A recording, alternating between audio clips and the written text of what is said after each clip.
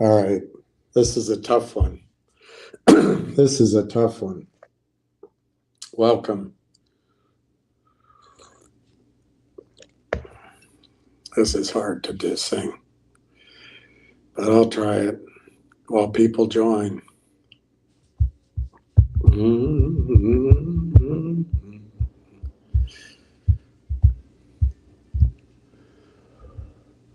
Born in the heat of the desert, my mother died giving me life, deprived of the love of a father, blamed for the loss of his wife. You know, Lord, I've been in a prison for something that I never done. It's been one hill after another, and I've climbed them all one by one. Oh, but this time, Lord, you gave me a mountain. A mountain I may never climb. It isn't a hill any longer. You gave me a mountain this time.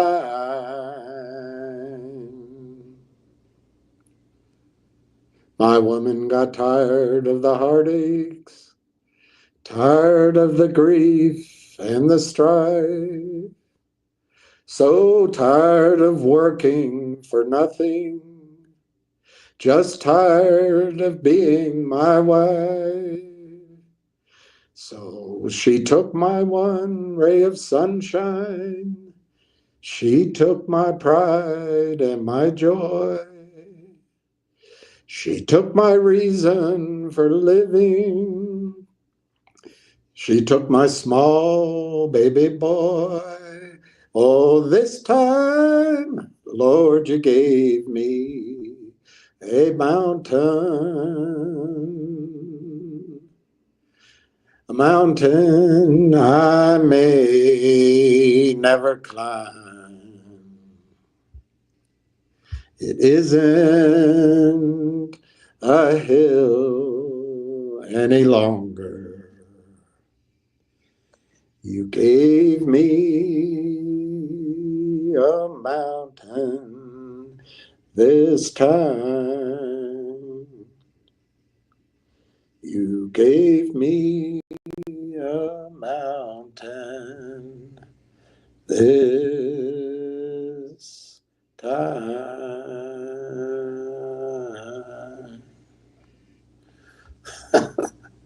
What a tough song to sing. But it fits with one of the things I want to talk to you about tonight. And I didn't.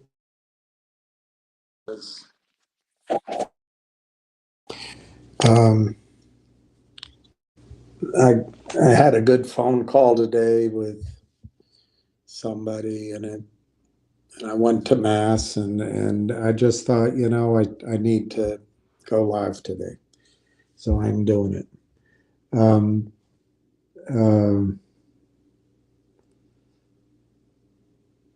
I spoke with someone who is one of you, and she amazed me when I first went to the halls of Congress, and I remember she was there was a whole group of us, a lot of people working hard, and a lot of people amazed me, and I was impressed with. But while everybody was standing there talking and getting to know each other and trying to get into Peace Sessions' office and all of the innocent drama that can be caused by any clack of human beings, she's already there. Going, she had a list of the offices. She's already been to several, and one guy was with her. I think Quintana was with her. I think, can't remember. And I ended up asking if I could join her, and we went because a group of 20 people. I was like, what am I going to accomplish there? So she had her list and checking it down, and that day we went into the or maybe it was a different time. My memory is so long ago, but we went into, I think it was that day or the next day. It was the same trip. We went into the hearing. A group of us. I think Sada Aman.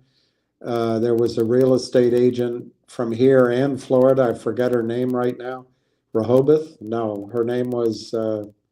She was great. There were a couple of guys who I don't think they want their name out. So, but they were there, and then she was there, and I was there, and we watched Gary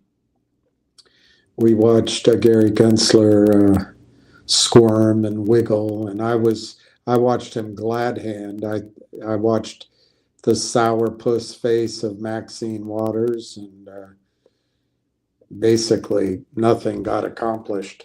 But afterward, without hesitation, this advocate for your cause went right up to the prima donna Gary Gensler, surrounded by all of his yes men, and I think security, and just put it right to him. And I took the pictures. You've seen the pictures. I took the pictures. I couldn't get into him. I couldn't do it, but she did. And anyway, I spoke to her today, and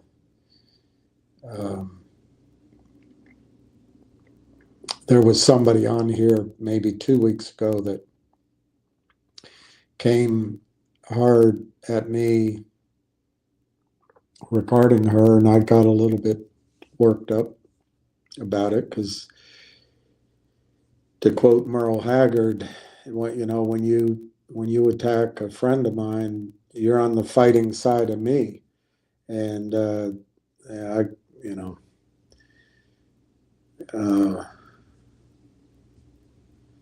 but it's draining, and she works awfully hard, and her motives are to solve this, and I think it's insolvable. Is it unsolvable or insolvable? I think that question itself does not have a solution. I would say it is. I know things are insoluble,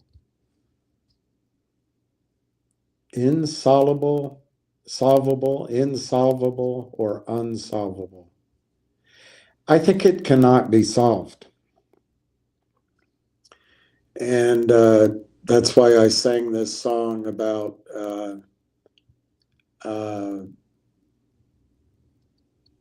this time you've gave me a mountain so too high I can't climb. And I think that's what we're up against, unless we get some help from above or something. And we can get a breakthrough. But I think it's really critical to be aware that everything's rigged against us. And there have been people here that I've reacted to by being upset. And I think that's a sin, by the way. I don't know much about being, saintly, but when I lose my temper sometimes, I think that's a sin, and I've got to get better at it. I don't know. I don't know. But one guy here, in a very pithy way, summarizing a failed trade, said, "Yeah, you promoted it," which really set me off. And then he invests in crypto. Well, things are easy. You know, when you say I invest in crypto, it's easy. I mean, how do you disprove that? It's as good as George W. Bush when he signed the Farm Bill saying, it's a good bill. Our nation's got to eat. And no shite Sherlock.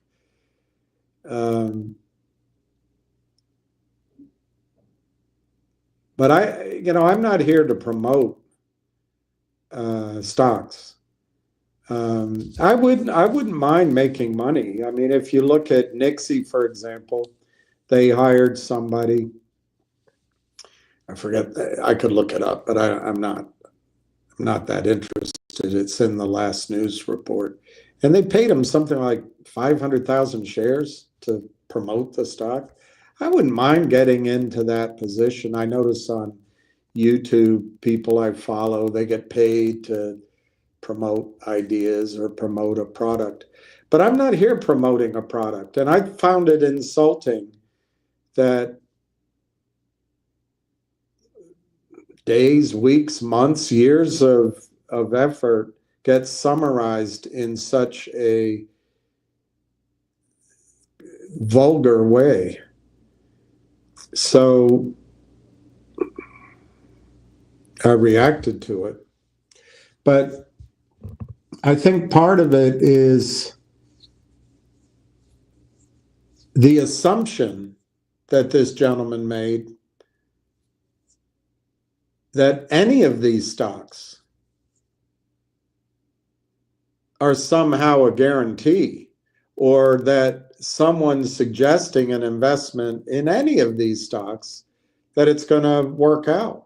These are all, because of the way the system is set up, every single one of these are a crapshoot. And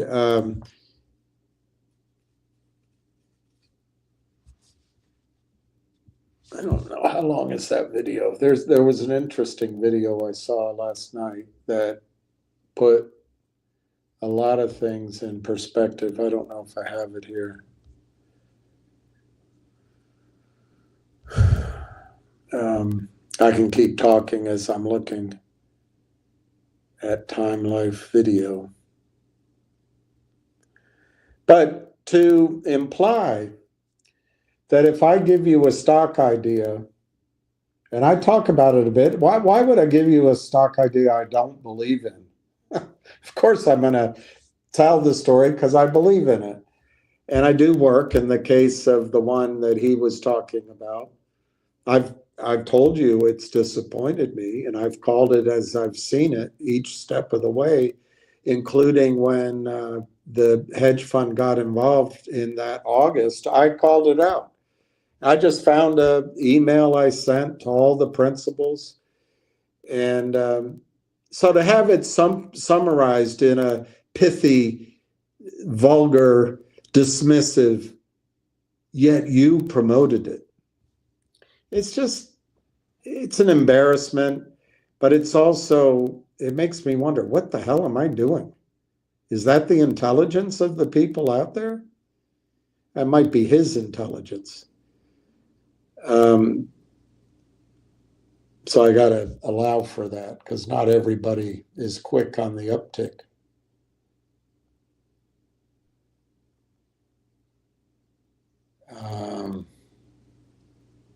But they're God's children too. Let me see if I have this here.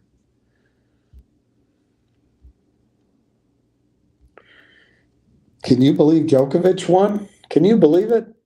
Number 100?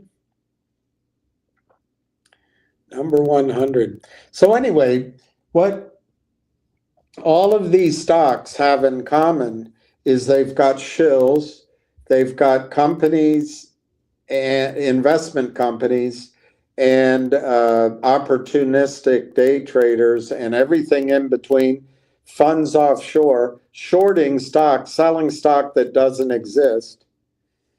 And I just learned, actually, I was told not to say something. I don't think what I was about to say is that something, but just to be careful, I'll keep it to myself. But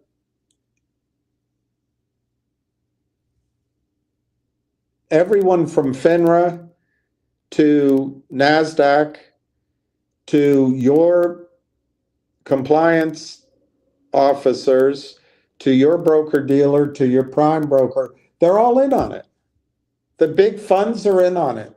And so for this guy to say, well, you promoted it, all of these stocks are going to go to zero, all of them, unless there's something. But man, is it that hard to see? I think this gentleman was in, I don't remember, but I think he was in GME and AMC. You saw what happened. They ran up and then the system brought them back down. There was no giant squeeze, although I would say that was a hell of a move. Hell of a move.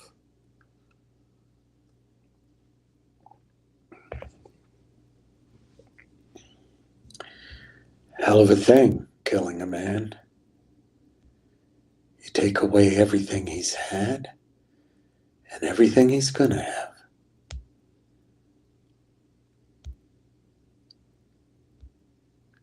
But that didn't scare little Bill, did it? Oh, he said how you killed women and children. All right, I can't find, of course I can't find this, so I'll have to share it with you another time. But it's a video that shows our world is essentially controlled by 10 corporations. And I'll keep looking. I don't think it's short, so I probably can't play it for you. But if I find it, I will, if it's not too long. And this guy's saying, well, you promoted it. Like I'm supposed to have some sort of vision that the CEO is not going to be fooled by these arrogant thieves out of Switzerland and Canada, Aubrey Advisors, to be specific. You know, Aubrey Advisors, that guy now owns 90% of Collective Audience. That is at least self-dealing. But you know what? No one cares. No one cares. But this guy's going to say, well, you promoted it. How was I supposed to see that that's coming? You should just assume all of these stocks are in treacherous waters. Treacherous waters. All of them. Because the entire banking system, the regulatory system, and journalism, and maybe this gentleman, are all against it, you making money. I have a friend, she told me, yeah, I do have a friend, really, I do. She told me,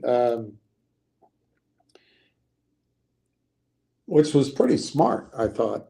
She said, maybe it's best just to invest in an ETF where they let you get the system, they let you have 8%. And who cares if they take 50%, 75%? At least you're getting the 8% because they let you have that. You know what?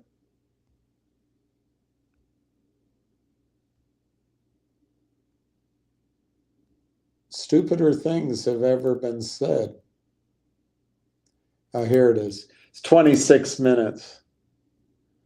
That's a little long to play for you. 10 companies that secretly control the world. And this guy, well, you promoted it.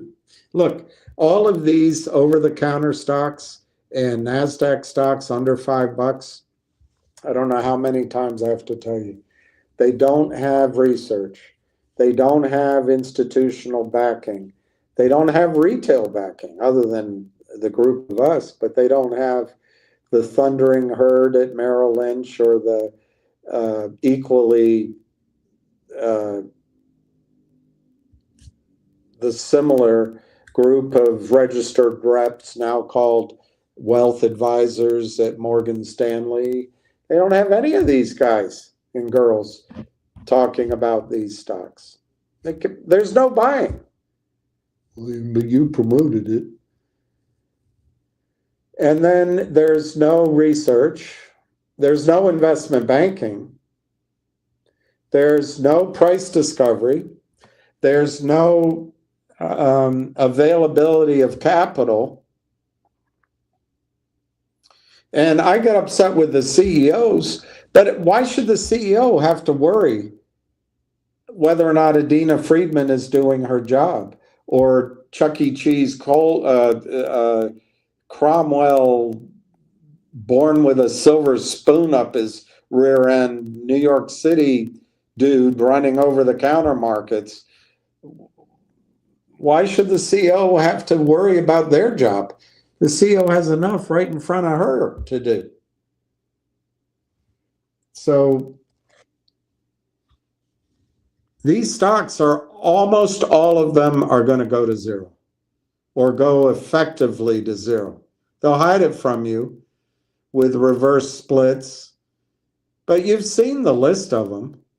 Everything from Torchlight, MMAT, MMTLP, MULN, HPIL, VNUE, GTLL. I mean, you can really debate. GTII was always a POS, but there were people trying to catch out the Kramers in a short squeeze, and it worked for a while.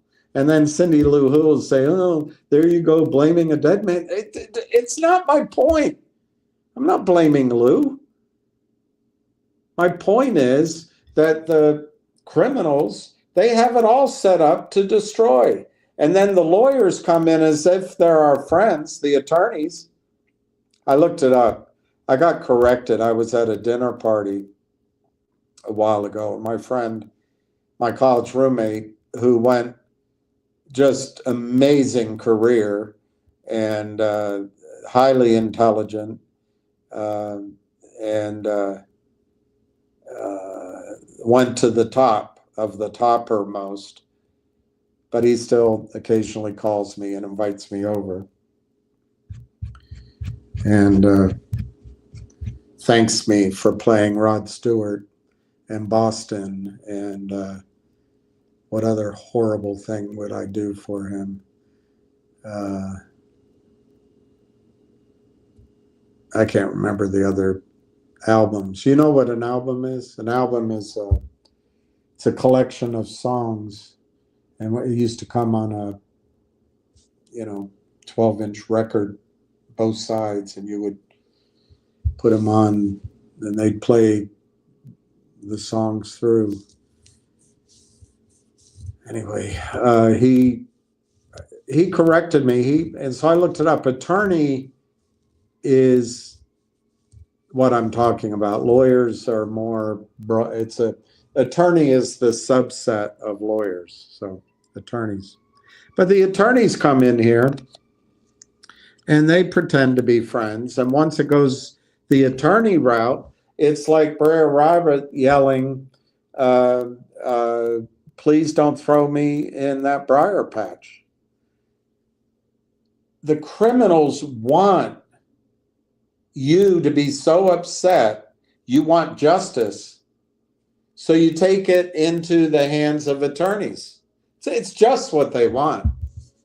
It gives them time. The attorneys settle. The attorneys, I believe, in this space, and I'm not talking about one gentleman, one attorney who got upset with me. I'm not talking about him, but attorneys we don't know. Let's put it that way. they'll look the other way. They'll sign documents. They'll coach. They'll cheat. The system cheats. It's so much money. My opinion is what's happening is, let me see. I can't remember if it's this book or not. If it is, great. If it isn't,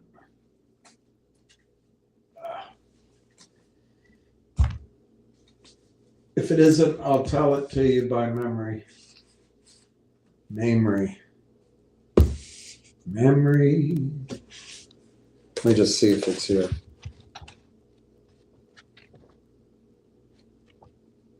Yeah, John Law. So John, you all know the story of John Law.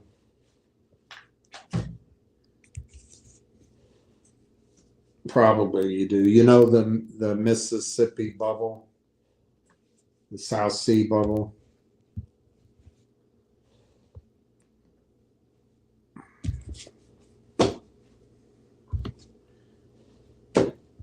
You know all that. So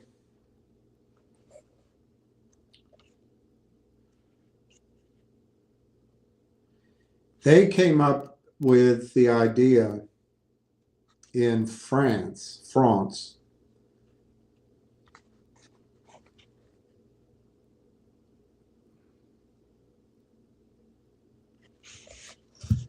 So what happened? I've told you about the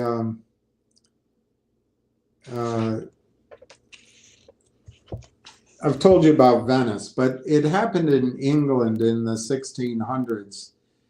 When they used coins, people would shave a little bit off. The king would change the quantity of silver.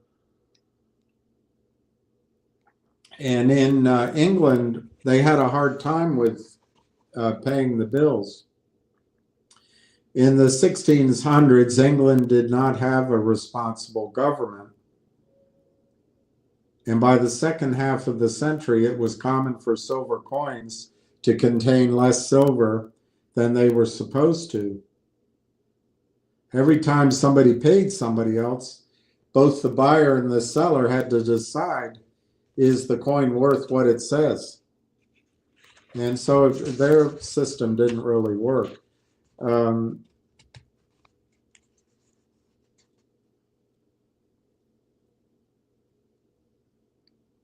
So the British never had enough silver coins, and the silver coins they did have were terrible coins that nobody trusted.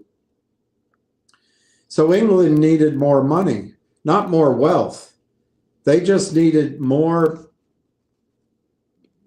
symbols of money, tokens, so people could buy and sell crap.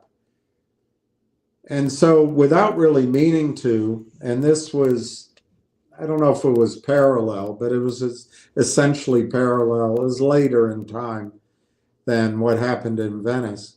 Goldsmiths started to solve the not enough money problem. They didn't really mean to, but they created a new problem that's with us today. Rich people stored their gold and silver in the vaults of local goldsmiths. Goldsmiths gave people receipts.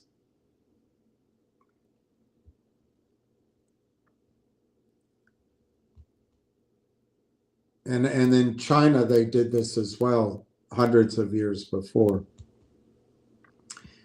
So then people started using the receipts to buy and sell crap. So they didn't go claim the gold. They just realized, well, I have this receipt from this goldsmith. I'll use it to buy something. So this was a substitution of paper for metal. It didn't add more money to the world. It did not add more money to the world.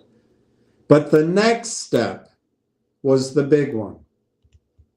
The leap that not only links 17th century goldsmiths with modern banks, but also explains why modern banks are both so essential and so dangerous.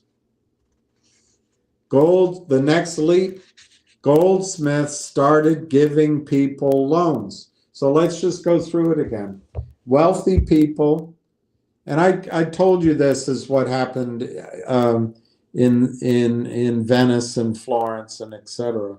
And it did, but right now we're talking about London in the 1600s. So people who had gold and silver would store it in the vault. That is not my vault. They would store it in the vault or vaults of goldsmiths.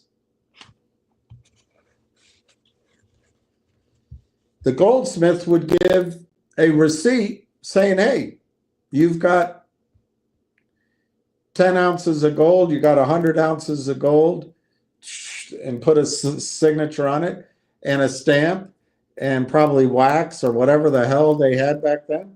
And so the wealthy person had a receipt, had a token, paper, not a coin. They had a piece of paper that said, this paper is worth whatever. I don't know if they used ounces back then. They probably used pounds and tuppence and the weight of the king's toe. But whatever. Sitting over in the goldsmith is a pound of gold. And here's the receipt for it. So a piece of paper. And then there were so many of these pieces of paper that people would use the paper and maybe scribble, take part of it, and they used the paper to commerce, to trade.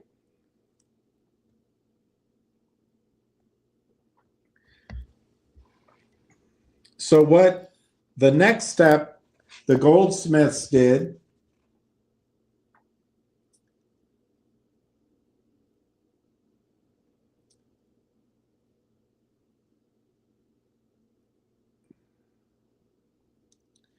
is the link from these 17th century, the 1600s, goldsmiths with modern banks.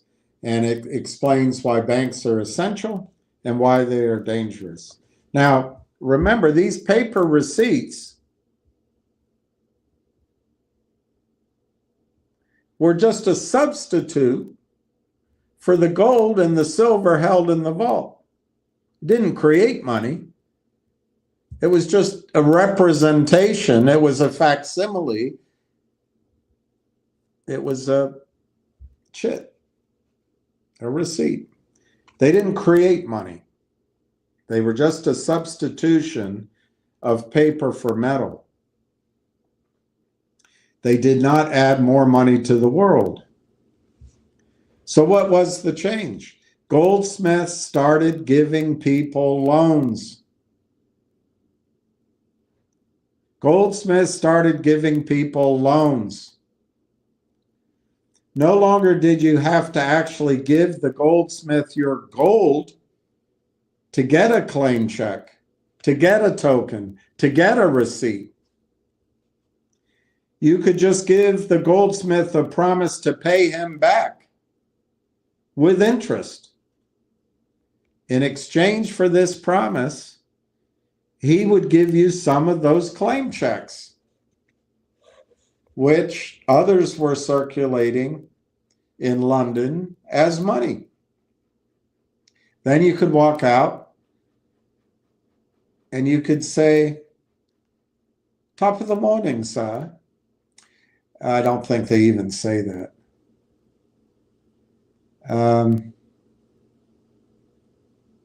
So you can walk out with a receipt or a claim check that looks like just all the other claim checks. And you could start buying things. Suddenly, there was more money circulating in London than there used to be. The goldsmith had created money out of thin air.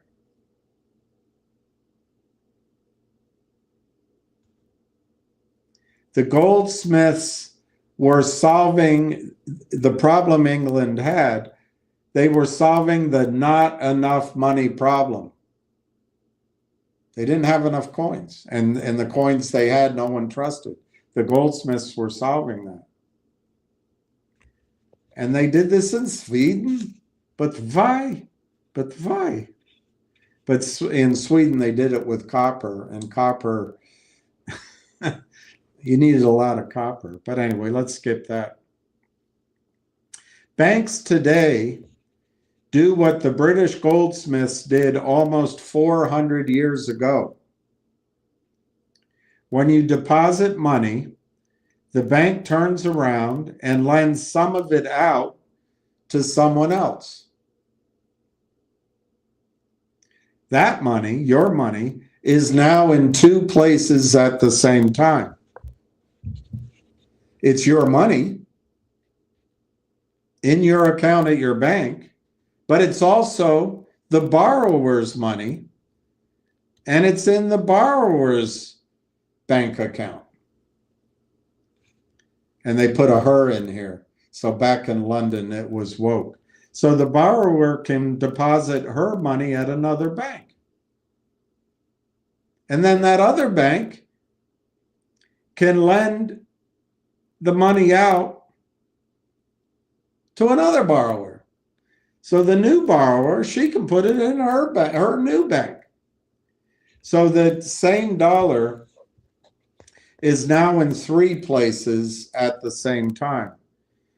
This is called fractional reserve banking.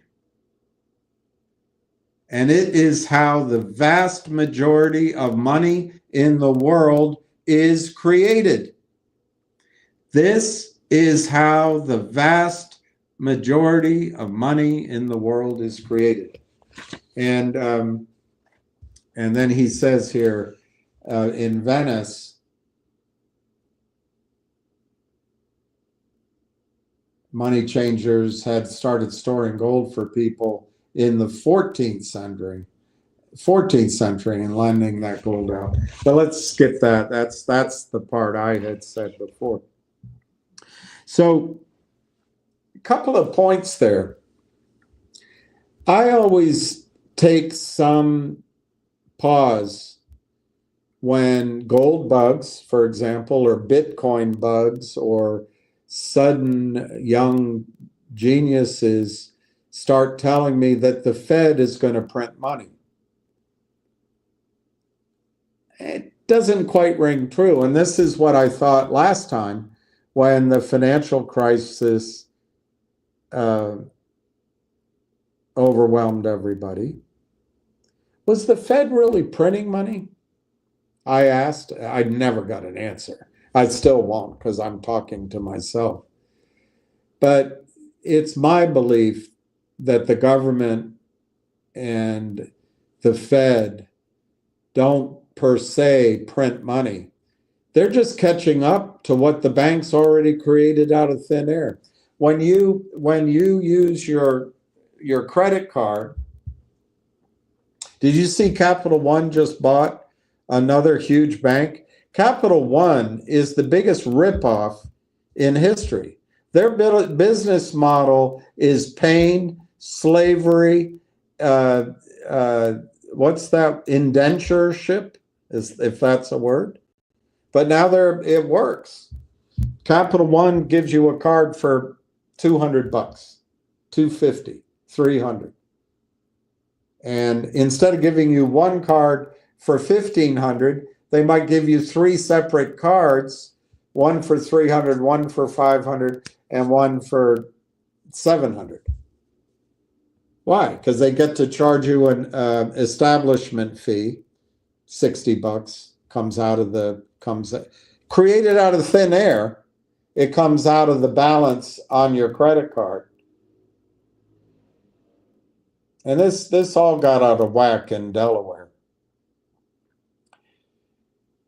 It's been going on a long time. I'm old enough to remember when I was young that credit cards were capped at $12.99, something like that. But then Delaware opened it up. Reagan opened it up. And then it really went out of control under guess who.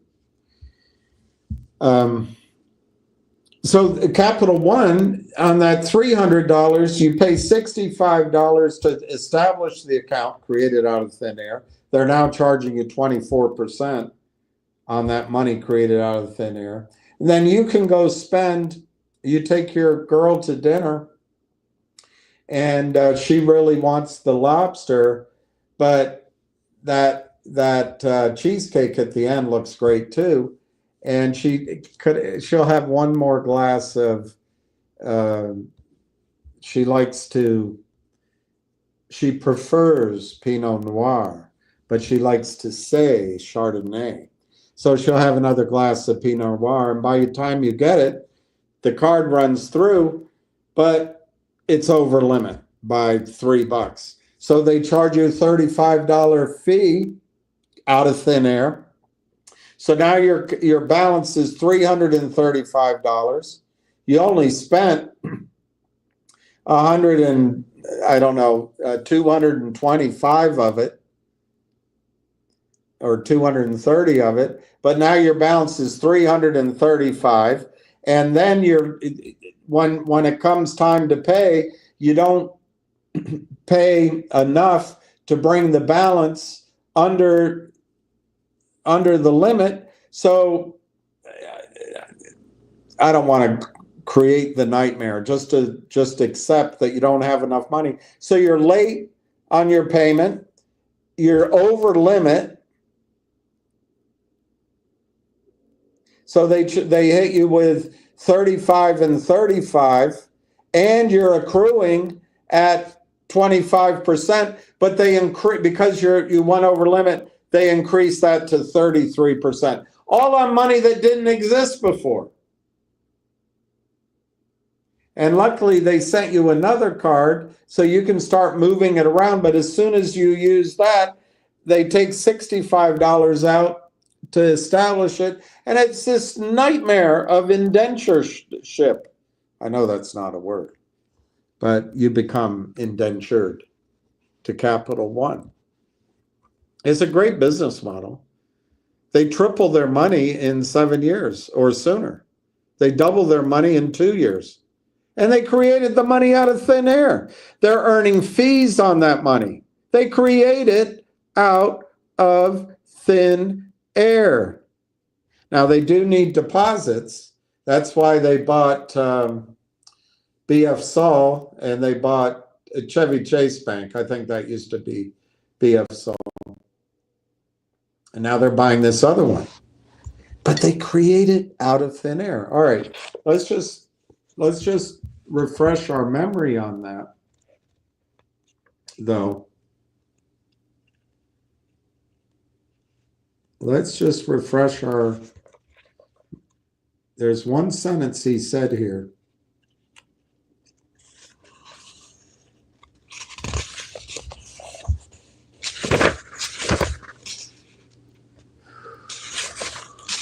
I gotta find it back.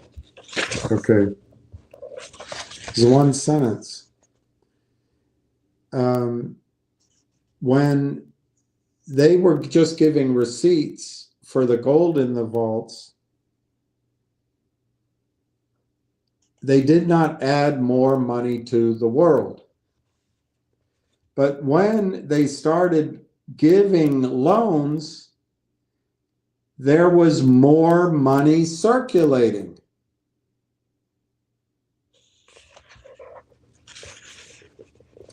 So John Law, who was a gambler and a rambler and a long way from home, he fell in with the king. It's good to be the king. And he solved some mathematical problems with Pascal. And he came up, along with Pascal, with probability theory. And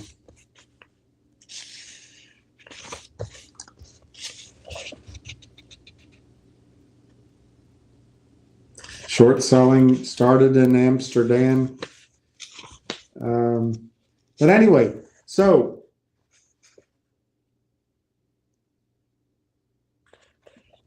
I don't want to get lost in Amsterdam.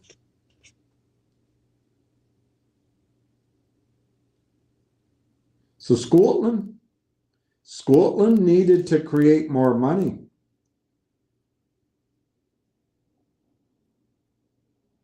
Scotland's parliament debated whether to take law's advice. And fast forward, Law had to leave. He had to leave Scotland. And then here's the statement of all time. This is the statement of all time. It's money if everyone believes it's money. I think that's brilliant. That's all money is. We accept money because we accept money. We accept dollars because we accept dollars. We accept Venmo because we accept Venmo. We accept that our statement from Chase Bank has $300 in it because it says so. We accept our paycheck is deposited. If you have a paycheck, I don't. And we accept it because we accept that it's money. And that's a con game. That's a confidence game. But luckily, it works. It works just fine for now. So anyway, he had to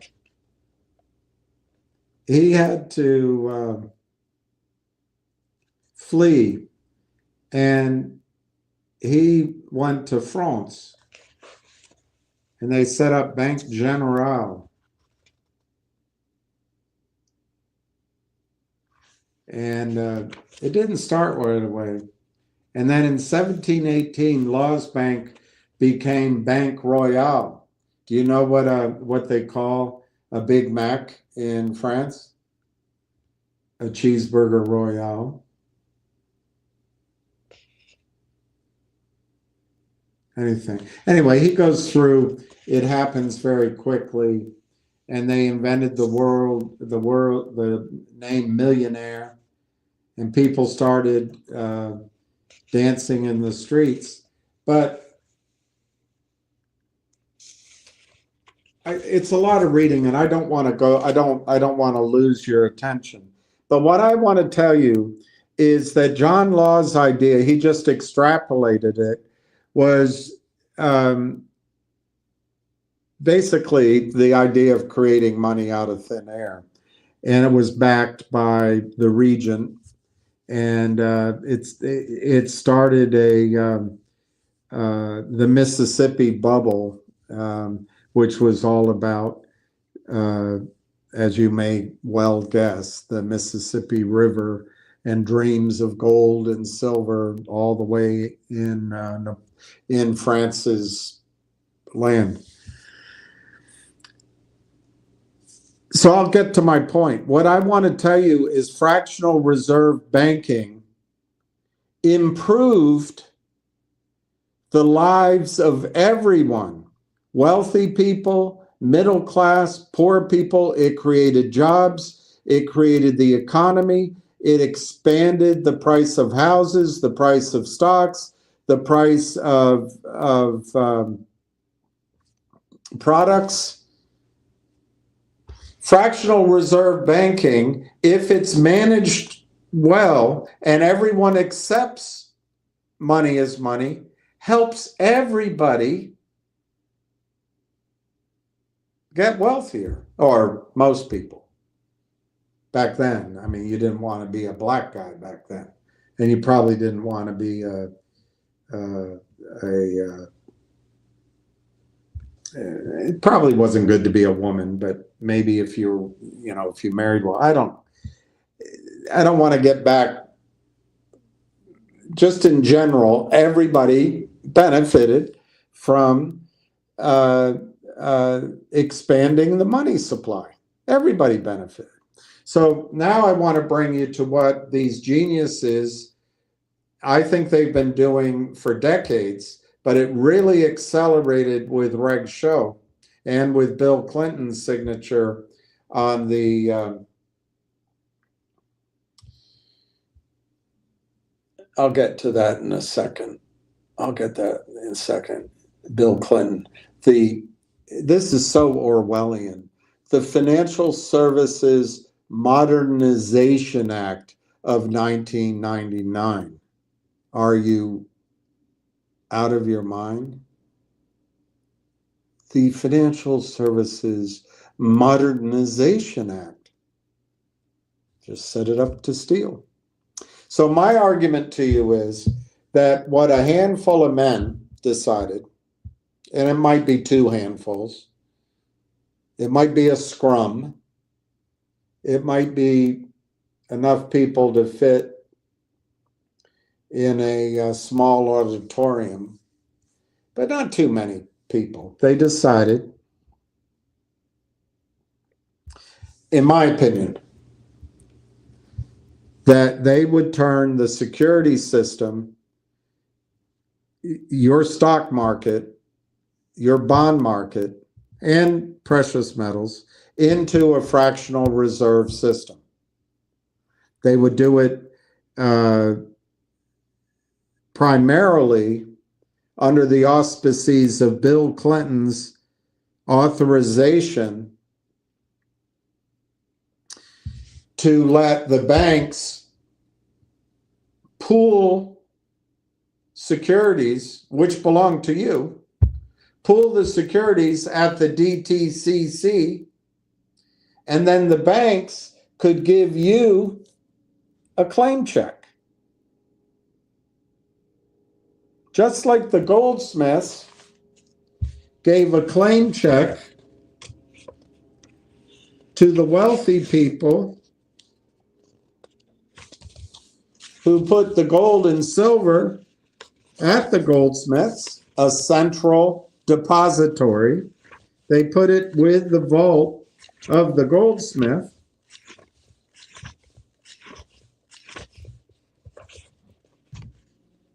And the goldsmiths gave receipts. They gave a claim check, a piece of paper, in exchange for the gold in the vault. Well, that's what the security system was forever. It's a long time, at least for many decades. The security system was you gave your money to buy securities, or you gave your securities to the security system, and you got a receipt. It was a confirmation. It was your statement. They didn't really have computerized accounts.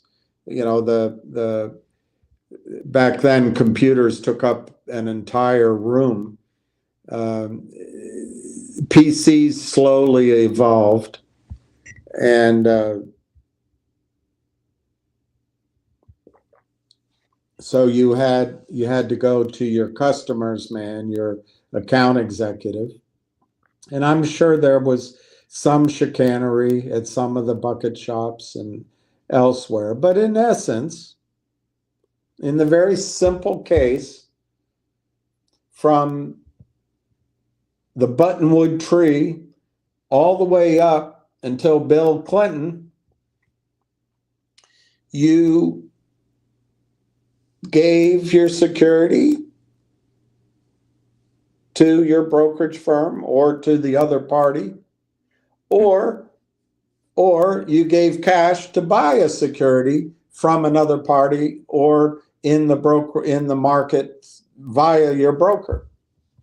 And you got a receipt. It was a confirmation. Came in the mail. You got the verbal, then you got the confirmation, and then you got your statement.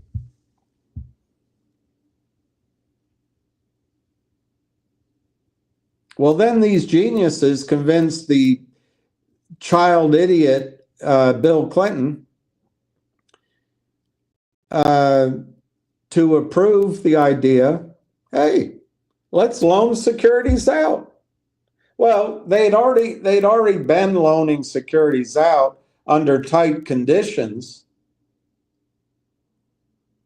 That had gone on forever. Shorting, there's always gamemanship.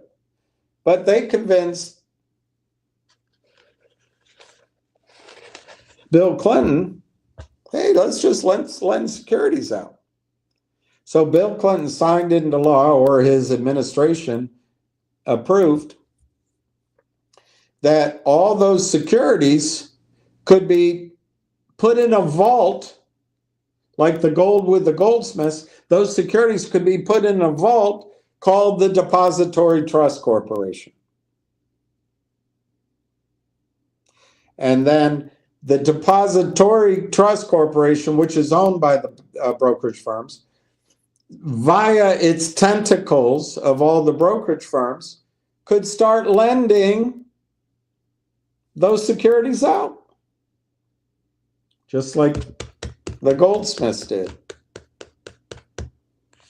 We'll talk about that a little bit more, how it evolved. But my premise to you is, this wasn't to help you. This wasn't to help the general population of the United States or the world. It wasn't to help companies. It was only to help the banksters. The only benefit would accrue to that auditorium full, that small auditorium full of men. It wouldn't accrue.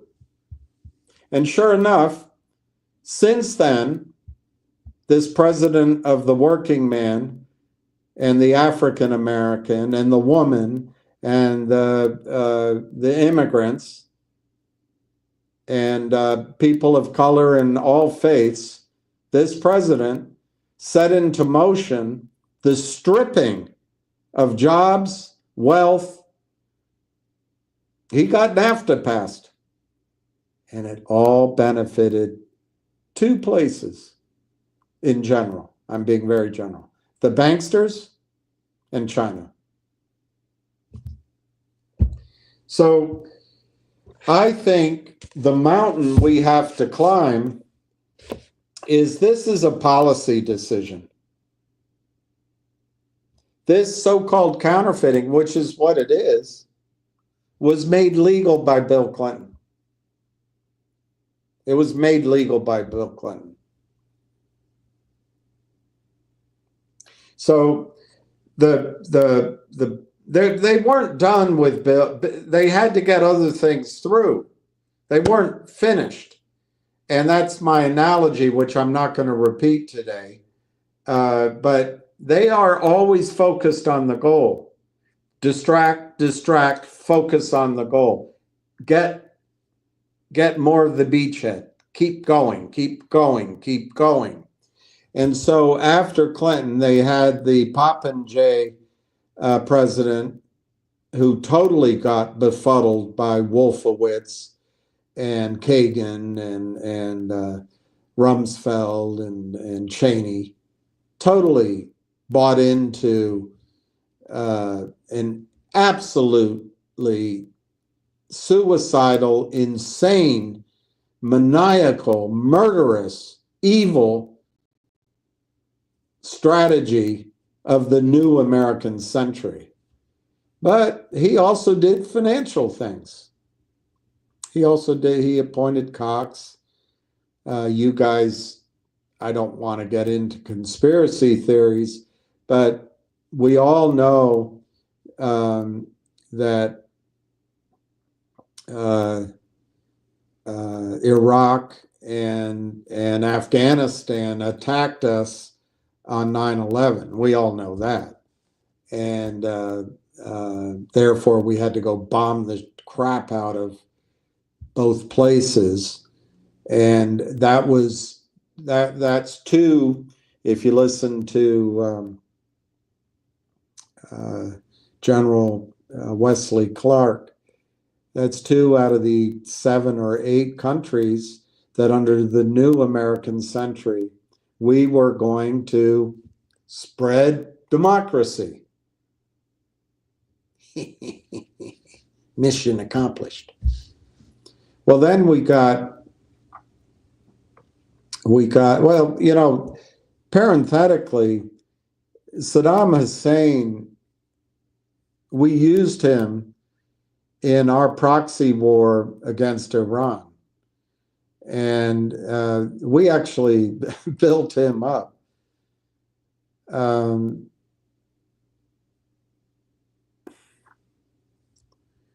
Does the CIA run our country? I don't know what the hell.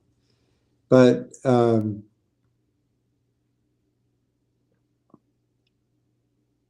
Saddam Hussein was going to accept gold for the purchase of oil. So we couldn't have that. So we had to stop him. It is odd to me that when we went into Iraq, we didn't go to the oil ministry. We didn't go, I mean, we didn't do anything right. Because the second Bush is a complete nincompoop. I think he was smart, but he was intentionally not knowledgeable. And what was interesting is they went into the museums. They wanted the Sumerian, I think they wanted the Sumerian texts. Maybe they wanted ancient knowledge. Maybe they wanted Anunnaki knowledge. I don't know. But we didn't benefit from the oil in Iraq. We didn't even get the contracts. Anyway, let's not get off track. But one of the things we didn't want was oil sold in anything other than dollars. So Saddam had to go. Well, then we moved into folks who may or may not have gone to Columbia. He may or may not have matriculated there. But he put a vindictive person in as his Secretary of State, and she took out Gaddafi. Well, Gaddafi wanted to create a gold-backed currency for the Arab state, the oil for OPEC, basically. Well, the Arab states. Well, we couldn't have that. We couldn't allow that to happen. But 9/11, ask yourself how many buildings collapsed on 9/11 in New York. Ask yourself how many planes there were. And if you believe the planes knocked down those buildings, ask yourself if a plane hit, if you may not believe it, but there was another building, 7, and it collapsed. Dan Rather called it out. But there was no plane. You know what was in there? SEC documents. There were rumors, there were records about military records in there as well. But I don't know how that would make sense. But the SEC documents about Arbusto and Harkin Energy, hey, they got burned. They got destroyed. Anyway, I don't want to get off into conspiracy. I just want to say that the powers that be weren't finished with their strategy. So over the next years, as the markets collapsed under Bush, the NASDAQ collapsed, they put in rules, which everyone agreed. I don't know exactly when it happened, but they put in rules that they called the Merrill Lynch rule. As a broker, a wealth advisor, you could no longer recommend to your clients stocks under $5. That was one thing they did. They got rid of the uptick rule. They got rid of type 1. They got rid, and that took 10 years further, 11 years further from Clinton. But they got rid of, they basically made sure all securities were pooled at the DTCC without exception. Everything was electronic. Everything was in, all the gold was in the goldsmiths' vaults at London, and everything out in the street was claim checks. Then you couldn't tell if the claim checks reconciled with the amount of gold. That's what happened to the security system. And then they slowly, and this is one of the reasons I left the business, because it didn't interest me, although I rue the day. They started training wealth advisors. You think it's all sophisticated. It's not. When the rewards come, it's for something called assets under management, asset gathering. We became asset gatherers. Doesn't sound very fancy. Just gather assets. And the assets went into mutual funds, into retirement plans, managed money, hedge funds, which prolificated, index funds, and then ETFs came out. And ETFs are just a pooling of certificates of claim checks. They're really a pooling of claim checks. But then those assets get into the vaults, but they also get to be hypothecated and rehypothecated and all that. All we get is an entitlement. We get a vague claim on the assets at the DTCC. That's all we get. And Bill Clinton made it legal. It's legal. Oh, Lord. You gave me a mountain to climb. It's not just a hill this time. It's legal. It doesn't work. And it's for the benefit of a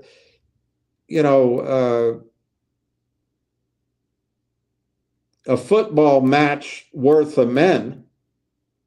It's not for the benefit of the United States.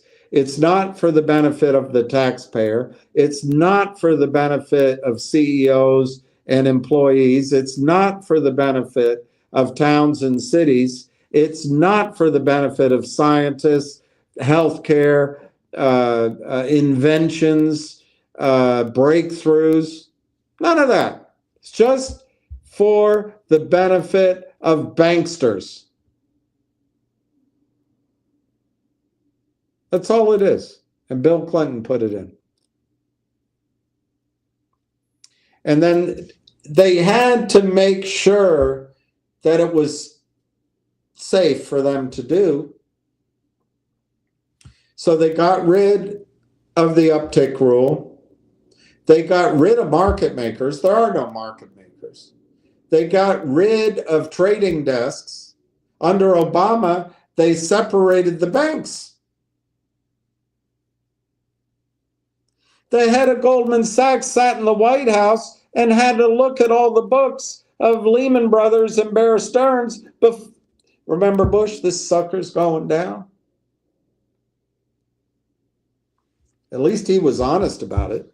Barack Obama didn't put anybody didn't put anybody up in the gallows.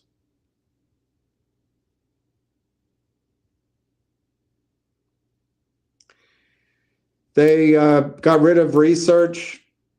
Every order under $5, $10, depends on the firm, has to be unsolicited. But if you transfer accounts in, if you hold these securities at what we used to call them bulge bracket firms, we used to call it, there's 4 of them now. They'll tell you got to sell it and put it with our managed group. Put it in this ETF. What does that do? It puts that gold and silver in the goldsmith's vault, so the goldsmith can put out claim checks of paper. Now, what happened with John Law and the Mississippi bubble?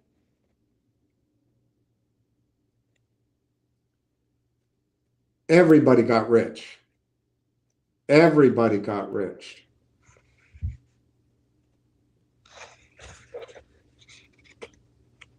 But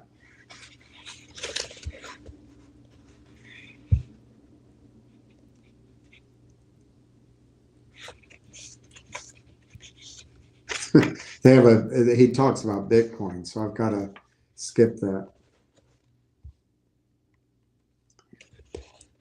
Then they talk about Europe.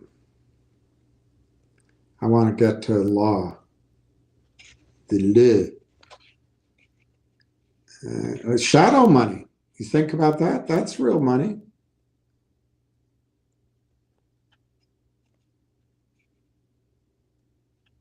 Okay, here, is this it? No, this is 1993. I want to tell you what happened to law.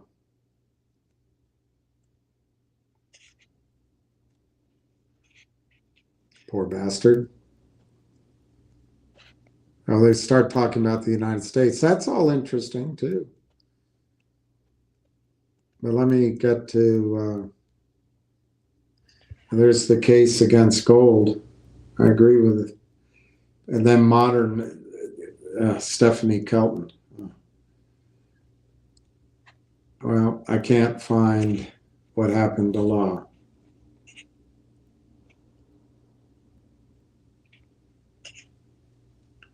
Are they talking about Edison? And he needed money. Do you think Edison would be able to start his company today? I don't.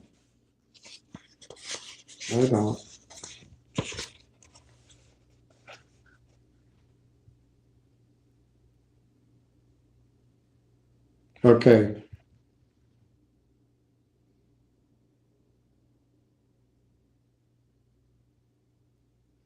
Law was running a long con, and in the end, he was found out.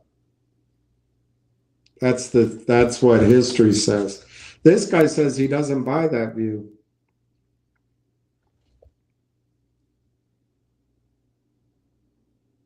For modern money to work, to have banks, a central bank, there needs to be tension. Investors and bankers and activists and government officials all need to be arguing over who gets what, who gets to do what, and when.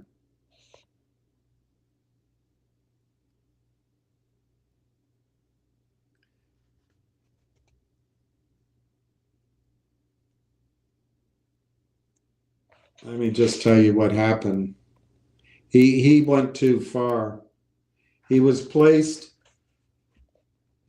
fired, and then he was placed under house arrest.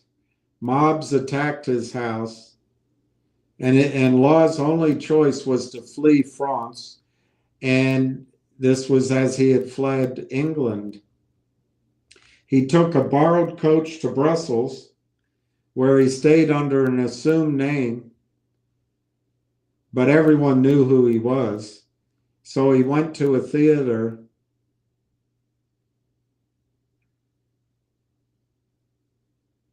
He kept asking the Duke of Orleans, to be allowed back.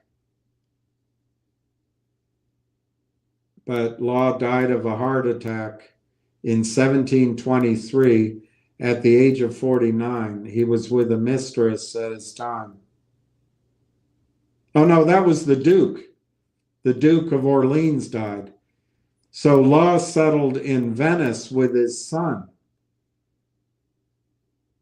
And he would never see his common law wife and daughter again. Most of Law's money was stuck in France, so he lived once again by gambling. He won enough to survive, but he didn't get rich. Creditors were after him until he died in March 1729, just before his 58th birthday. And this was the richest man in the world. That's what happened to Law. But anyway, that's what the banksters are doing to our security system, and I think it'll end just like that. It'll end in tears. But what's the practical point of this is for a guy like Stony Bones to simplistically expect that I can pick a stock that's going to be able to run this gauntlet and survive. I think that thinking is El Loco. But I do think there are stocks here that we can make money in, but you have to understand the risk. What does it mean for our campaign? I think that this is a policy issue.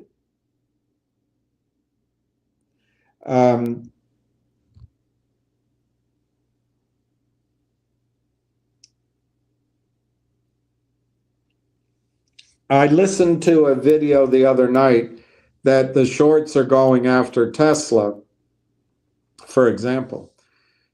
And this video, I'll show you maybe tomorrow. It's 26 minutes. They have 3 of the biggest banks in the world, the hedge funds in the world, control everything in the United States. But that's the thing. They own Tesla. They sell Tesla. Those are the big boys. They can handle themselves. But Thomas Edison would start today in the over-the-counter markets. Bill Gates would start in the over-the-counter markets initially. Then they'd work up to the NASDAQ, which used to be a great market. Under Adina Friedman, it's as good as that pilot flying the Black Hawk helicopter with 45 hours of experience. NASDAQ's going nowhere under Adina Friedman. But that's why they put her there. They want it to be that way. But anyway, I think I would start with the over-the-counter market. And I would just say this is going to be a public firm. It's going to be a government-run firm. Get rid of the smiling idiots and enforce security law there, and no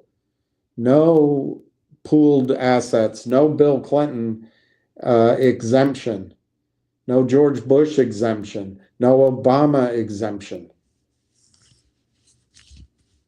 And whoever was running the Biden White House, I know it was truthful White House, I know. But I would start there.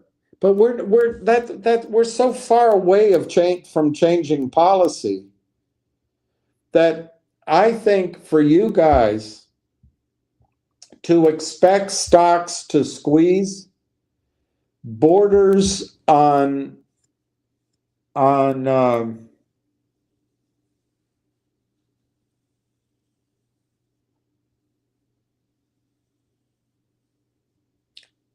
don't know. It's just a little bit expecting too much. I think the banksters were surprised that AMC and GME got out of control. I think Lou, when he saw that, he saw an opportunity correctly to help you. Many of you, I don't think you were all with Lou. And he saw the power of the one part that the banksters didn't have under control, what happens when a stock goes up on volume? It's not for free, and it gets out of control. That's the one thing they can't protect against. But it has to happen quickly. It has to catch them off guard. It has to cost a ton of money, so they have to cover, and then it feeds on itself. It goes viral. But even in the case of GME, Steve Cohen and the other guy, Ken Griffin, came in and rescued Marvin Capital and stopped the squeeze. Stoney would say, well, you promoted it. I can't deal with that anymore, and I'm not going to. It's just either just stupid or it's intentional shilling, and I'm just not going to deal with it anymore. We don't have much more time to rescue ourselves from this financial train wreck. Just like what happened to John Law, these banksters are going to be in trouble, but they'll be with Lauren Sanchez. She'll probably divorce Bezos and go on to one of the other guys. But and Meghan Markle will marry one of them. They'll have the proud husbands of passed around girls, but they'll be on the huge yachts and on big islands or under the ground. And once they're finished stealing, they're not going to care about us. There'll be capital controls in the United States. You probably won't be able to leave the United States. You and your children are going to be spending your healthy years paying the government for the money that bails these room full of men out of trouble. Anyway, I don't have enough time for the statements that malign me. If you don't want to hear what I say, don't listen. I'm not here to promote a stock. I'm not here to sucker you in, pump a stock up, sell it, and make a profit. I'm not in here. I haven't never been. But if you believe that, go somewhere else. Go invest in crypto with Stony Bones. It is interesting.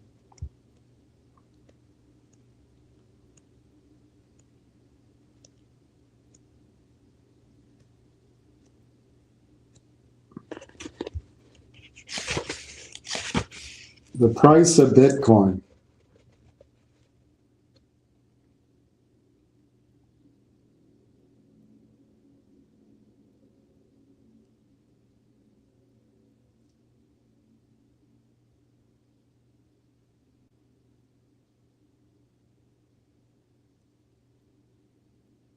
It's too confusing to read it to you. But here's an interesting sentence. If Bitcoin were money, you would talk about an exchange rate between Bitcoin and dollars. Instead, people talk about the price of Bitcoin. It's interesting comment.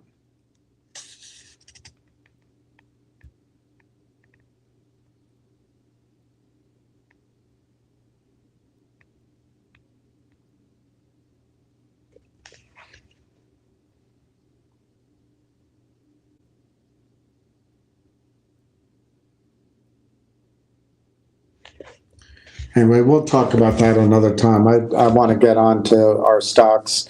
It's 9:30. I'll stay on for a while, but I'll also answer.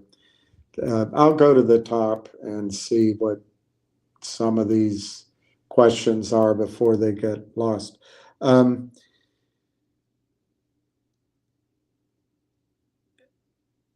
I'm not saying there can't be a squeeze. I'm not saying that that finger could be that one. It could be, this G-Bucks could do it. But what I'm saying is it's really difficult, not only to find the stock, but to time it. And the other side is relentless. They're going to do anything they can do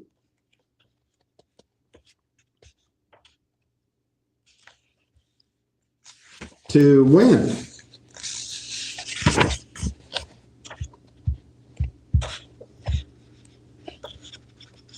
Now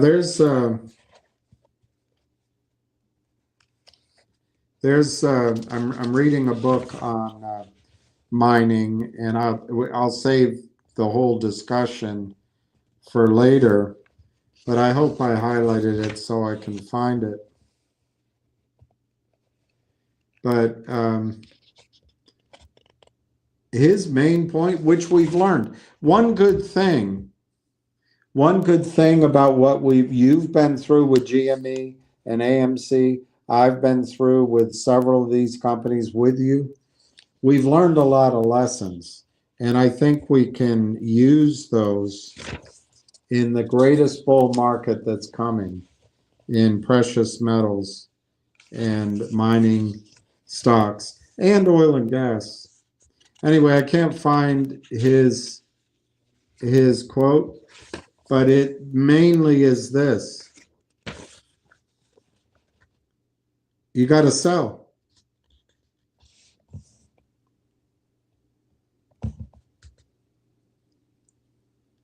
Here it is. So this one stock, he's talking about consolidated Stykine Silver made a discovery in the late 80s, and the stock went from 10 cents to $77. That was a return of 76,000%. But a year later, I don't know about that one, but he listed a bunch. All of these stocks, he listed about 10 of them. They gave back their gains. So he said it's a reminder you have to sell to take home the profit. And that's one thing that we didn't do enough of. I didn't. So when these stocks get out of control,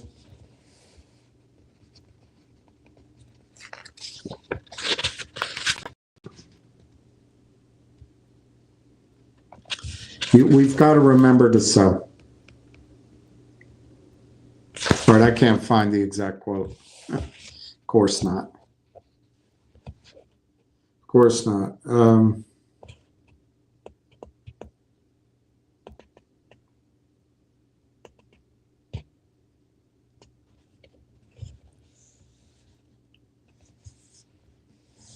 right, I'll try to find that before we discuss his ideas.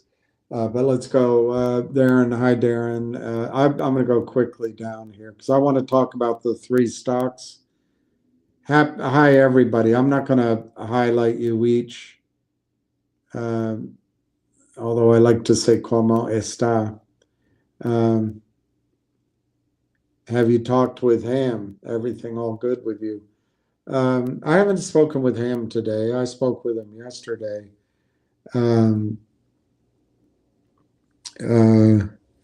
Early, so he was just getting started.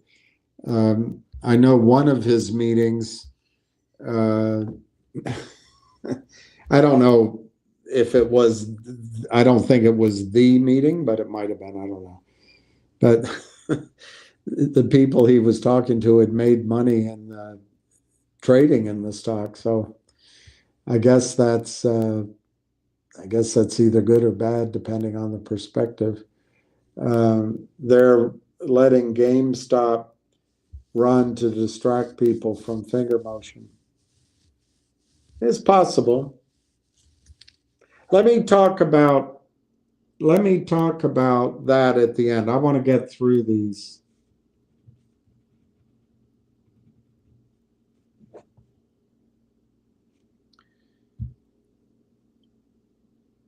The song that never ends. That's true. Thank you, Eric. I can't play songs, so I sing them. And I apologize for torturing your ears. I don't know what to say, because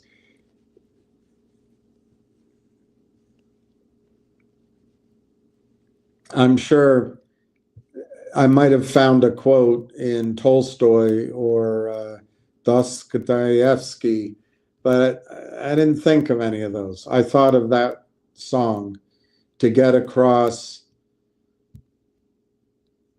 my perception that in order to solve the problem of what we commonly call counterfeiting, we call naked short selling, I think it's huge. I think it's going to be a mountain. And that's what I was trying to get across. So I really appreciate your input, Eric. Yeah, I can't tell you how positive it makes me feel to be criticized and to be made fun of. It just really puts energy in my heart, and it gives me that little extra kick in my step. So I just can't tell you how much I appreciate your comments, Eric. Yeah, it was Elvis, but I can't sing that song. He's got such a voice, but I can't. He goes high and low, and I can't do it.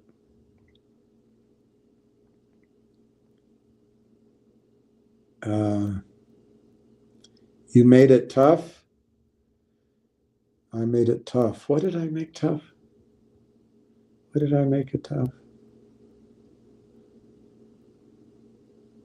I don't know what I made it tough. I don't know.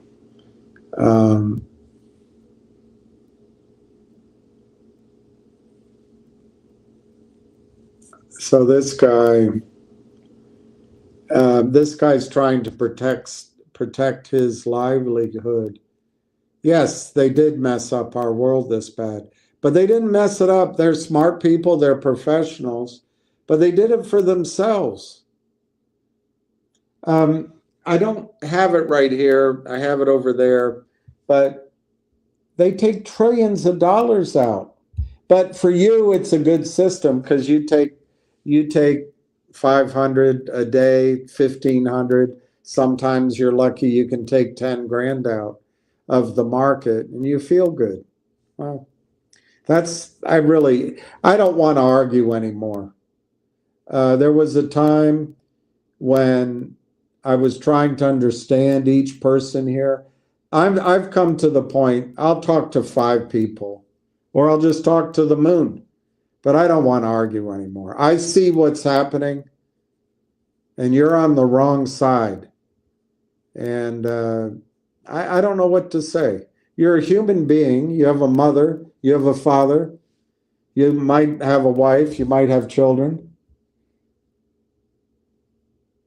You want to eat, you want to be able to go to the doctor, yet you support the destruction of American capital markets and American ingenuity.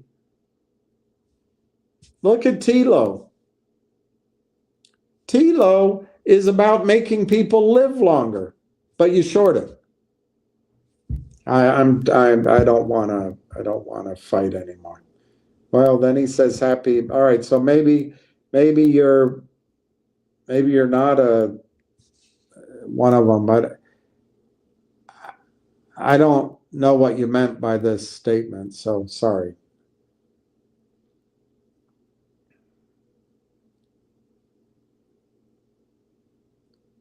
Knew I was going to go there. Where did I go? I didn't go. I don't think I went anywhere. I don't think I went anywhere provocative tonight. If I did, maybe you're just assuming I was, based on previous, so fair enough.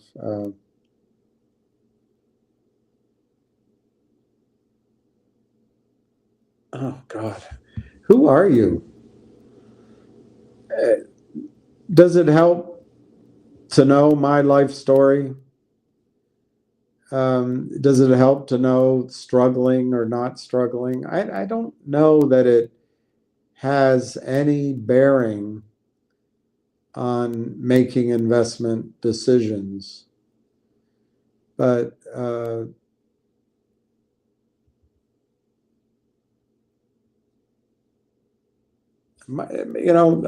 actually, it's kind of scary how many years, but my life has been difficult for a period of time. I'd rather not talk about myself, though.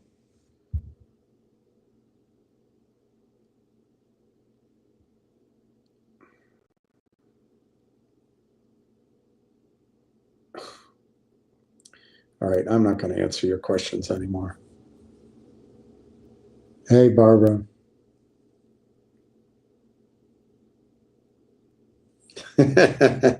Robert's got it. It can be solved. Shut down naked shorting on the figure. Go directly to Lind Capital, knock on the door, and start investing. I agree, Robert. But how do you isolate it? I guess you could. I guess you could isolate it just to Lind Partners and the Anson funds, and that might be happening. But I think the threat is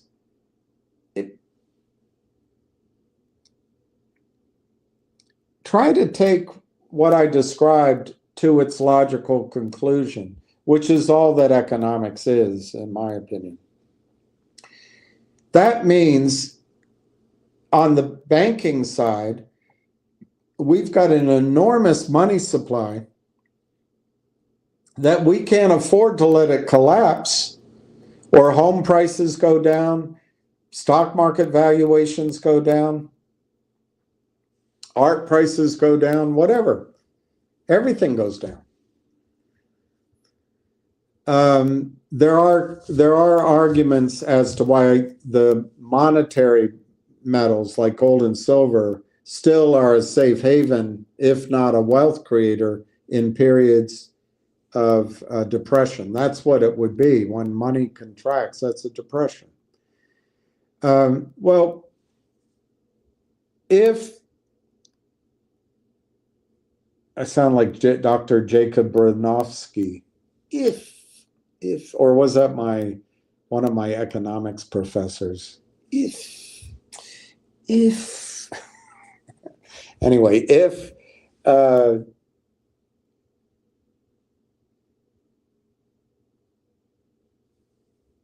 stock market is inflated by the lending into existence out of thin air of non-existent shares, is that really in the United States' interest to have it collapse?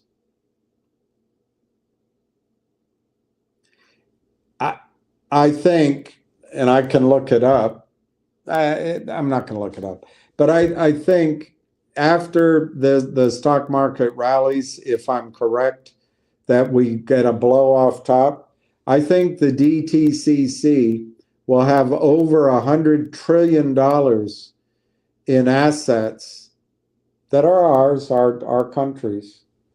100 trillion.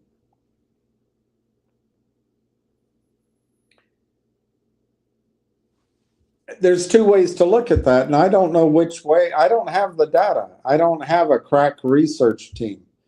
But there's two ways to look at it, and I'll go with the one that's the most logical. If the DTCC has in my example, has $100 trillion of pooled assets, it's conceivable. Now I'm getting fanciful. But it's conceivable there's a quadrillion of stocks and bonds trading in U.S. markets and in the statements of U.S. markets. Do we really want to purge that all at once? I'm very extreme here, Mike. I don't have the data. I don't have the data. But one thing is the DTCC has 100 trillion, which it doesn't right now, but at some point. So if it's out there at 10x, maybe it's only at 2x, maybe it's only at 3x. But they have lent shares into existence that don't exist. We don't know how much. It's all hidden. And Wagner doesn't want us to find out. The banksters don't want us to find out. They make fees on it. But is the solution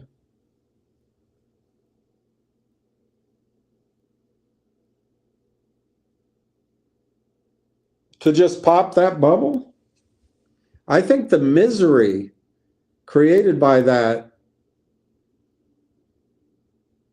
would last for your lifetime, my lifetime, but it might last for 2 generations, 3 generations.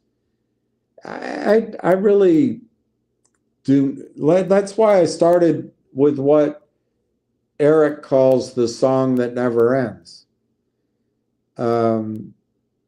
Because it's big, and I don't think they want to bust it up. Now, I do believe there's a solution, and you're right with your finger comment.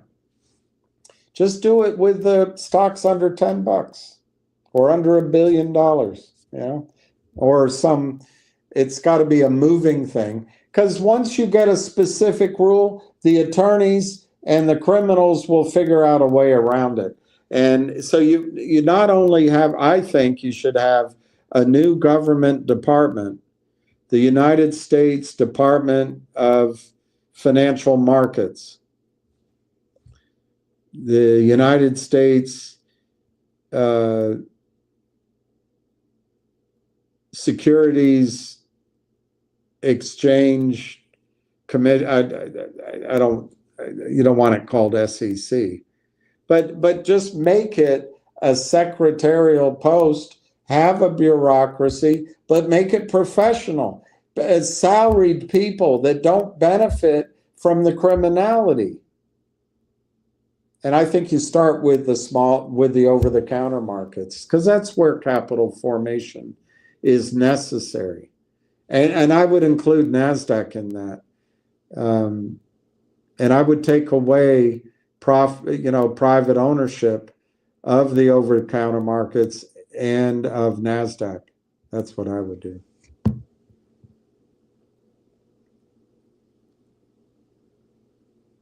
Thank you, Barbara. You're always kind.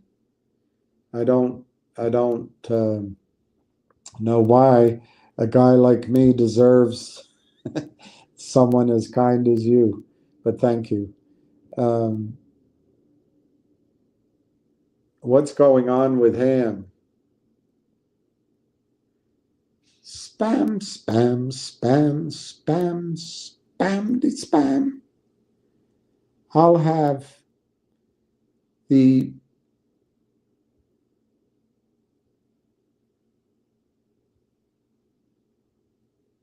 how does it go? I'll have the bacon, eggs, and spam without all the spam, please. Spam, spam, spam, spam.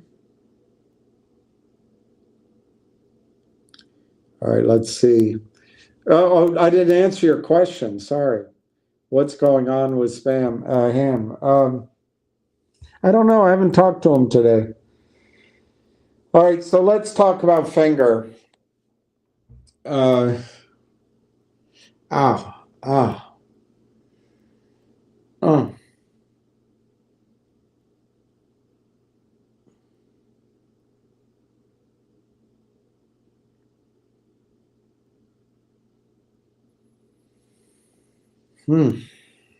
Painful. let's talk about Finger. You all know, and Automags, you know, that Finger's gone from basically $1, a little bit more than $1, to $5, a little more than $5. Now it's trading above 4. During that period of time, millions of shares traded. Last time Ham was on here, he said, to my memory, that over the last few weeks, 28 million shares were shorted. In other words, I think his analysis, and he probably talked with Tom wrong, but for all the buying, there had to be selling. And, you know, there's some churning, but basically he suggested 28 million as having been shorted in one way or the other. The volume on Finger has been steady. As I've said a few times, it's like a bulldozer. It just doesn't quit. It just keeps coming.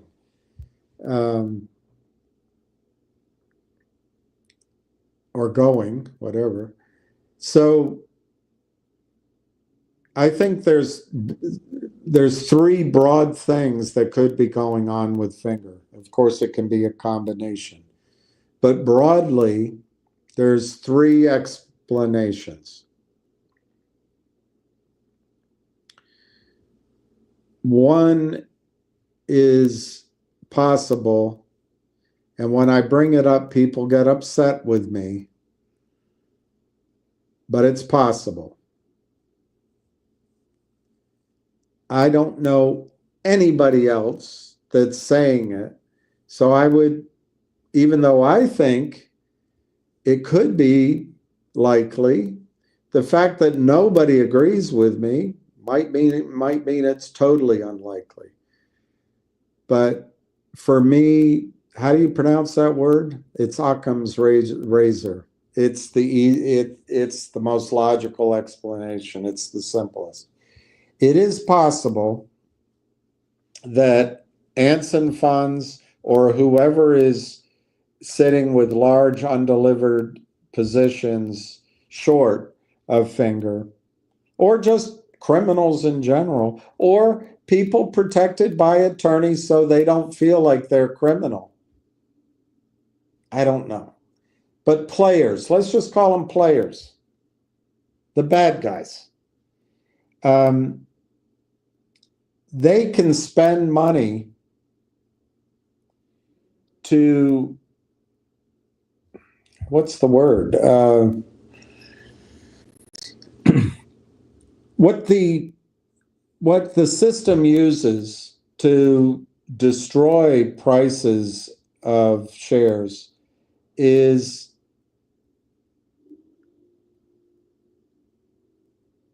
pre-programmed, adjustable, I assume, computers using algorithms. And that's what it is. And they do it on an industrial scale. It costs money. There's dedicated desks, dedicated computers. One computer talks to another computer, and they hide it. And the trading, there's spoofing, and there's bids, and there's asks, and then retail comes in the case of GME, and it keeps going, and they're spoofing and they're crossing, and all that doesn't work, and it keeps going, and then it gets out of control. But in most cases,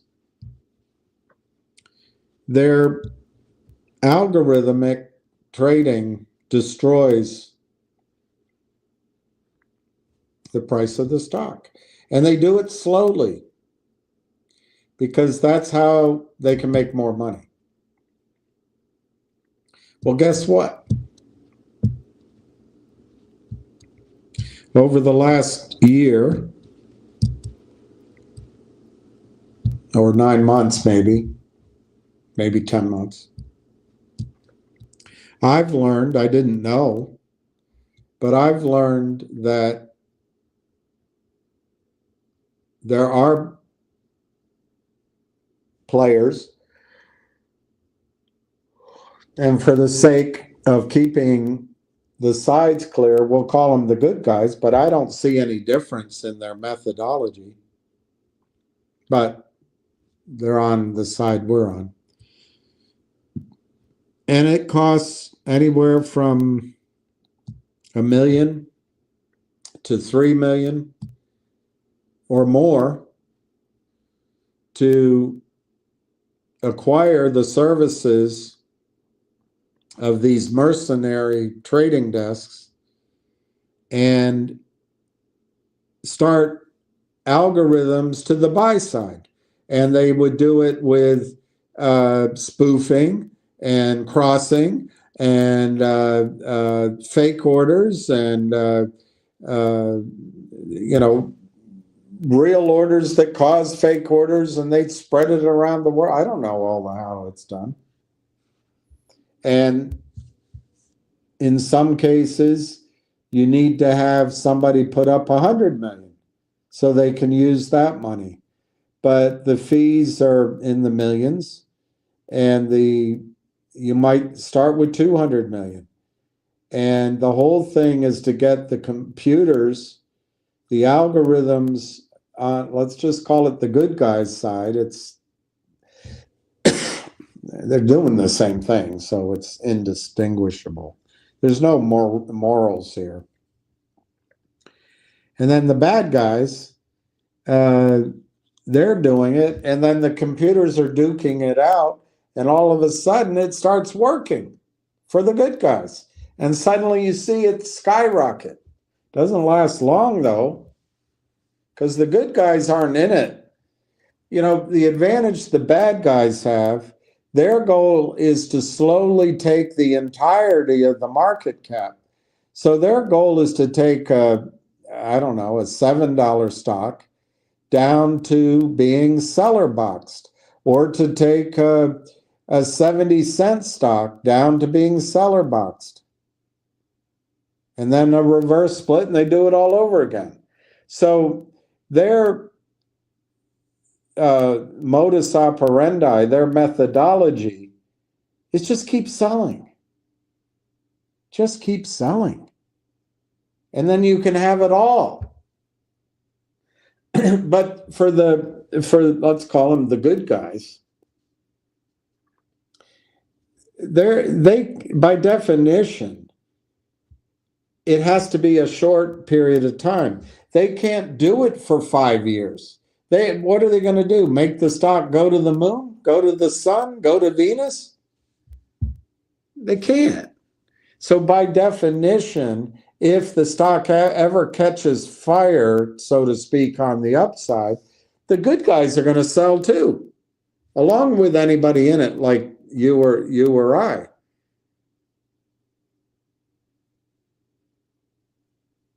So it's these squeezes are ephemeral in the sense they may or may not happen, but they're ephemeral when they happen. So anyway,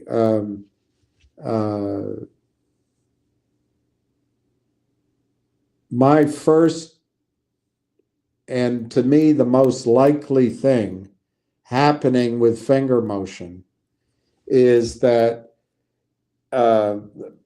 Anson funds or some group. Remember, Jeff Easton, I didn't hear him say it myself, said he had four clients who could be shorting. He said that to somebody. So there's probably 4 funds that back up Jeff Easton. So maybe it's one of those funds, and they're giving the money to a trading desk, and they're backing it with their marginability, their assets, and maybe they're trying to get it over the last, 6 weeks to go to 5 to 6 to 7, and then we come in, and Ham said 28 million shares. Let's just call it 20 million shares shorted. and let's say they got an average price of $4. I don't know, I'm making it up. That's $80 million that is cash. I'm sure that's too much, but anyway, there's $80 million in cash. Well, actually, it might be right because I used 20 million instead of 28, and who knows? But there might be 20 million shares times 4, $80 million in cash sitting in prime brokers, and then undelivered shares sitting there as well. So maybe they use the algorithms and the computers to pump the stock up. That's your pump, the bad guys. The bad guys. They pump the stock up using computers because they have the infrastructure. So maybe they are the ones behind the buying. And then they're going to give a tinkle over to Seth Roth or whatever his name is. I'm trying to remember that guy in The Godfather, the first name. Or was that his first name was Roth? I can't remember. But anyway, they're going to call Roth Capital.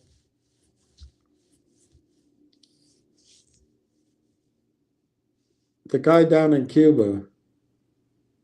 Anyway, it doesn't matter. I know his name was Roth. I don't know if that was his first or last name.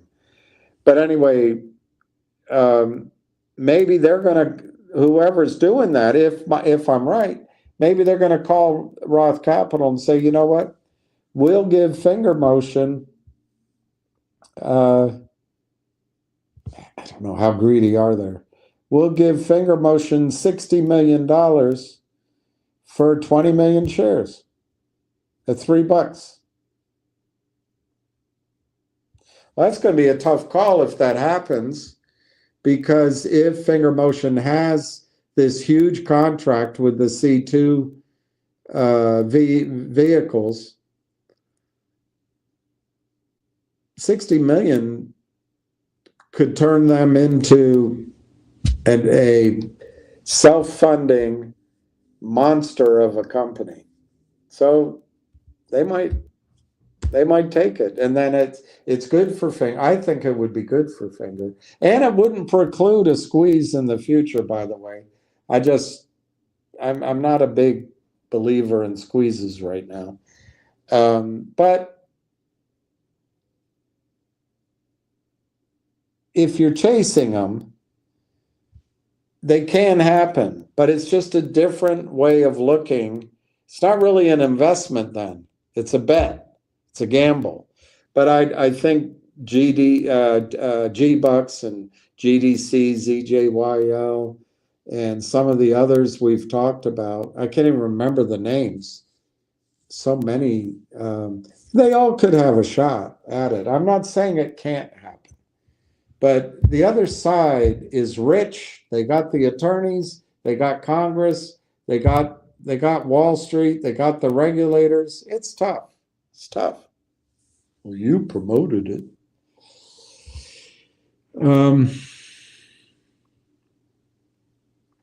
So what if, that's my first scenario, is what if the bad guys turned on their machines in the other direction, pumped up the stock price over the last few weeks, and then they're going to call Roth Capital and they're going to cross stock, newly issued stock, easiest trade in the world, and they're going to book 20 or 30 million in profits.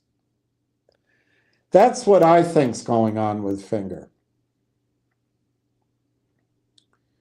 But I'm the only one. The second thing that's going on with Finger, well, let me finish on number one. If that happens, I think it'd be bad for us in the 2-week time frame trying to catch a squeeze. But I think it'd be fantastic for Finger if they got a huge chunk of money at these prices, and they could know that every time China put up a contract for tender, I guess that's the word, an RFP or a Q, it's not an RFP.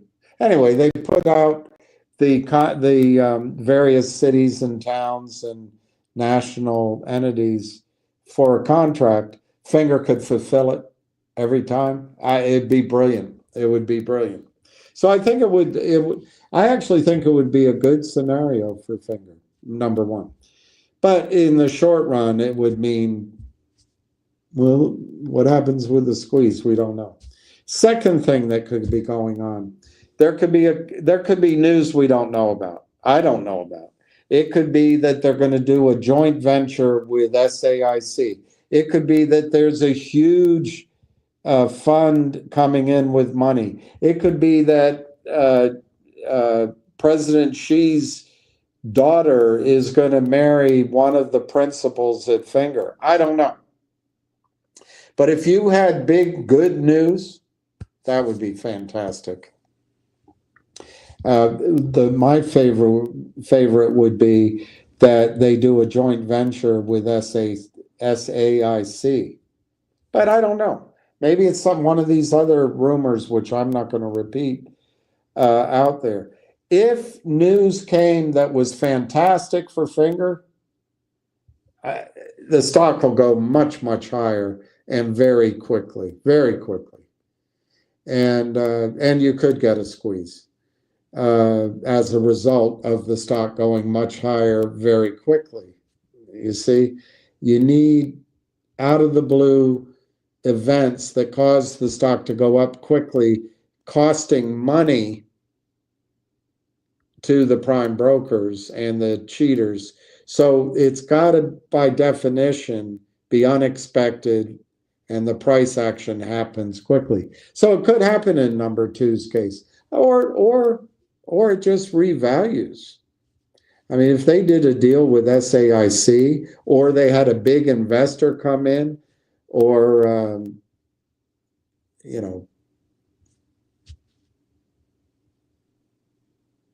President Xi gave them Mongolia, I don't know. The stock could go to 15 and follow on. So that would be great. And what are the odds of that? I don't know.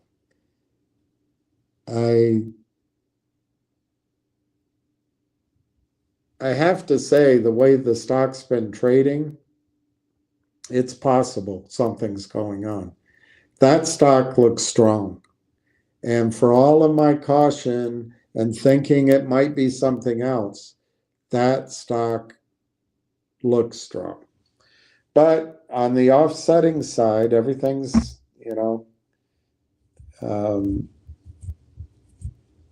yin and yang, I guess. The market cap's already pretty high. So anyway, so that's number two. The third thing could be your short squeeze. It could be that in the background, there's all this buying, and it's starting to feed on itself, and Anson Funds is going down, and Lynn Partners clients are in trouble. It could be. I think or it could be a combo, but I think I covered the waterfront there. And my bet is they're going to take money from Roth Capital, and Roth Capital is going to facilitate helping the criminals out. That's my bet. I still think it'd be good for Finger, though, because it'll be a lot of money.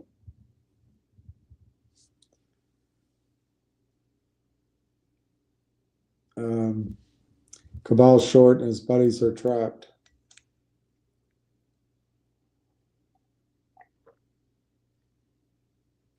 Yeah, I'm not.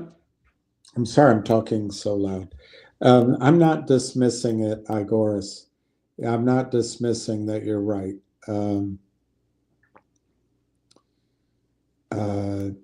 I'm starting, the stock does trade just higher, higher, higher with volume. So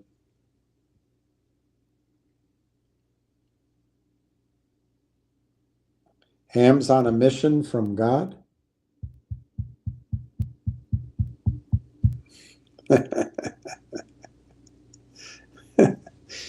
And that's all I need. And this is all I need.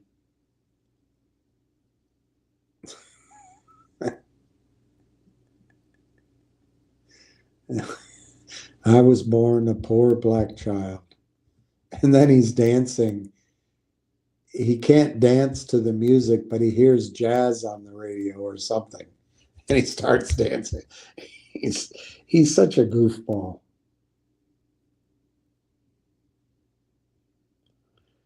Is Ham laying low right now? I don't blame him. These shorts are whack. I don't know what's going on. Ham's a human being. He lets a lot run down his back, but you know, I haven't talked yet. I'm going to get through, but I'm going to talk about NIXX. But NIXX just put out, I think it's in the news. I don't want to look it up. I think they just put out 500,000 shares to an IR firm. 500,000 shares. So, you know, people on Wall Street get paid for what they're doing. But I think you have to be, I think, well, I don't know. The shorts seem to be able to do whatever they want. Where is the press can say whatever they want? I don't know what's going on with our country. They're going to sell OnlyFans for $8 billion. And I'll tell you, every single woman on OnlyFans can get married tomorrow. Men don't care. What's happening to, I guess there are no morals anymore. Now, maybe that's just part of the patriarchy. Maybe that's empowering. I don't know what the heck to think anymore. But, and you can't change anything. It all has its own momentum.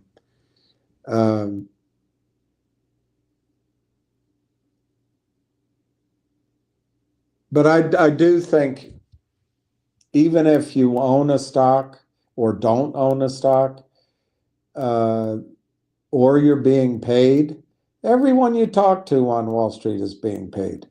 And these shills that come on here, they're being paid. And they don't care about you. But I think you have a responsibility to still call it as you see it. And I'm on the side that the pump and dumping happens from the criminals and happens from the whole system. You know, my friend, she could have been right. Maybe we should just buy ETFs. They'll let us make 8% a year. Just take our 8% and let them steal. Look, the only way this crime works, so, you know, you have a Bezos, you have a whatever that guy is at Facebook, you have a Griffin, you have the head of State Street Bank. I can't remember his name. But you have these people is because of the endless amount of capital, or it's not even capital, we call it money, that's being issued by the United States government. And as the banks keep getting bigger, the government's printing more and more money as we go to war everywhere around the world. War is what keeps it going. The banksters get their piece of it. And it enables them to float these markets. But it won't last forever. And anyway, I got off track.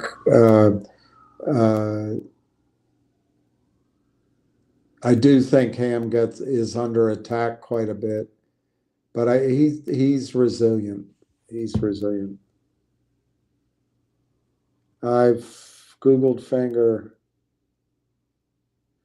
and X showed up on Finger Motion News that it's innovating in China.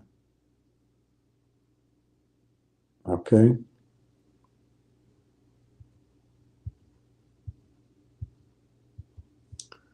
Hey, Mark. Oh, Sharif.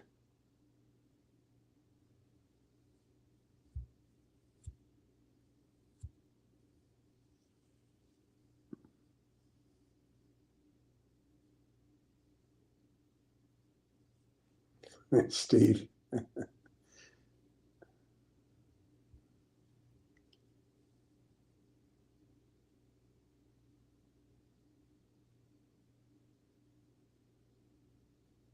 I'm not I don't know what you're talking about. Let the good conquer evil. War is insane in the modern world. I mean, I guess living in America, you feel like you're on one side or the other of some war issue. But as soon as one of the sides starts losing, I think the Ukraine voluntarily gave up its nuclear weapons, and they might be feeling hard put by that they don't have those weapons anymore because they've been invaded. If they kept them, they probably wouldn't have been invaded. So they might be feeling pretty PO'd about that. On the other hand, there's things they can do that are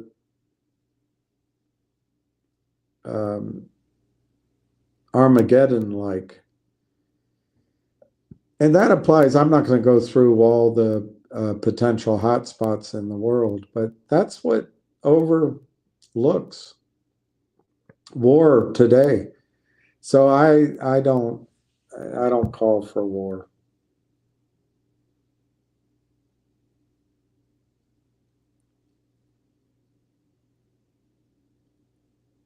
About 50 1-ounce bars of silver. Good. Good. Good. Let's just talk about that quickly. You have 50 1-ounce bars, so you got a good price.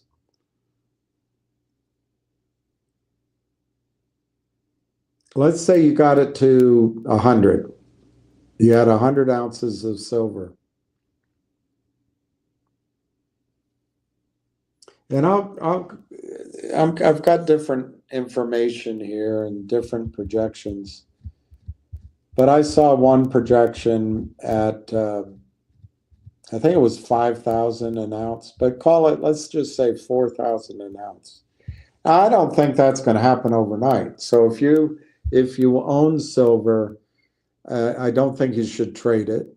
I do think you could get a trade though. Let's say you wanted 100 ounces of silver, and you wanted to hold that into 2030 or 2032, some number, 5 years from now, 7 years, 8 years from now. So, but today, let's say this week you got a total of 150 ounces of silver, and you bought it all in this range. Well, if it goes to 120, let's say by October, maybe you sell 50 ounces at triple, sell it, take all your money off the table, and keep the 100 ounces essentially free and clear. I think if there's a bust up in the markets, which I think will come, it sort of end of this year, November, October, January, February, we don't know. But if that happens, silver could pull back and you could use the money you sold from the 50 to buy more, maybe get it up to 175. Or you just take that cash and do one of your other strategies, and just ride out silver pulling back. I do think silver is going to go really high based in dollars, it's going to create wealth for a while, and then it's going to be almost meaningless how many dollars it's worth. Potentially. It depends on how they come up with a new financial system. The dollar might go up in price for a while and then out. It just gets replaced. But if the dollar collapses, at some point the price in dollars of silver will be meaningless. I mean, what will you care if 1 ounce of silver buys $10 million? That means the dollar is worthless at that point. What will matter is what can silver buy that you want. And I could see a time when, 10 ounces of silver could buy a house. 100 ounces, you don't know. It might buy, a small dorm in a college town that you can quickly go in and change out some of the fixtures and paint it up and put in I don't know, payphone. They don't use payphones anymore. Put in Wi-Fi and rent it out, and have income for the rest of your life. There will come a time where you trade your silver for assets that you want. But I think it should be a goal of everybody listening to own 100 ounces of silver. It costs $3,000. Well, 35, let's say $4,000. It's a lot of money, I know, but 100 ounces of silver could be worth 40 grand in a short while, and it could be worth a lot more than that. I really believe when the spike comes, which could be years from now, it could be worth 400,000. But how much of that 400,000 is wealth, and how much is just keeping up with the decline in the currency? We'll have to find that out. We don't know.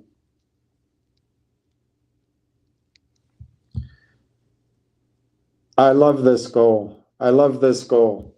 Silver, I love this goal. And I like how you're doing it. And that's what I'd like to get as many people here doing as possible. There's a whole lot of financial advice from Wall Street over the last 30, 40 years that it kind of falls into our heads and we're all believing it.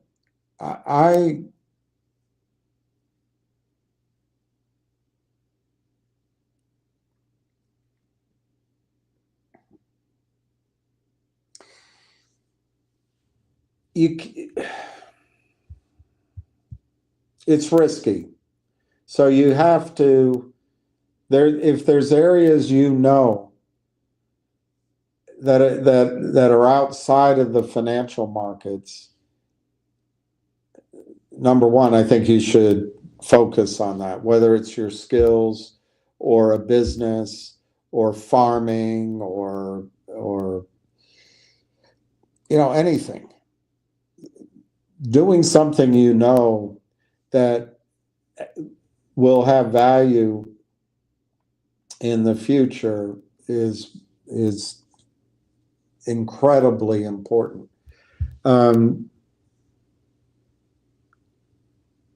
We don't know how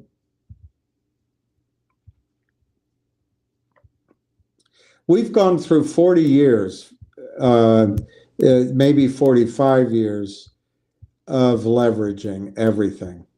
And the con job that's going on in the securities markets and the bond markets and the precious metals, real estate, is they're expanding the money supply massively. Massively. And they're expanding the amount of securities out there too. They're expanding the amount of pay per ounces of silver are out there. They're doing it everywhere. Why? Because they get fees. They lend out the shares. Their power goes up, and as long as they can keep it going, they get to siphon off trillions of dollars. And so you have men running these firms that are richer than anybody in history. Well, leverage goes both ways.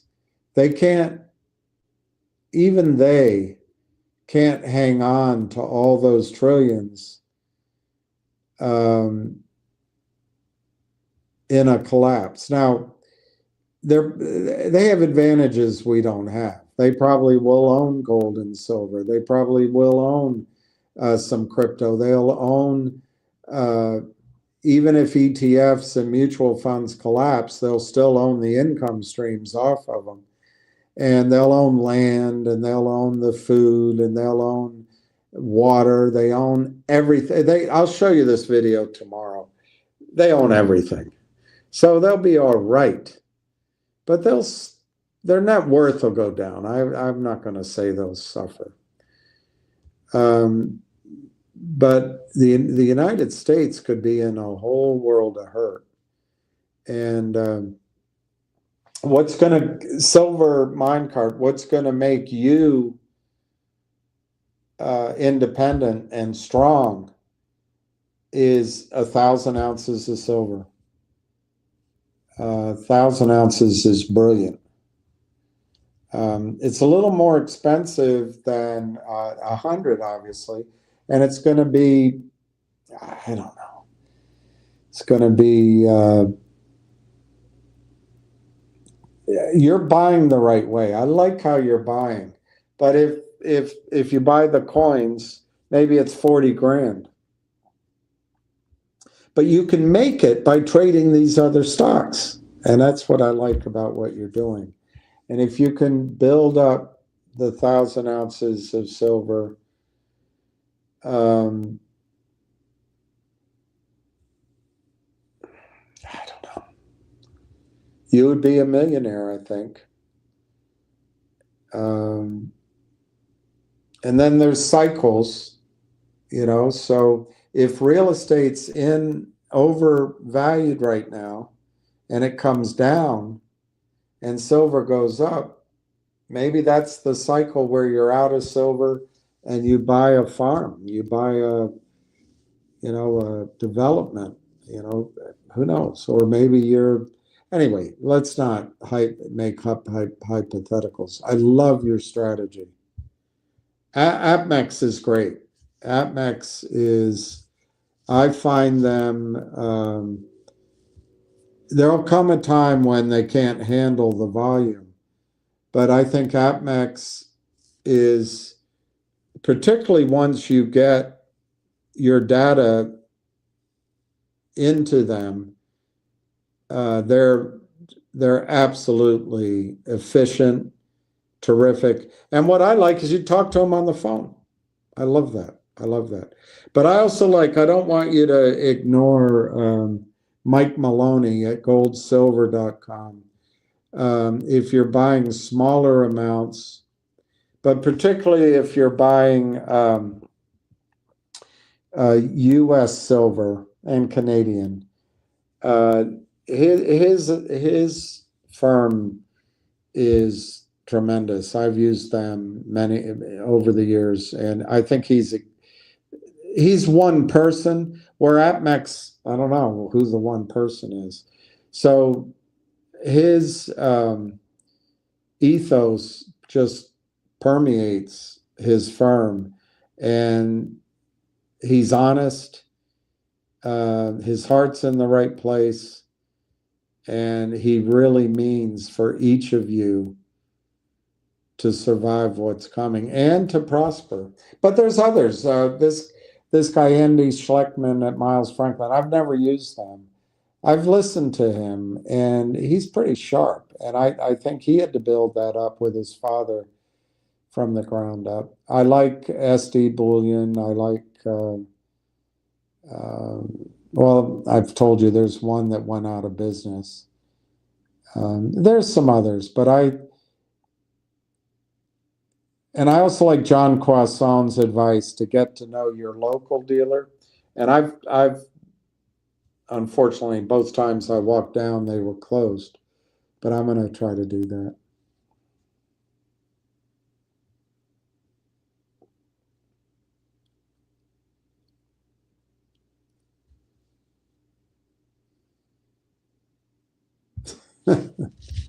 You're in California? That's tough.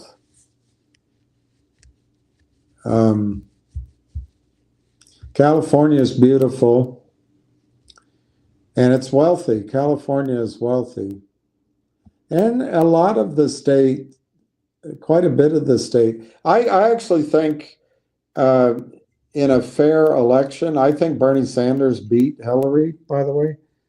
And I think it's not out of question that Trump would have won there, but they cheat. So you're never going to get away from that. Yeah, that taxing is tough. I don't know the answer about the conundrum of California because it's a beautiful state. It is wealthy, and there's a lot of jobs there. I don't know what the answer is, but I think you're doing the right thing. I am not against this, CC. I'm not against that at all. I don't have a lot of credit, but if I did right now, I think that would be a reasonable, rational decision. I think the two parts of it that you would have to calculate is can you make the monthly payments? Because as long as you can do that, you should be all right. Even if they reduce your credit, as long as you're making the monthly payments, they're probably not going to reduce your credit. But the second thing is I would make a plan for if there's a spike, what you're going to do. Now, if silver goes to roughly $100 by October and then pulls back to 60, I think it's dangerous to sell. Silver is going to become unobtainable at these prices. I mean, everything's obtainable when prices go up. But at these prices, silver will become unobtainable. And what do I mean by that?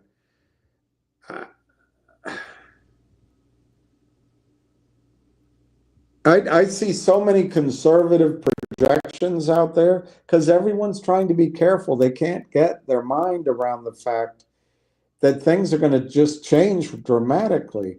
I don't have time to go through it now, but okay. Young people are buying Bitcoin and all the crypto. There's no question about that. And so that's funneling so-called money off into that area. But even with that, the last time silver went to 52,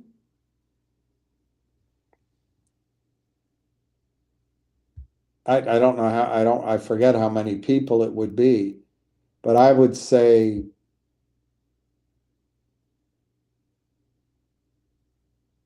probably not a billion, maybe 800, 700 million people. I think that's right. We're behind the red curtain. Mostly Eastern Europe and the stands. But all those countries were behind the red curtain. China was red. The last time, well, it still is red. But Mao Zedong was still alive. The last time silver went to $52. Southeast Asia was still a place you could probably buy anything you wanted for $1. Brazil wasn't a powerhouse. The Middle East had money, but the Middle East now has a huge population. Yeah, it's different this time. And in the West, there's so much more money out there, so-called money. Yeah, when silver catches fire this time, it's going to be unobtainable. And I think it's going to be, I don't know. I'm tired right now. I don't want to pick a number, but I think anything under 500 will be cheap. Hey, Joe.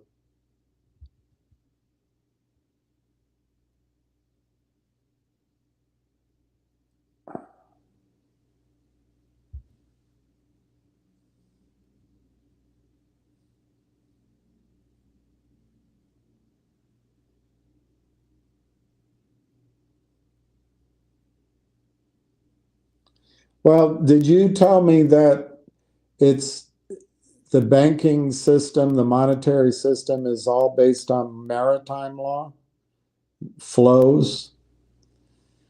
The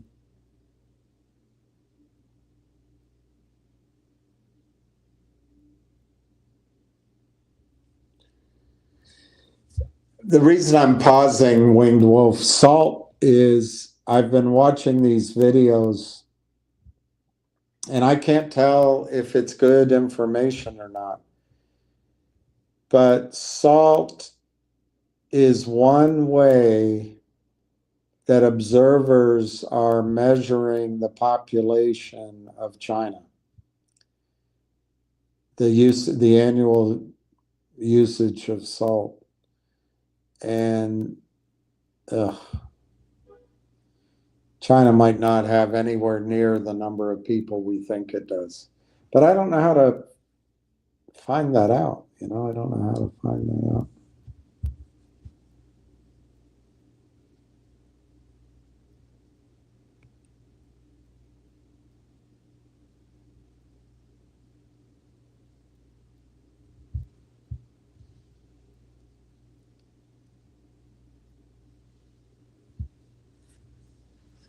You could buy a ranch house for $25,000, $150,000, $250,000, $1.5 million. So that's the struggle. I believe valuable real estate will remain valuable relatively. So do you pay money now to get it while you can? Because it might not be available afterward. Or do you put it in precious metals? And I want to talk about the mining stocks. I also want to talk about oil and gas. And, resources are going to be important. I'm really intrigued by AI,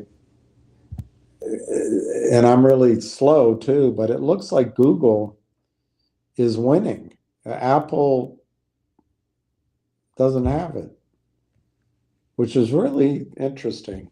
But then you start trying to understand all the competing AI items out there. It's a little draining.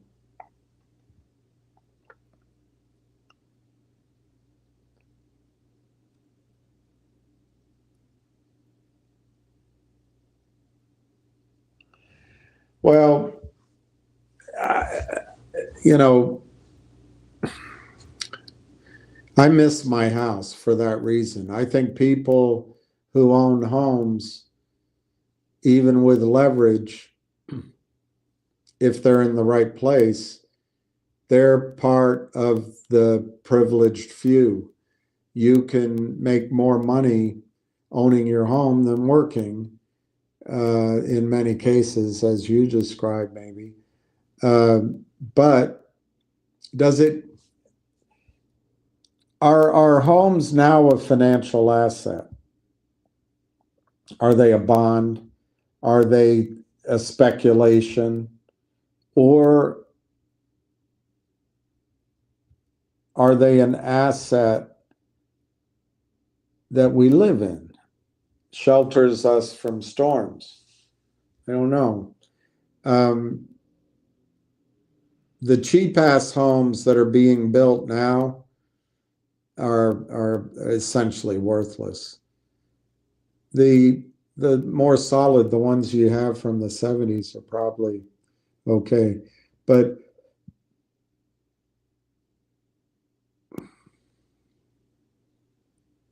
I can't figure out the population issue in the United States either. We have similar issues. Women aren't having children. And I don't want to get into a debate about it. It's just a fact. Women aren't having children. They want to be on OnlyFans. They want to build up their body count, or they want to get a doctorate. Whatever, it's their life. They should be able to live it the way they want to. But it's an experiment. And it's showing up in the potential of a population collapse. Now Hillary Clinton said women shouldn't have to have children. That's what immigration's for, or something like that. Or that's immigrants can have children. What a wonderful human being Hillary Clinton is.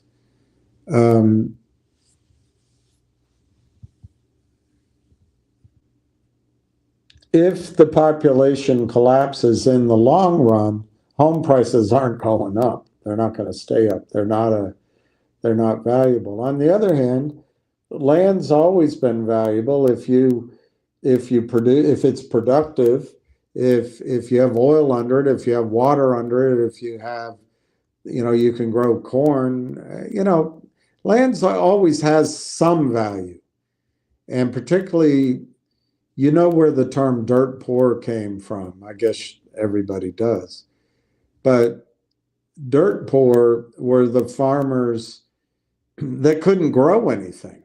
Literally, their farm was poor of dirt. It just didn't have the ability to. So if you have a farm that's productive, it's always going to be productive. So what does it matter if it's worth, like you gave those numbers? What if it's not, what is it, 1.5 million?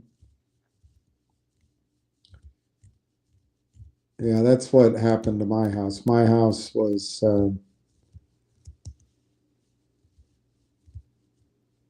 a forced sale at 1.4 million roughly, and they just sold it over 4 million, but I'm not in it, very painful. Of course, it needed upgrading, but still huge profit. But anyway, I try not to think about it. But property is always going to have relative value if there's enough population and if you're in the right place. That's just a fact. What does it matter how many units of money it is? It really doesn't. But here you bring up something that's very important, and that's an observation that Martin Armstrong made years ago. The governments, as they cling to power and as we go to war, are going to raise taxes on property. They're going to raise taxes on property. And that's going to be difficult.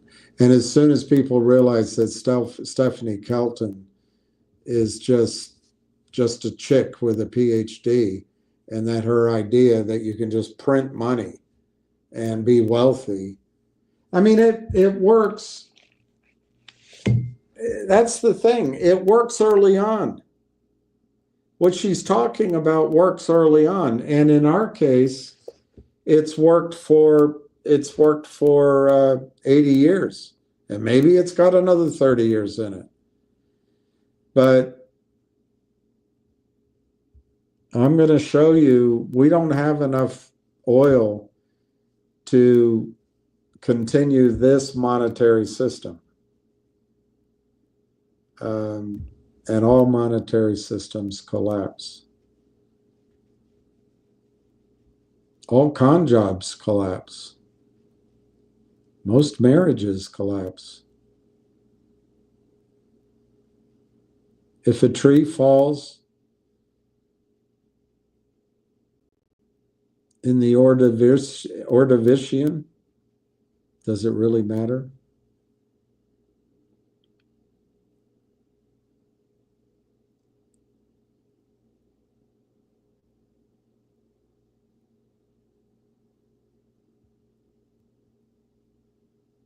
Could I recommend a stock that could go 100% in the next 6 months? Look, 100% is risk. It implies risk. But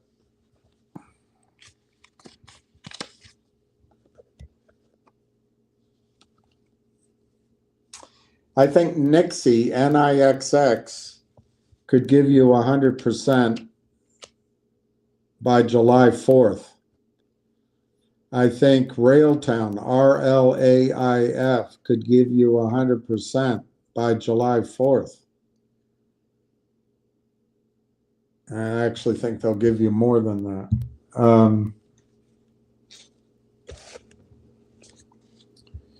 But I suppose you're asking me for a gold or silver stock.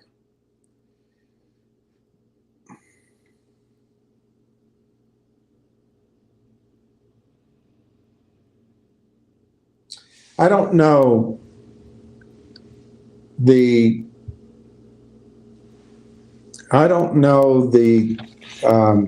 big stocks that'll go up by 100%, but that if you're talking gold and silver, I would look into the big stocks first if you want to be in a miner, because that's where the money goes. The money goes to the producing stocks.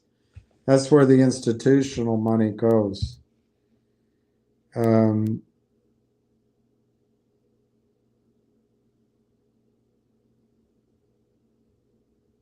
all good. I mean, I can give you some names. If you don't own Newmont, you should own Newmont. If you don't own Barrick, you should own Barrick. Agnico Eagle, First Majestic. These are all very expensive. Hecla's good. Pan American. B2 Gold. Alamis Gold is great. I've met the CEO. Pretium Gold, it's good, but it ran up. It's in the golden triangle. That was a stock that made a discovery and just ran. And I don't know why it's down, but Pretium, I don't have anything bad to say. Anyway, there's a bunch of names. Which one would I buy for a double?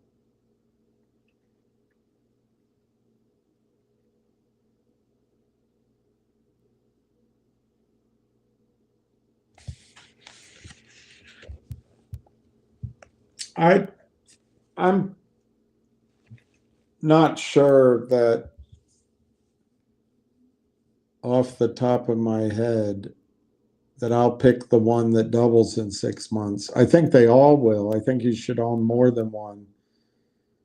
But it's that 6 months thing. It could take, there's something wrong with my eye. I better go in. It could take,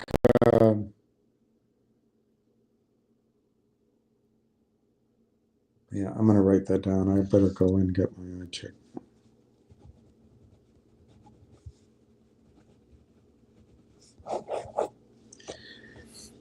It could take a year or it could happen in a couple of weeks. I'll try to come up with a list of gold and silver stocks.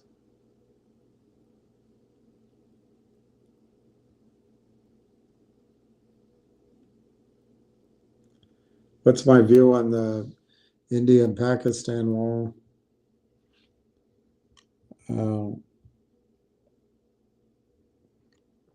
It's really dangerous. And I was talking to a friend of mine, Kashmir is beautiful. It's very dangerous. It's dangerous that they're both, I don't know where we're so casual about nukes now. I don't know why we're so casual about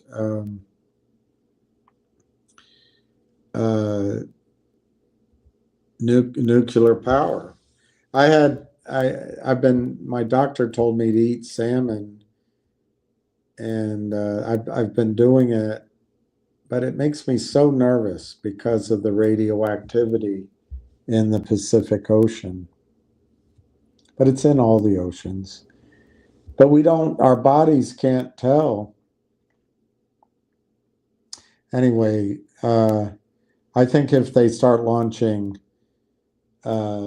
weapons, it's extraordinarily frightening for the world, and it will spiral out of control. And it's not stopping. Of course, the issue, as ever, an expression that comes from them, is the British Empire. So it scares me. Oh, God.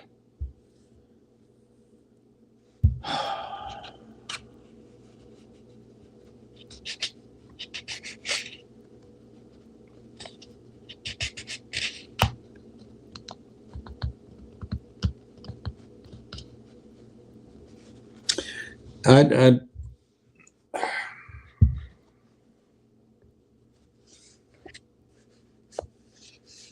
don't want to talk about it.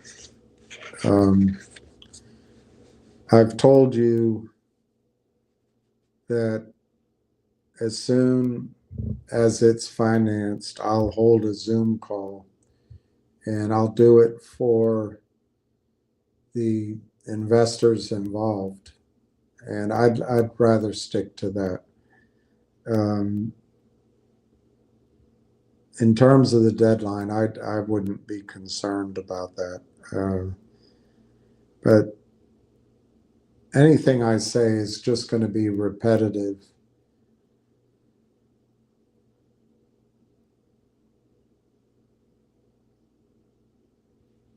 I don't know how to leave you comfortable.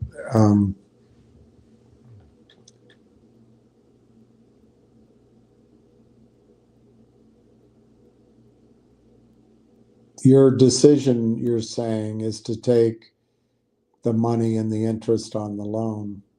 I suppose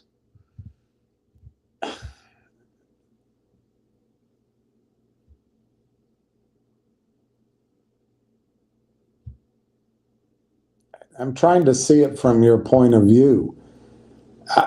I suppose something might have changed in your life that you want to do that. But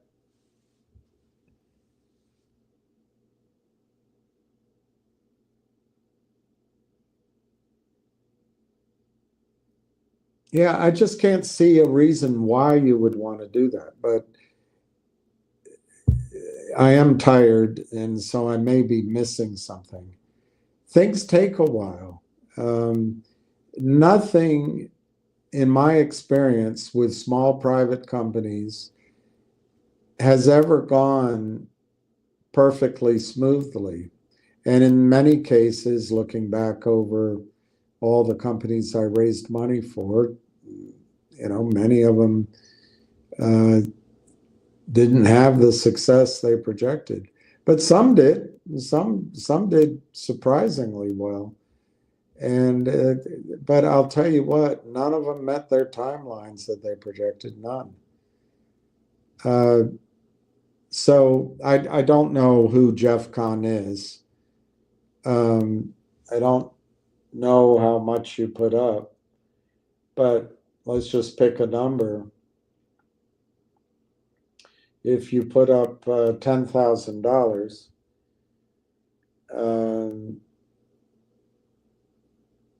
I think, I'm trying to remember, I think you could get $10,600 now, or you could take your interest, or maybe, and you think that's a good thing? I suppose, but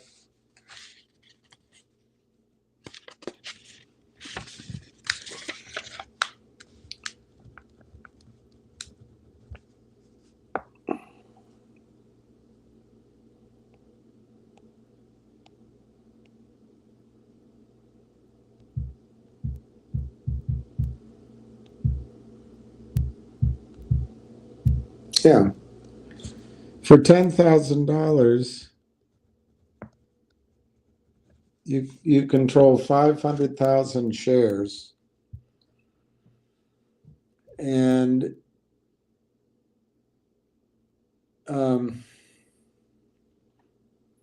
this is a project that has been through every mining project takes, or oil and gas, can take a decade or more of sort of soup to nuts concept,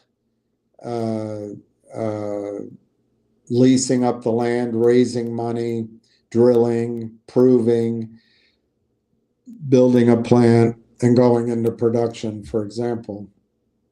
There's other steps. Well, this one's been through all that. Already finished all that. So as human beings, we get impatient. I mean, for example, on NIXX, it's been waiting. I think I called it pretty well in December. It kind of indicated backing off a little bit, but it's still been a waiting game, and it's waiting. So your brain tells you, well, you're going to keep waiting. There's got to be something wrong. Something's changed. I don't know. I can't explain these thoughts we come up with in our head, but everything in terms of a new project involving decade or 2 decades is over with. So there's not a huge timeline ahead of us. Now, there are steps to be made, and it's not riskless, as I've explained. But the key thing is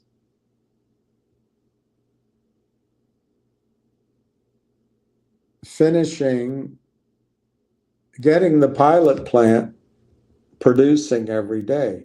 How long will that take? I don't really know right now, because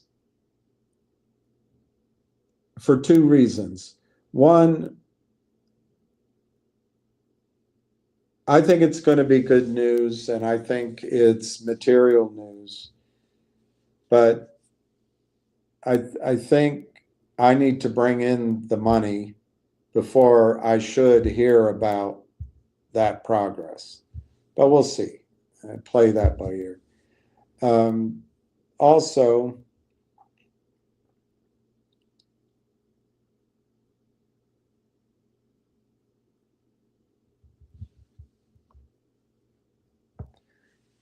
it's unknowable what the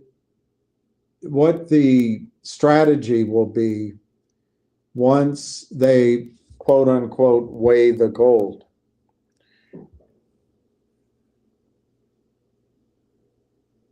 In other words, once they're producing gold, let's say every day, do they produce it themselves? And you want me to talk about this now just because it drives me crazy. I'd much rather do it on a Zoom call that's private, but why wait, right? It's a big, there's no risk to putting all the information out there. I don't know.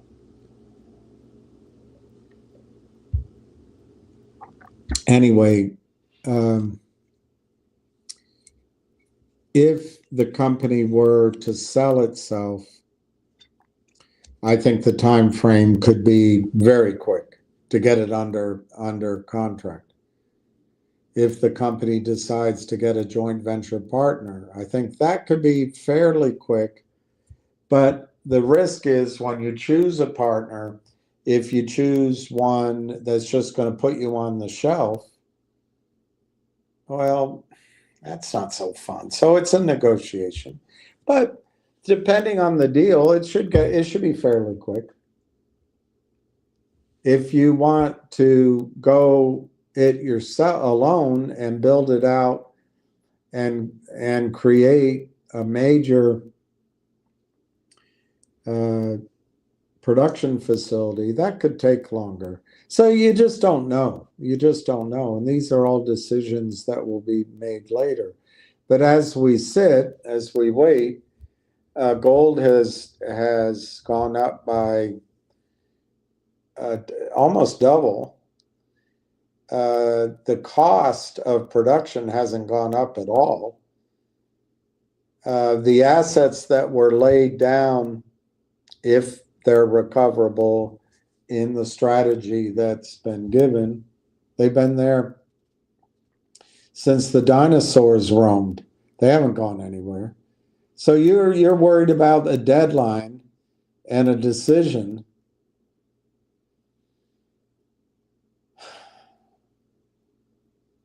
It's just focusing on the wrong thing.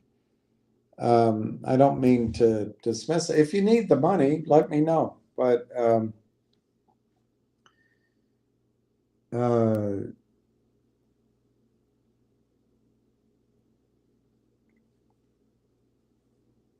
I think I'm not going to go through the arithmetic again. I've done it before, and I just don't have it in me.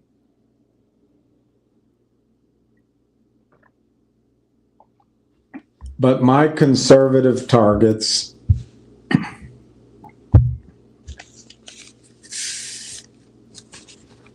if you put up 10 grand,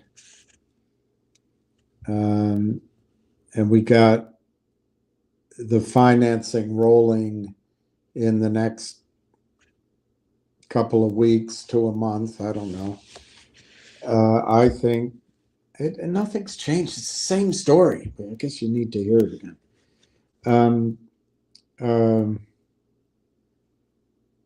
I think the timeline would be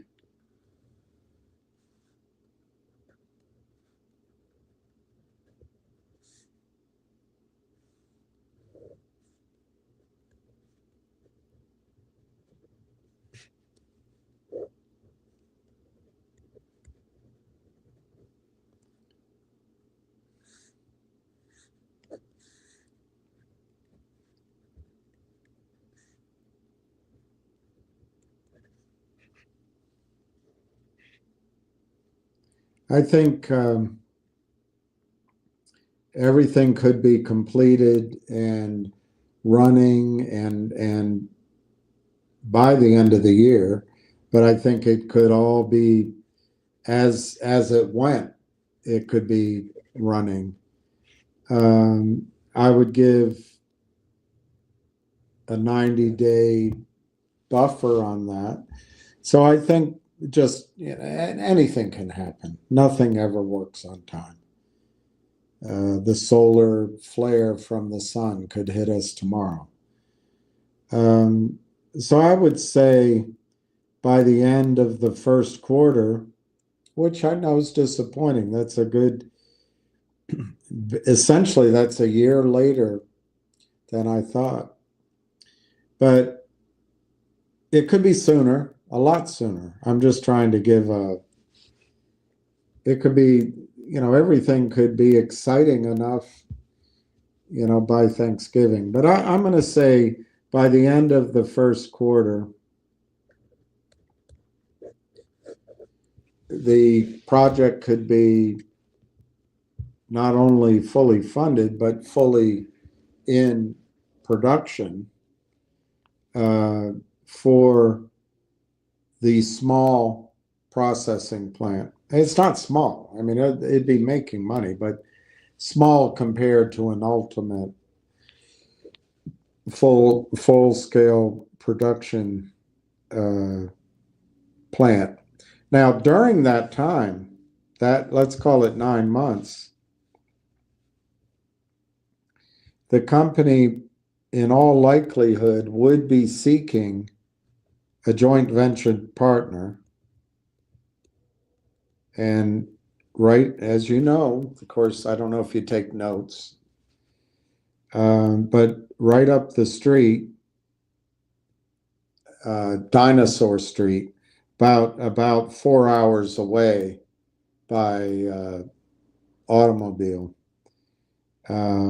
maybe 3 hours, but by Dinosaur, it's probably a 4-day walk.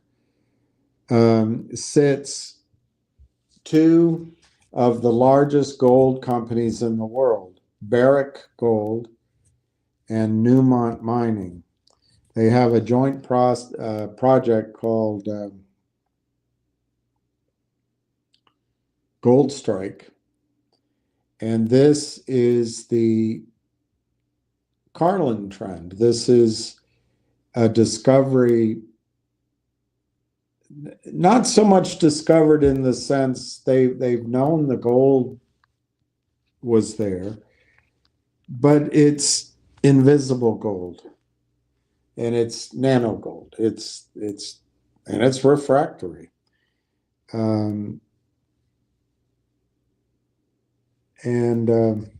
Anyway, in the 60s, Newmont Mining management turned it down. They said, "Nah, don't want to do it." There was a couple of guys, and I think I know the one guy. He might be dead now, Dr. Bill Gill. I think he taught at my school, but I don't know. It might be a different one. He kind of squirreled away some budget money and went ahead anyway. And lo and behold, it worked beautifully. And of course, the suits took credit for it. And it turned Newmont from a penny stock, like I just said, into one of the world's largest. It wasn't the only thing, but it was the primary initial mover. And they brought in Barrick because it's so big. And currently they produce gold through their autoclaves. And an autoclave is a very large submarine-sized pressure cooker. It's like what you put on, your wife cooks rice in, or you might cook, a beef stew in. Only it's on a huge scale. And I'm just too tired to go through the process. Suffice it to say that the material they use at the Carlin Trend is similar to what's here in our project. Now, in reality, each source, or it's not a rock, it's sand, is different. Each one is different, and each one requires a different production line in a different process. But that's all been resolved, and that's all behind us now. And this is all in theory. If Stony Bones is listening, he's going to say I'm promoting. I'm not trying to promote, and you've already invested in it. But I'm giving you my assessment of everything I've studied. We're past coming up with a process. Is it going to be different than Gold Strike? Well, in one sense, it is going to be very different. In the fallback position, no, it would be the same. So what right now, the company theoretically could be sold to Gold Strike for the asset as it sits on the ground right now. Why? To be simplistic, and I'm being very simplistic, the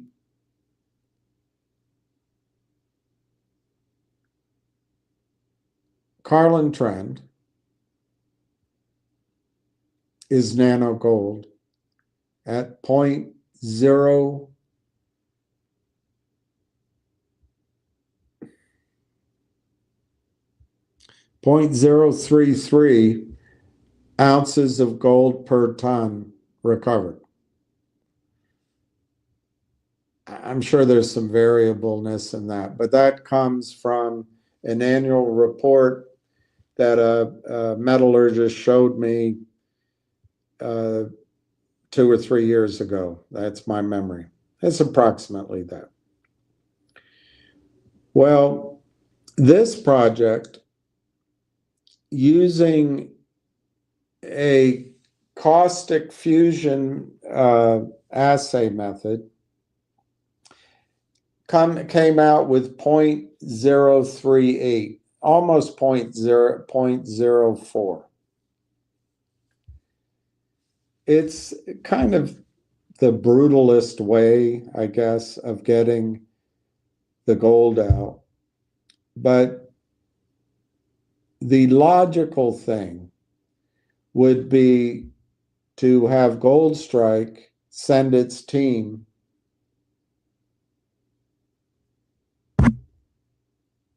dig some up,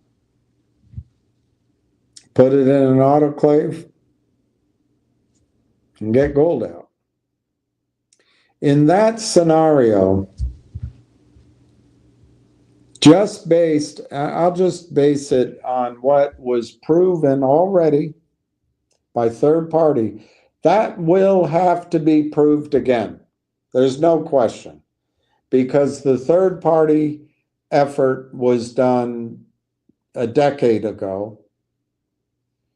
Anybody even thinking about acquiring it is going to want it done again. And that's partly use of proceeds here. But doing it based on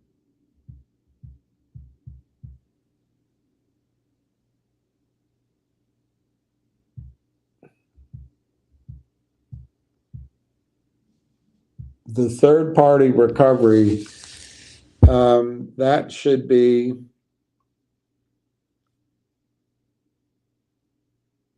I did it wrong. I'm too tired. I did it wrong. They have 174 million tons discovered by third party times 0.038. Yeah. So it's 6.6 million ounces of gold. Now, there's assumptions. There were tests. But this is all the third party effort. I'm just too tired to give you the upside. I've done it before. I'm just going to go with these numbers. So if Barrick and Newmont were to buy this, what would they pay for that? We don't know that yet. But I would say they'd give a high number. When gold prices are low, an acquirer might pay $50 an ounce in the ground. But this isn't underground. This is at ground. It's low cost of recovery. And there is a big assumption here that but I think it's a safe one. But that's why we need to raise some money to really be able to lock it down. But the autoclave method, if used here, the cost, that's one thing I don't remember. I don't remember if it was $800 an ounce or $1,200.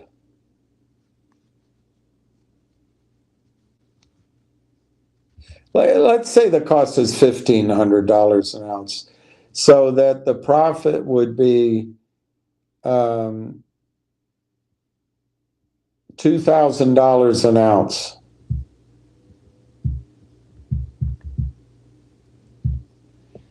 So it would be worth $13 billion to that group. 13 billion.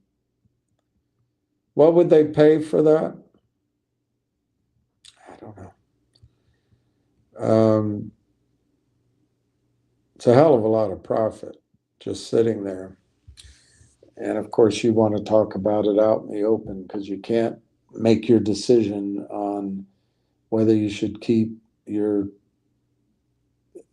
turn your money in for interest. $600 in my example.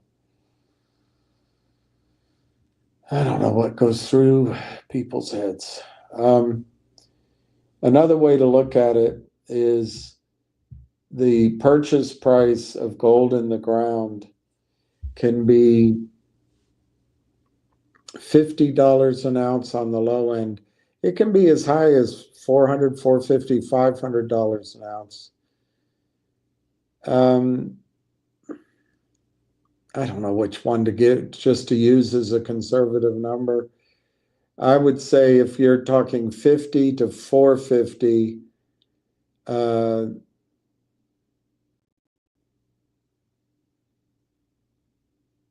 200's the midpoint. I think that's very low. Let's just say they pay $200 an ounce. I think that's really low. That's 1.32 billion. They wouldn't have to issue many more shares, but let's just say there's 800 million shares outstanding.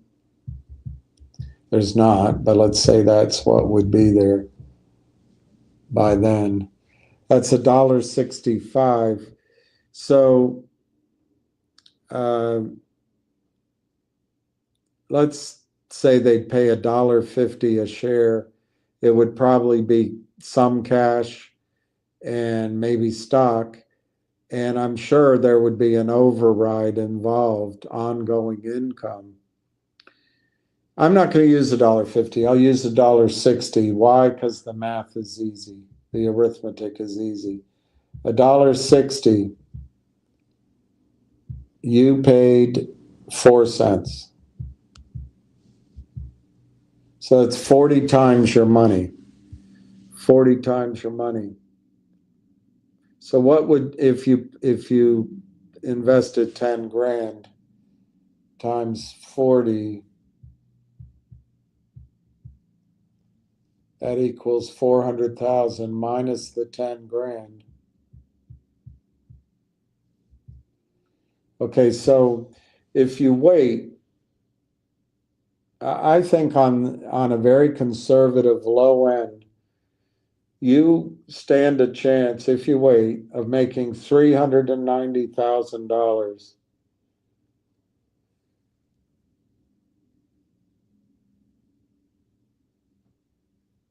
on a $10,000 investment.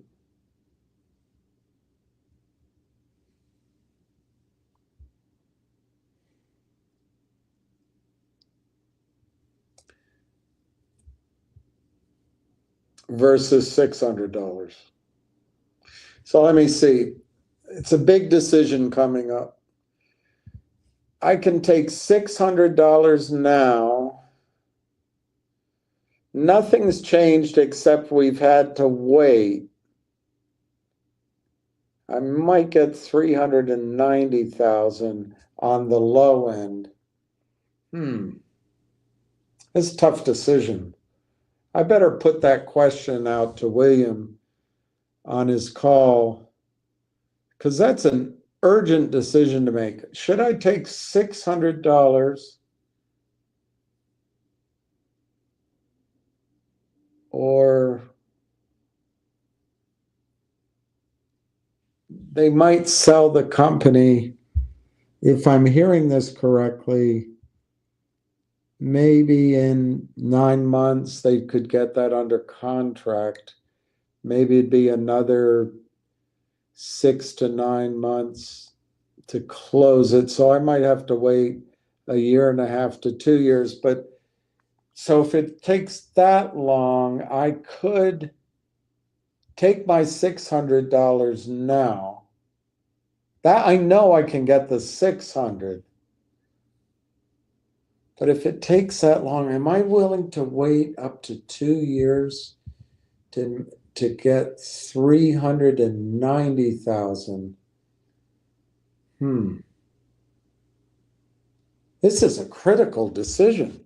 I could get 600 now, or I could make 390. Now, wait a minute. He told me there were some warrants involved. I don't understand why he's telling me that I paid 4 cents a share, so he's giving me 390. He's trying to play a trick on me here. That seems unfair. Oh, so I could actually make $780,000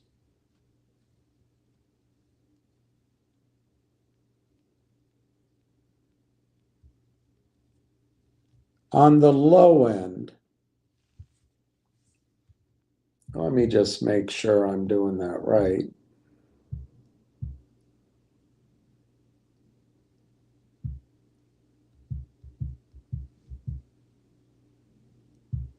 It just sounds very high to me.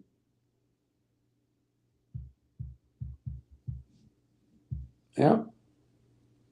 390. It's tough. It really is a tough choice. I don't know how I could make it. And I think I need to put it out over Williams Live, even though he's asked me many times if we could wait for the Zoom call. And he's explained that the Zoom call can't happen until the financing is finished. But hey, I'll go ahead and do it. So yeah, I think he's not being square with me, because didn't William negotiate one coverage of warrants, and he's not including that in the calculation? It seems he's dicking with me. Well, he better include that. All right. So if I'm wait and I let the deadline go by, very important deadline, I would be giving up $600. And if this conservative analysis, which still involves risk, of course, that's the one thing William's leaving out right now, there is risk. And it is possible to lose. There are scenarios where it can all go bad and you can lose your money.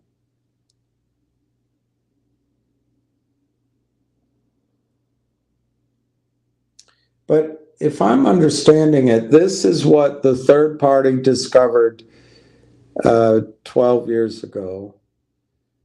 This is the low end of recovery, and it's not the entire project. So we're just using the most conservative analysis of gold recovery.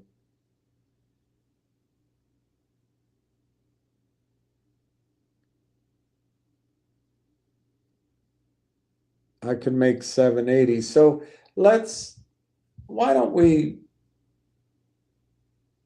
be conservative?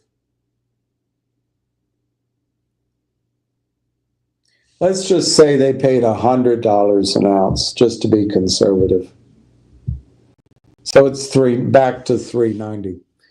All right, so it's a tough choice. Jeff Kahn, I'm going to have to think about that choice. I mean, if it were me, I think I'd take the $600. I mean, I could make 390,000 on the low end. And I've risked money in GME and AMC. I've risked money on Finger and GTII and MULN. So I know what risk is about. But yeah, I think I'll just take the 600. So Jeff, I think you should take the 600. Why wait for 300? Why wait for 400 grand? I I I think when William told you about it, he recognized that people had suffered losses, and he saw an opportunity for really returns that are very similar to short squeeze type returns if it works. There's still a risk it can all crap out. I think it's very low, and this is taking the already discovered part using an outside methodology and just assuming it's sold up the dinosaur pathway. Yeah, I think I'd take the $600. Really appreciate the question.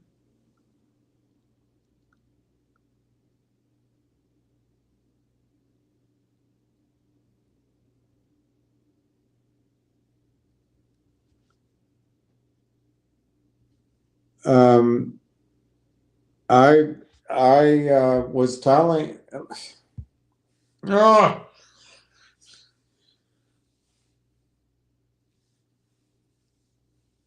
I was telling Jim. I was telling investors to buy gold stocks last year.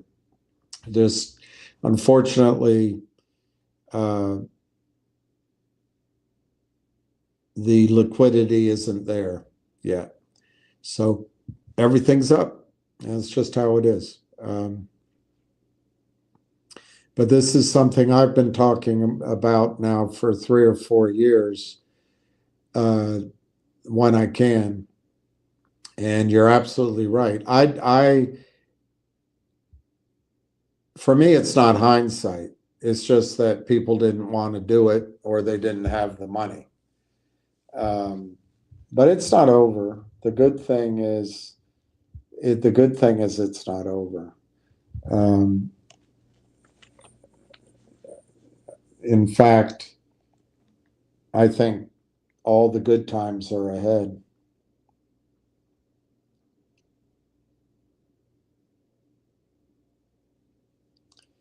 Uranium surplus Cameco went down. Yeah, exactly. Jim, this is a good point on mining shares. They are volatile, and the shorts work in that area as well. But I think that volatility is opportunity. And you're right, we could have doubled the money. And I wish, like anything, Jim, if Finger had worked already, or if GTII people had gotten out, or it had worked, or CRTD. A lot of this, the problem is, I think it's legal in some ways. In other ways, it's illegal, so I don't know what to call it. This activity has been very punishing, and it's meant that we've missed out on a double. You're exactly right.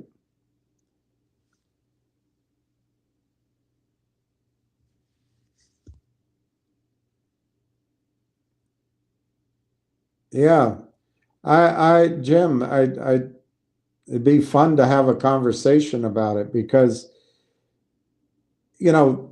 there's so many angles to it. It's not, there's not just a simple answer, but you're right. And we've got to protect the public. No, we have to protect the country.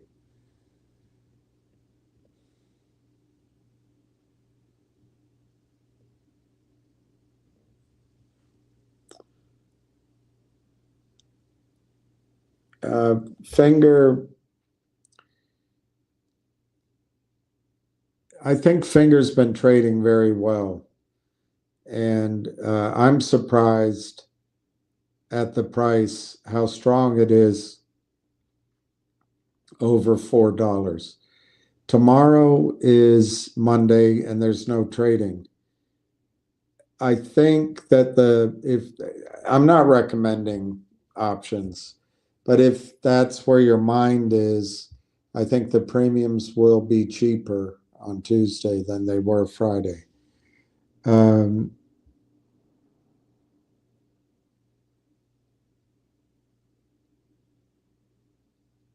I just said, but I'll just quickly say it again. It's possible that Finger will do a financing via Roth Capital. I've been told there's no way that's happening. I'm completely out of my rocker. But if that did happen, I would expect that Roth Capital would do it down at least 25%, if not a third. But I think it would be a positive if the company raised significant money so they could fulfill the C2 contract. The second alternative is the stock is trading this way, by the way. There might be something going on behind the scenes. I have no idea what. Nobody wants to wait for the annual report. They just want to keep asking every day. For me, it's like slow torture because I think back in December, I was telling people that we needed to get and maybe even November, that we needed to see the earnings. But anyway, we'll see them. And maybe we'll find out something big is going on. That'd be great. And the third option is there's a short squeeze underway, and I can't tell. The thing about a short squeeze being underway is it would have to be a surprise a little bit, and it'd have to break out and have so much volume that it went out of control. And I don't know if it's going to do that, but that's how I see Finger. Hey, Donna. Hyman Roth. Hyman Roth. Hyman Roth. Hyman Roth. Hyman Roth.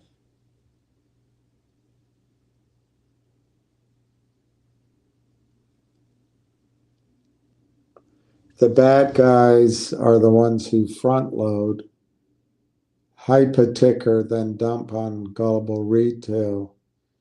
You know a few of these guys laughing my fucking ass off. Well, that's certainly hilarious. I can see why you're laughing. You're not German, are you? I never got the German sense of humor.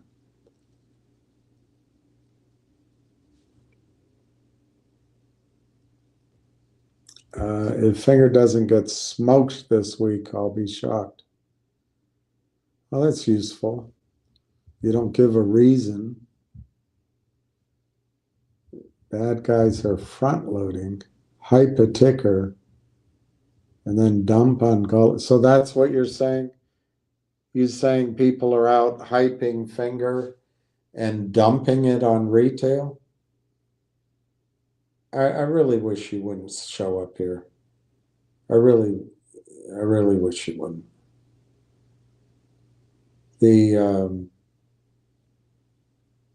That crime used to happen in the 60s and the 70s.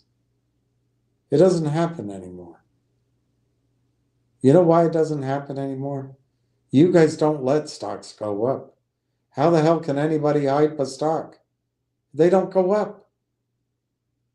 Even if they were to hype it, the stocks, as soon as they go up, you're going to short the hell out of it. It doesn't happen anymore. It's like Hillary Clinton accusing Republicans of being Bull Connor, or Donald Trump of being Bull Connor. That kind of racism doesn't exist anymore, except maybe in old man's brains.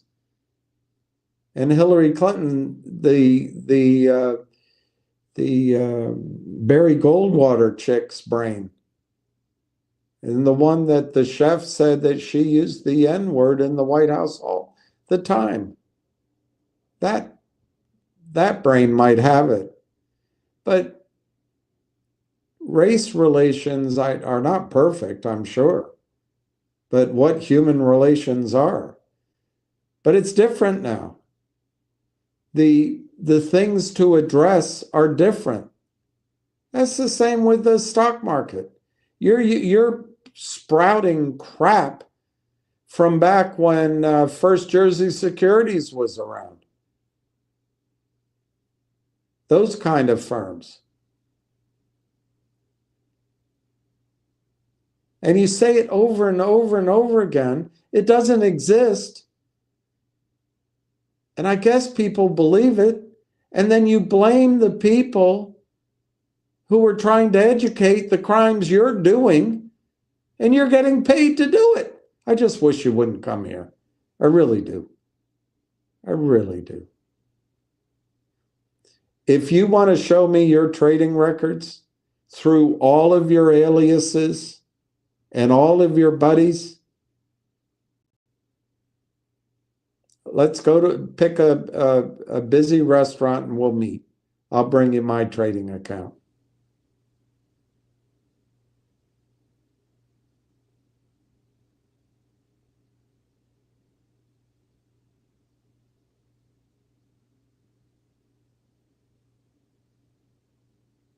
And if you're talking about me, I got positive on Finger.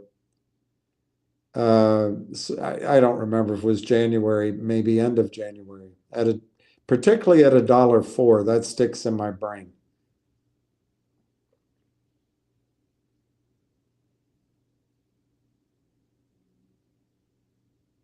And I told people it could double, triple, and maybe you could see 4 times or 5 times.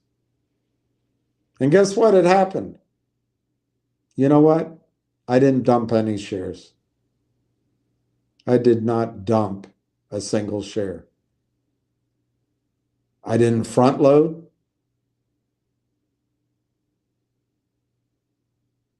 And I didn't tell gullible retail.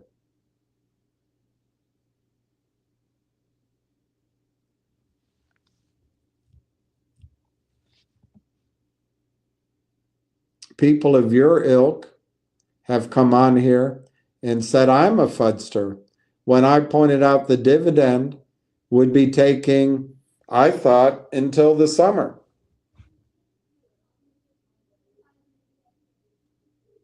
People came on and said I was a fudster when I talked about the company possibly doing a financing with you all. And then people like you come on and call me a pump and dumper. I don't get it. You just say anything you can think of.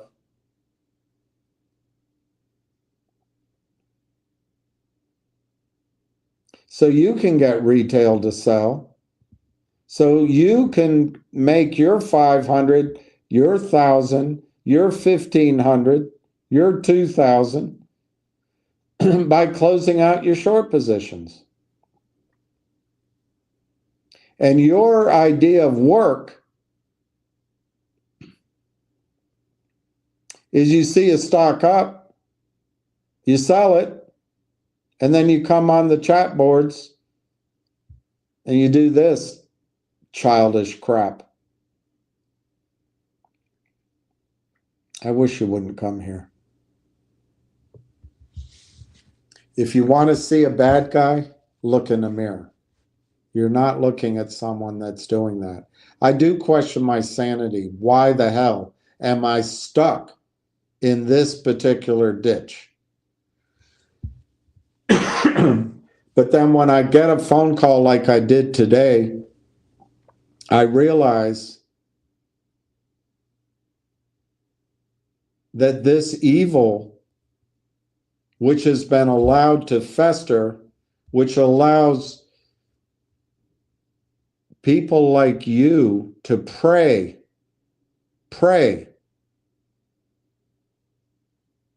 on investors and CEOs, that maybe I have to keep trying to tell what the story is. I don't think anyone's listening. Because it doesn't matter if we tell each other the same story over and over again. This needs, in my opinion, this needs to get to, in this 2-year period, this needs to get to Donald Trump. I don't trust Pam Bondi. I don't trust Atkins. I don't trust anybody in the regulatory or in Congress because you guys have bribed them all. I think Donald Trump, but he might be swayed by the banking friends around him. So I don't know. You guys might win. And you can put your texts out, oh, you had some fun with retail. And I hope you're storing up the money you're stealing. And I hope it makes you feel good. I really do. I mean, a guy with your sense of humor, you must be a lot of fun to be around. It'd be pretty cool to sit around you and laugh our fucking asses off. That would be fun.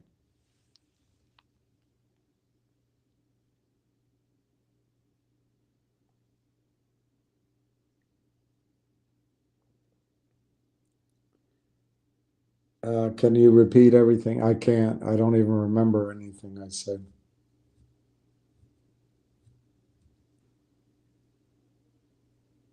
Well, Donna, I agree with you. I think on fundamentals,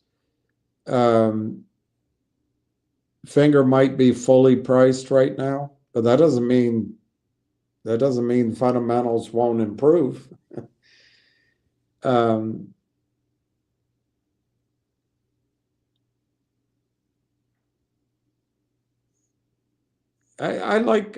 wish I agree with you.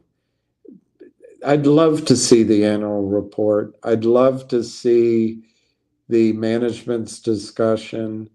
I'd love to see MBA and perhaps have to extrapolate, but I'd love to calculate what this C2 contract really is. Because if they don't raise money, Donna, I might get a little concerned that the C2 contract either is a competitive contract, in other words, they have to, other companies can bid on it, or so in other words, Finger's just going for part of it, or it's just not as big as it seems. I don't think that's going to happen.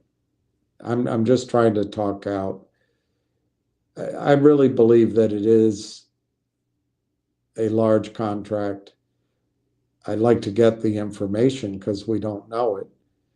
And if they raise significant capital, however they raise it, I think it's going to be brilliant. And then I think I'm going to sit around and laugh my fucking ass off.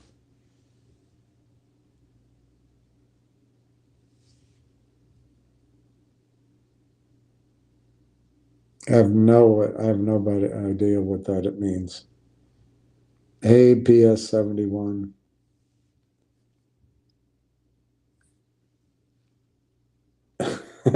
No one has all the answers, except we used to try to.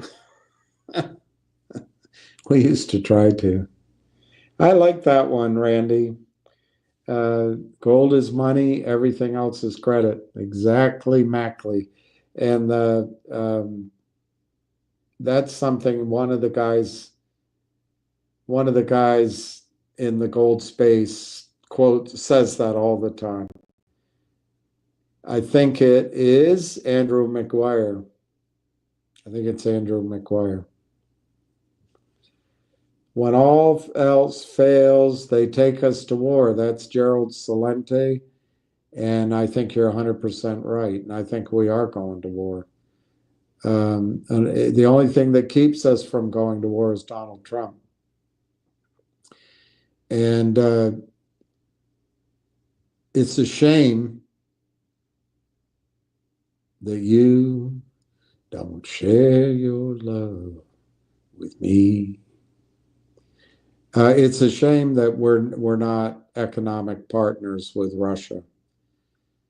Hillary Clinton lost an election badly, and she came up with a scheme because, you know, the Clintons are honest and Donald Trump and truth is oxymoronic. She came up with the Steele dossier, and John McCain and that pipsqueak out of South Carolina or Georgia or South Carolina, Lindsey Graham, they pushed at Hillary Clinton's urging that we should go to war with Russia. You should know what's going on with Russia.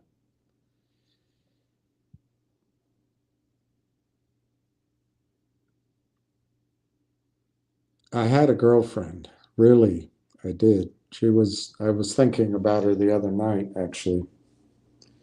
I hope she's well. I hope she's safe. She married. And my father really liked her. She was a wonderful, wonderful person. But she's Russian. And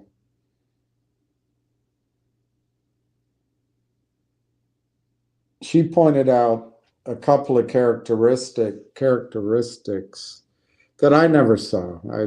But she said, "Do you notice how everyone in Hollywood has blue eyes?"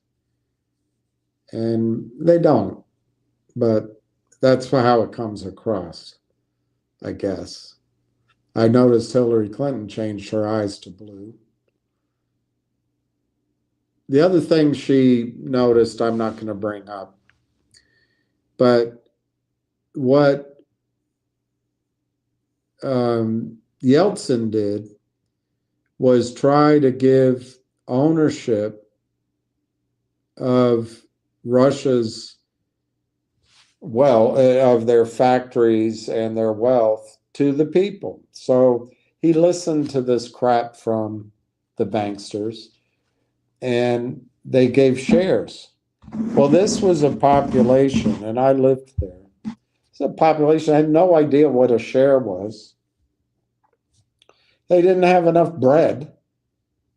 So these oligarchs came in, and what I will say, they largely came in from New York and Israel.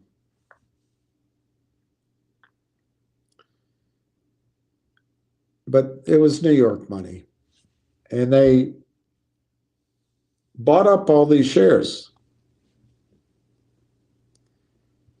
And then in the late 90s, with Clinton saying, well, we won't move the NATO any closer to Russia. Well, they did. Remember Clinton laughing with Yeltsin while Yeltsin was drunk? Well, anyway, they did a raid on the ruble. And Putin, either at that time, was still in East Germany or he had just been promoted. And he never forgot that. And Putin's a sharp guy. I believe Putin is an oil man. I believe he has a degree in either geology or geophysics or something like that. I think he might also be a lawyer, but he's a highly educated man. I think he speaks English and he just pretends not to, but I think he does. I also think Putin is oddly a godsend. I mean, Russia used to be run by these doddering old men who they put out there, and then just the functionaries ran everything. And the press was dishonest, and there was propaganda, and the economy was falling apart, and there wasn't enough healthy food, if there was any food at all. There was no God anywhere. There was drunken and other immoral behavior. And the whole country was collapsing. And it did collapse. Well, you look at it now, Russia under Putin is vibrant. He's brought Christianity back.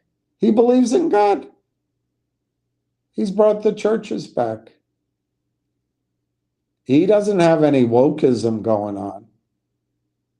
He doesn't particularly cotton to the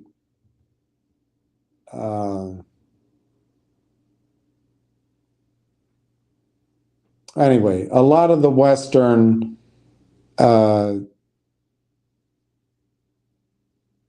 mores, he's not fully there. But I don't know. I don't know how it is in Russia right now. I know they have drug problems and still have alcohol problems and still have men dying at young ages. But there's also a lot of wealth. I think Russia's on the verge of its American century.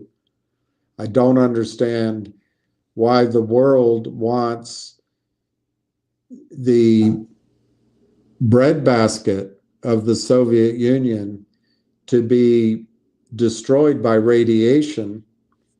I guess they figure if Chernobyl didn't finish off the dark dirt of the Ukraine, the borderland,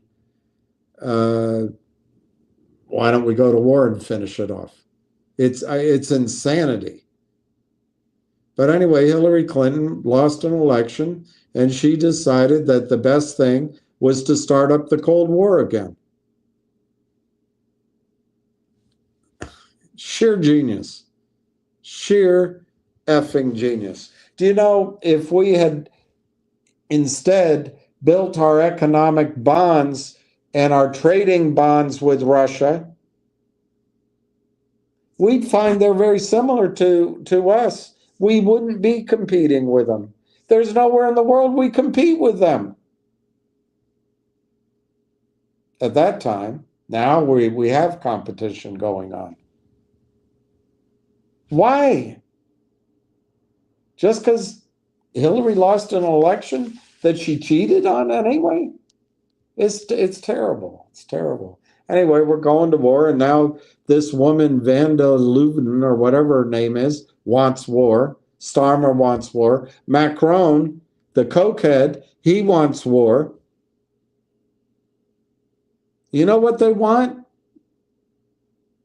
They want Russian oil, Russian timber, Russian animals, Russian fish, Russian gold, Russian, Russian, all the minerals they have, natural gas.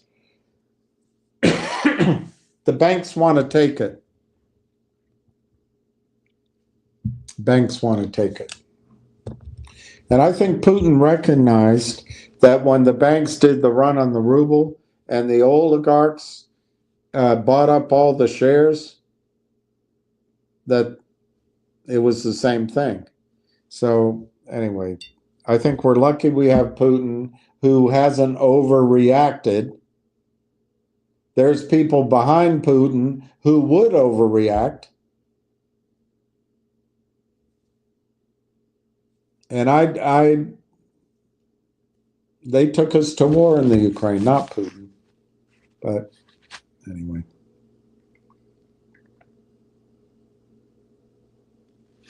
And by the way, Russian weaponry is better than ours.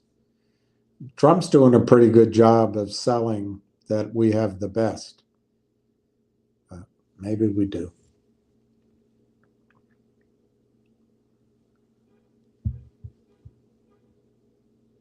Why do you ask that question?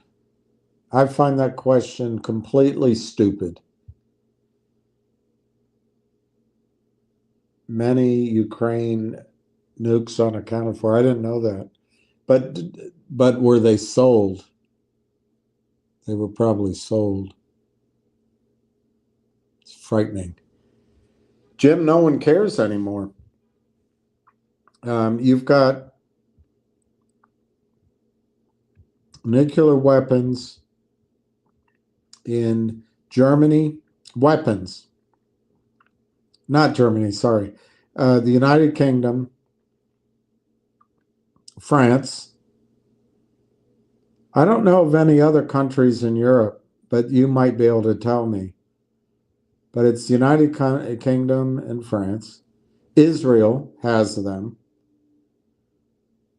Russia. And then the Stans did, but maybe they don't. Eastern European countries did, but maybe they don't. So let's just say Russia, China, India, Pakistan. And it looks like Iran wants them.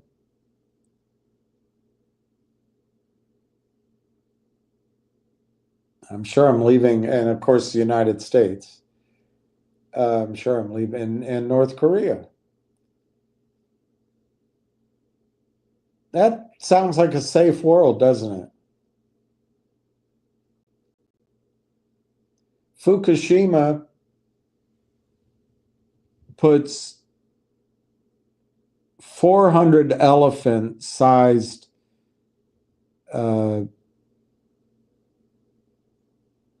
amounts of radioactive waste, highly toxic, into the ocean every day. It's been happening. It's going to happen for the rest of the time.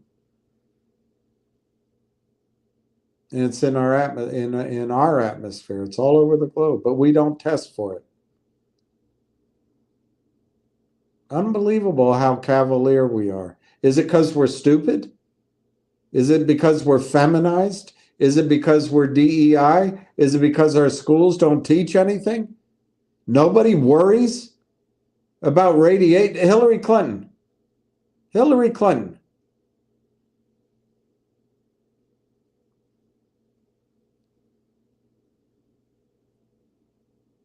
Signs an agreement with Japan right after Fukushima that we would buy all the foodstuffs without testing for radiation. Right. She's a scientist. Follow the science. How do you know the sake you drink in New York isn't irradiated? How do you know the wazoo beef you eat isn't irradiated? Irradiated's the wrong word anyway. I'm sorry. Just radiated.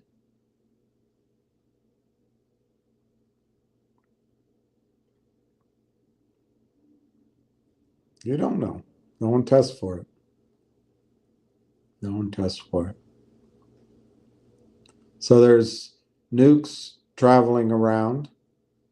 No one cares. Biden didn't care. We left Afghanistan so fast, you would think a 24-year-old woman signed the auto pen on that order. Wait, is that what happened?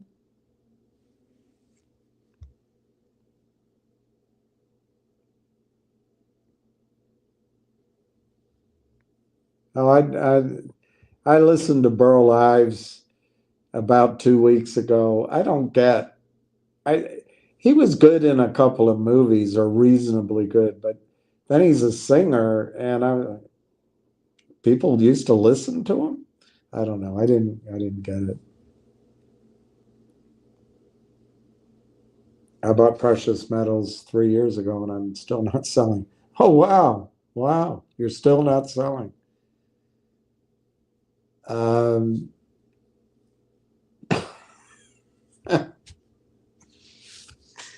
Why'd you buy them? Why'd you buy them? I'm just laughing because they.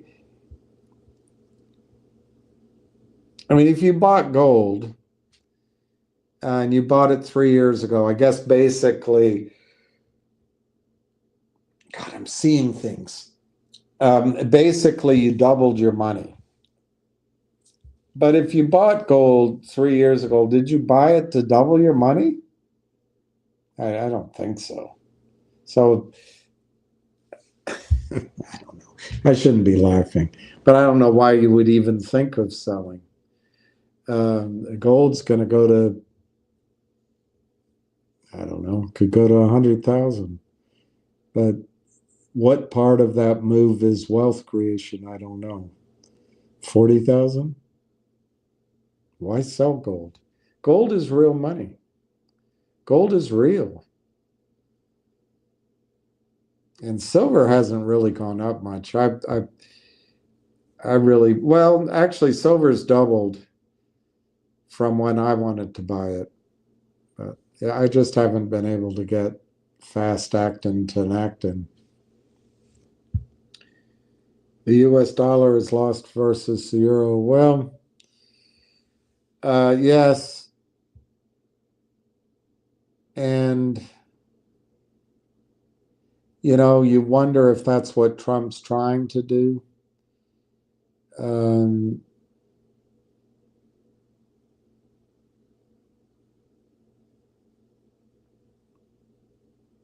I don't know, Jim. I think the dollar,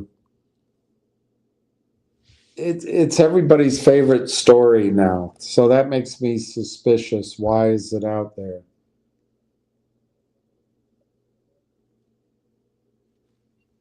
But the dollar can go lower, and particularly if our bond market gives up the ghost, which they're threatening with the big, beautiful bill, because Trump's budget is going to expand our deficit. Well,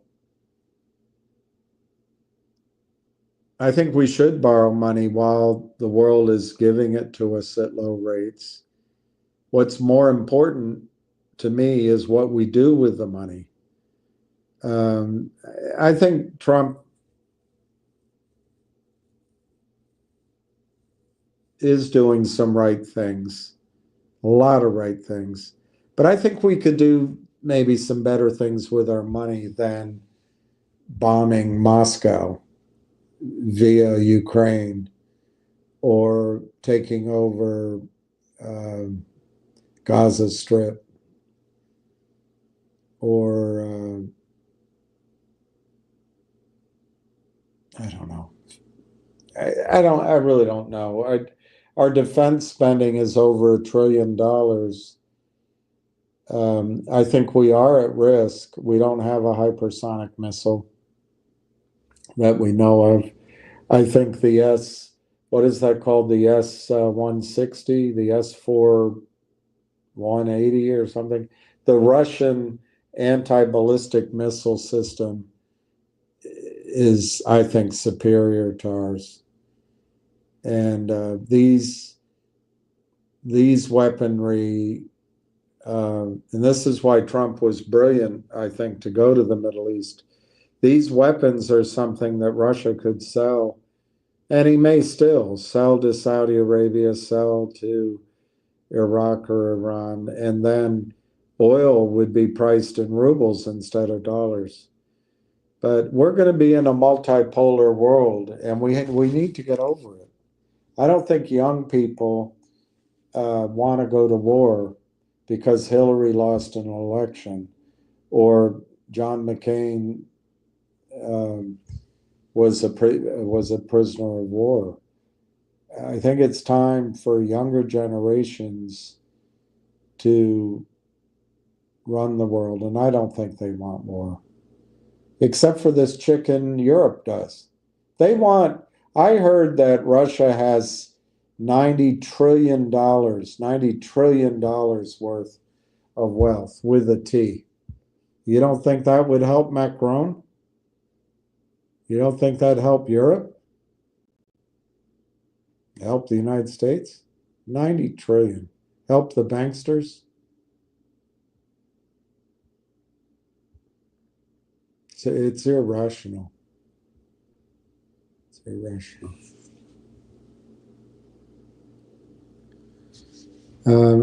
Good evening. Now that Ham has spoken to the DOJ, does that mean he won't be giving weekly, daily updates?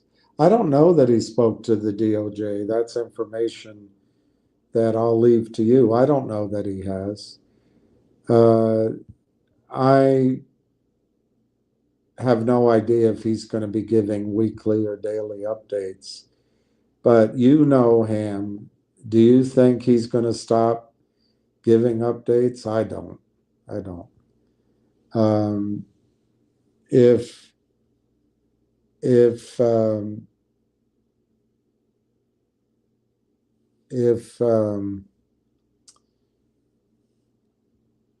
I will say, Rodney, if he learned something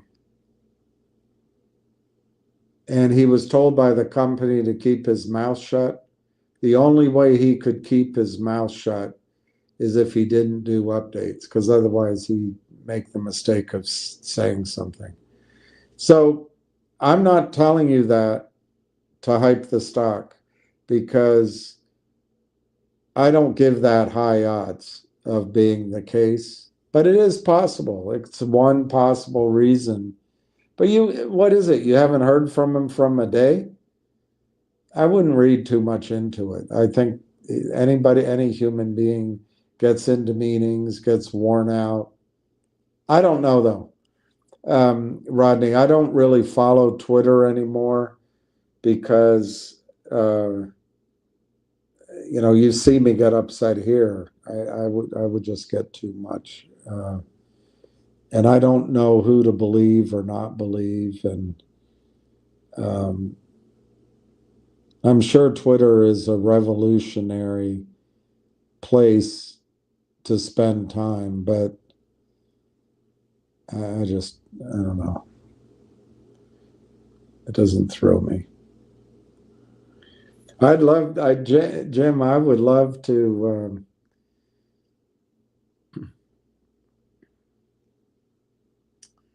I don't own any land, but one of the things that I wanted to do, may still do, who knows what God has in mind. I'd love to buy land, whether it's in Virginia, Vermont, somewhere, a different place, and plant trees. And one of the things I'd love to learn how to do is Christmas trees. I think that would be a good.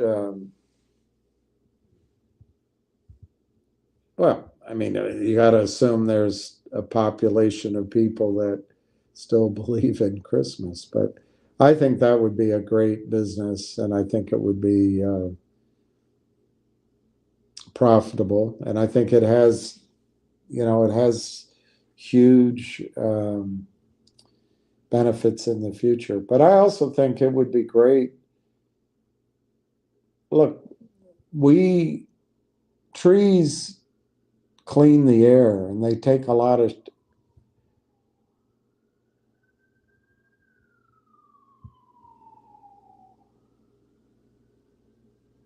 I'm seeing things. Anyway, I would love to learn about trees and planting them and having. We destroyed. We're upset with Brazil for destroying their jungle, but we did it too here. We tore down so many trees. I'd love to see some of them go back up. Well, the banker cartels own everything. There's some other companies too, but there's a concentration of wealth. And in our country, I don't think we're going back. There's TikTok and there's hooking up culture and there's I don't know, OnlyFans. There's women, as I understand it. I don't mean all women, but there's an empowerment to, it's not that hard for a woman to get laid, but it's empowering somehow. It's just amazing to me because the lectures I had to hear about when I was a kid, that Helen Reddy song, "In Numbers Too Great to Ignore," the whole lecture was that men treat women as a sex object. That was the lecture. We're not sex objects. And that was in the movies. That was every conversation. We're not a sexual object. Well, to these eyes, particularly with younger generations, and of course I don't intermingle, but it just seems like everything is sexual, and I think it comes from the women, not the men. But then I watch older women. I'm not talking necessarily women my age, but 40s women who have great jobs, but everything is about their sexual appearance. I don't know. I don't see that the feminist movement accomplished what they wanted to accomplish. It seems like it's even more sexual, and no one's happy. They pretend to be happy. And I don't want, I don't want to talk about pair bonding, but I do believe after enough men, it's very hard for women to fall in love. I mean, where's the pair bonding? Yeah, it's just a miserable existence, and I think Elon Musk is setting up a home. I mean, he did. She had a great line in that movie with one of the men. I forget which guy. She's in the elevator, and she tries to hit on the spy. I forget his name, and he said to her, "You're not my type." And she looked at him and she said, "I'm everybody's type." And she is. What's her name? Johnny Depp's wife. Very beautiful. If this light hits her from a certain angle. But I guess Elon Musk is having twins with her because she's beautiful. She can do everything bad. She can destroy Johnny Depp, lie, break her marriage vows, be an alcoholic, just be a horrible person. But because she's hot, Musk will have some kids with her. Well, I guess it makes sense. But he's setting it up so that I guess all the mothers live together and the children live together. But that's our future. the family unit's going to be broken down, and women, when they have children, are going to have them without the man, or it'll be a simp that comes in who's not the father. And it's just a huge, huge experiment. I guess it's better because it won't be the patriarchy. I don't know what the hell it'll be. Watch how quickly women flock back to the patriarchy when society breaks down. And dating, oh my gosh. Women would rather, young women I'm talking about. I'm not talking about women women that I know, but apparently younger women would rather be the side chick than date, guys that are less than 6'2" and six figures, and it's just incredible. So we're going to have a handful of men all dating. The women are all going to date the same men. I don't know. It's just. I hope it works. I hope it works. And I'm sure everyone will be happy. And it is really empowering for the women. But anyway, I just remember when the feminist agenda was to not be sexual objects, and now it so maybe it's just biology wins out, and maybe it's the species crying out to reproduce in enough quantity to not go extinct. I don't know. To beat the pill, beat the. I don't know. It's too. I can't figure it out. Crop damage from deer is so bad, farmers need to be a marksman. Well, why did we kill all of the wolves? And why do we have to live on every single part of the planet?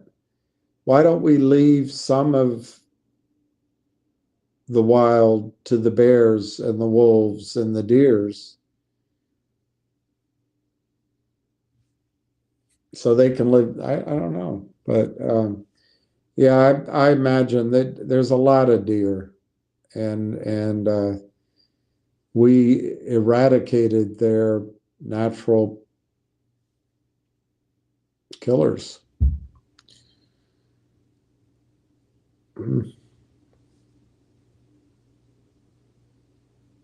But I guess that's because we wanted to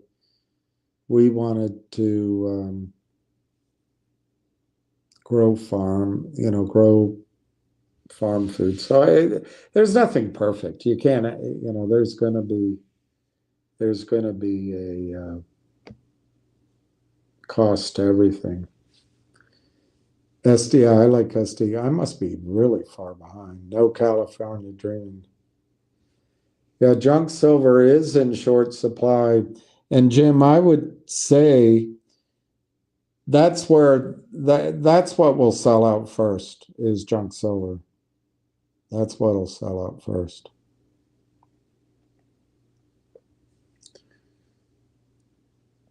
MPLX, SUNET, dividend stocks.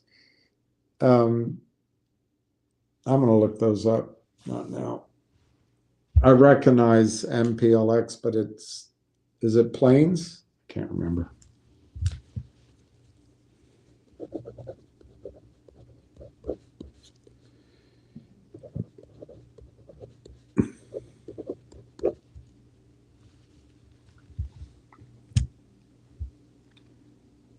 What? 7 years? That's insane. Try to put that into a spreadsheet and figure out your profit. 7 years? Oh my gosh. Still, it's a great business, I think. Matthew Mall is someone I've never heard of before. What's the story with him and Pam? Do we have a match made in heaven? Oh, Pam Bondi? No, Pam's married. I'm on the fence with Pam Bondi because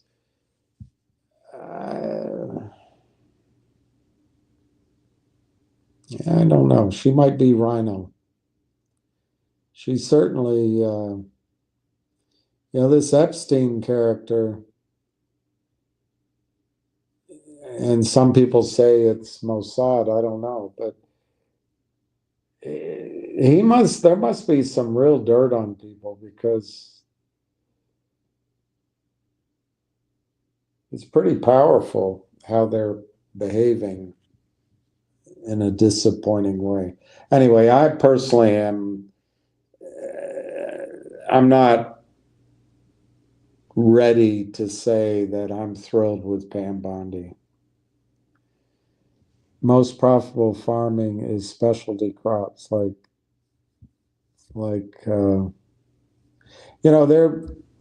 watched a video. I don't know if it's going to be true, but one thing, there's this woman, I want to watch it again, but there's this woman that started with nothing and now she makes not a lot, 700,000 a year or 1.5 million a year. I can't remember, but she takes old containers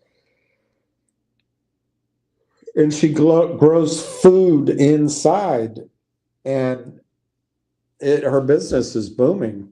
I personally think that's going to be the future of farming, particularly once women realize that the air, the water, and the soil is contaminated with radioactive material from Fukushima or elsewhere, or the big massive amount of plumes of leaking toxic nuclear waste from Bonneville and from weapons production that was a problem 30 years ago that was scary. It's headed to Seattle. It's going to be in the river, and nobody does anything. It's incredible. Obama was somebody that could have gotten a lot done. He forfeited doing anything. George W. Bush, you never expected him to do anything. He's just a scion of a somewhat accomplished family. And he wasn't, but what a disappointment. But anyway, this woman does this growing indoors in these, so there's no, you can control the water you use, the air you use, all of that, and the food will be healthy. That's what I think, that's the future, unfortunately. Best way to improve the soil is to shit in it. Horse manure. That's pretty amazing. What is your opinion about some of these people that were short now going long, finger motion? I don't know if it's true. Is that what the word is? The stock acts that way. I don't think they'd be going long. I just think they'd be covering. I do think that's happening in the overall market, which is incredible to me. Everyone said, oh, the market's crashing and it's down. I was saying we're going to have this rally, and it's not my original idea. Well, it is. It dovetails with what I expect based on what happened with the Weimar And I've been studying this other stuff for 20 some years. So in that sense, uh, I've expected a blowout rally in the market at some point. But how it's laid out that I've described, that's primarily my initial, not initial, I'd say primarily I base that on what David Hunter is saying. But then I try to layer in other stuff and my own views. But what's amazing is the bears are now going long in the market. So I think that may be happening. Roman soldiers used to be paid in salt. Salarium. I thought a solarium, salt allowance.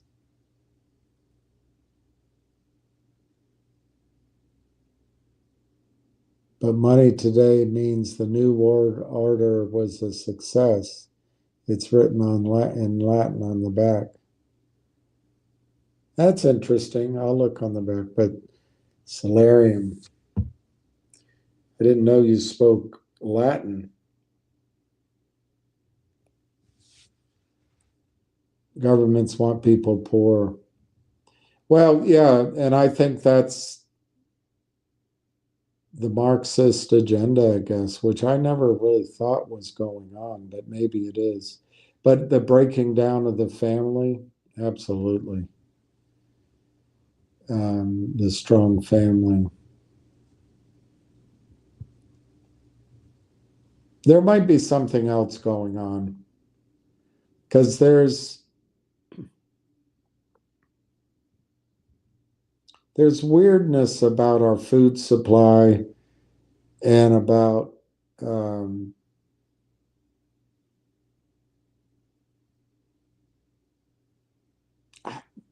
it's just weird about our population. I went to Giant Food tonight. We have this big, beautiful market. It used to be like a farmer's market type place, but they put Giant Food in it, and it's huge. I was telling my sister, there's no real food in here. Everywhere you look is all crap. It's all crap.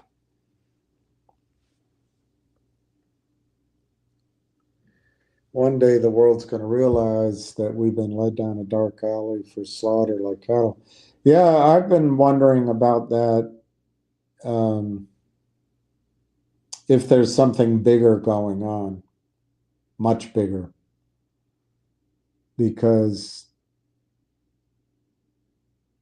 in some ways it's the only thing that makes sense. I wonder when the world's going to wake up and wonder why what happened. I don't know. Wild caught pink salmon in cans is what I eat for lunch. Salmon's good for you, apparently.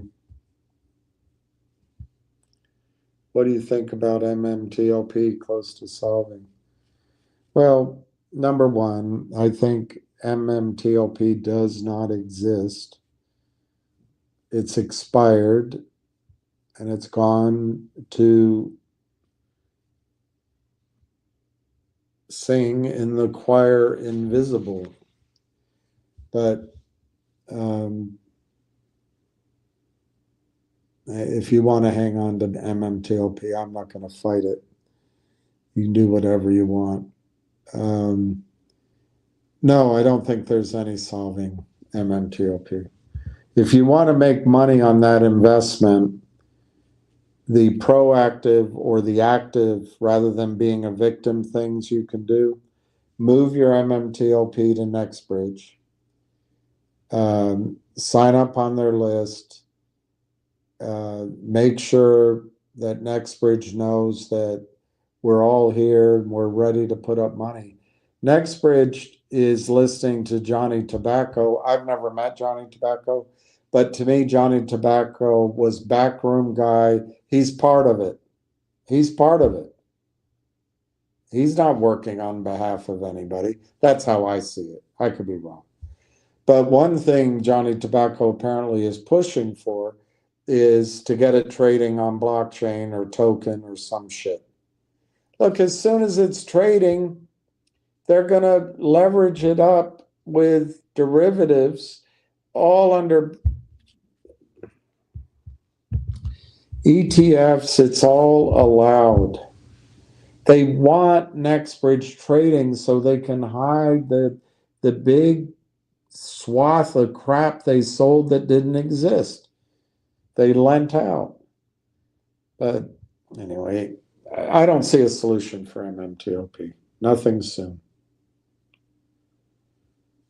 Wall Street is symbolism for a firewall put up.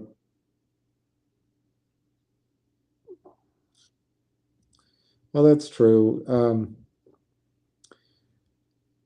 I think the bankers have lulled us to sleep. The problem is, just because it's working the way they're doing it, it can't go on forever. The United States can't go on forever picking wars wherever we go. All we do is bomb. That's our military strength, is bombing. We used to have military strength combined with moral standing, democracy, economic power, honest banking, well, reasonably honest banking, and diplomacy, and soft power, and the Beatles, and Dallas, and Marilyn Monroe, and James Bond. Yeah, we used to have the media, the movies, and the music. I don't know what we have now. And China's beaten us in a lot of technology that have been taken from us from these shorts crap. Silver and gold at the end will beat stocks, crypto, and the US dollar. Well, yeah, I mean, that's actually not much of a statement, because in the end, what do you mean? In the end, we're all dead. In every measure, Aaron, of silver and gold versus just pick any currency for the last 100 years, the last 50 years, the last whatever time frame you want to pick, gold and silver has done better than the dollar or any currency. Stocks, I don't have it in my memory right now, but you'd be surprised. You would be surprised. Gold and silver, but gold has done better than stocks. The thing, though, with gold and silver, they don't have dividends to reinvest, and they're not front page news. But they've done just fine over the last 20 years, 25 years. Stocks are about, in my opinion, to go to nosebleed levels, indices. But when the correction comes, I think you're going to see that was extremely, that was one last hurrah. I don't know about crypto, what it means. What I've studied about crypto, it's a little more complicated than just crypto, and it's blockchain, and it's contracts, and it's all this stuff. But my working thesis on crypto is just like all the bombs went up, .coms, everything went up, everything. You know, you could say HillaryClinton.com, and it would be worth $10 billion instead of having that money go to Dominican Republic, Haiti, instead of it going to Haiti, it would just go into her .com. Oh, wait a minute. Anyway, in the end, they all collapsed, but some survived. Some survived and did very well. I think that washout is coming to crypto at some point.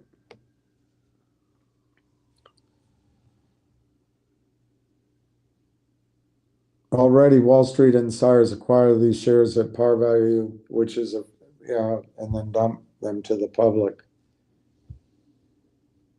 I'm not so sure. You're right. There is some of it. Look at the CEO for recruiter.com. He got 250,000 shares for doing a really piss poor job at Recruiter. And 250,000 shares of NIXX of $4 is $1 million. What if he sold it at 8? He's made some money. So you're right. Some of it happens, and what I notice about CEOs in the smaller companies, it's about their expense accounts, it's about buying things, and it's about the salaries and the health care. The stock doesn't seem to work out.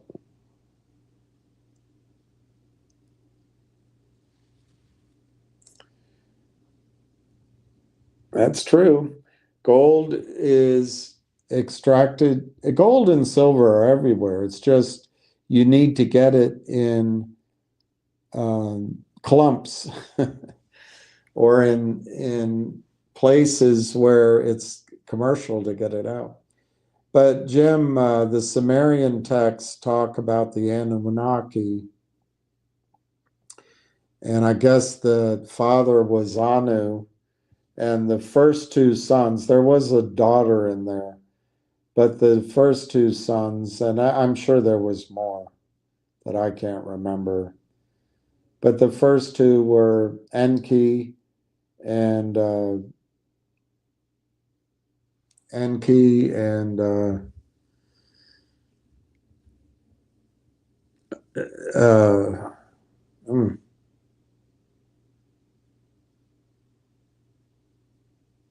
can't remember the second. I can't remember the second brother right now. It'll come to me. Enki and anyway,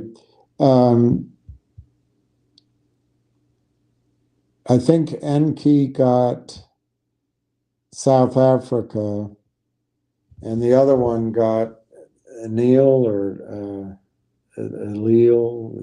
Zeal. Anyway, he got Mesopotamia and the ocean, the seas. And I actually think the Anunnaki took, if it's true, that they took gold out of the oceans, out of the seas. I think that's one thing they did.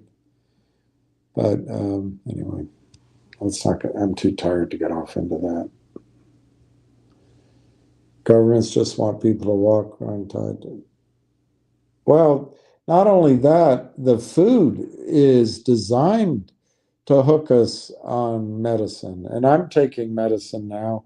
I want to go back in because it scares me, some of it. Did you read the article about CERN being able to turn lead into gold? Well, no, I didn't. I'll look it up. I did read an article, or it was behind a firewall, so I only read part of it. But they do think gold is created differently than what they expected. Maybe it was tied to that. Maybe it was tied to that because they have a different theory of how it's made out in space. And of course,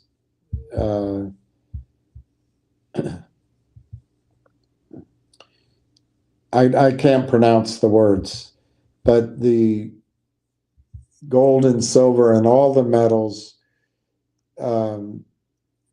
VMS, I just forget what VMS stands for, volcanic mineralized sulfur or something. But anyway, the gold that the minerals come up from the volcanoes. And by the way, going back to the guy that asked the question, that's where our stuff is.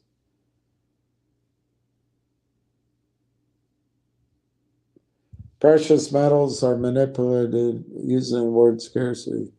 Well, yes, except there are uses for precious metals,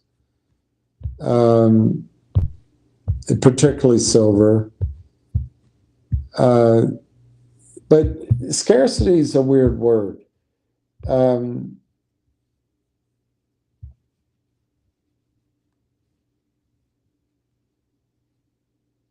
Finding a girl that would sleep with you on the first night used to be scarce. Now, with all the apps and the right amount of money, that's probably a bad example.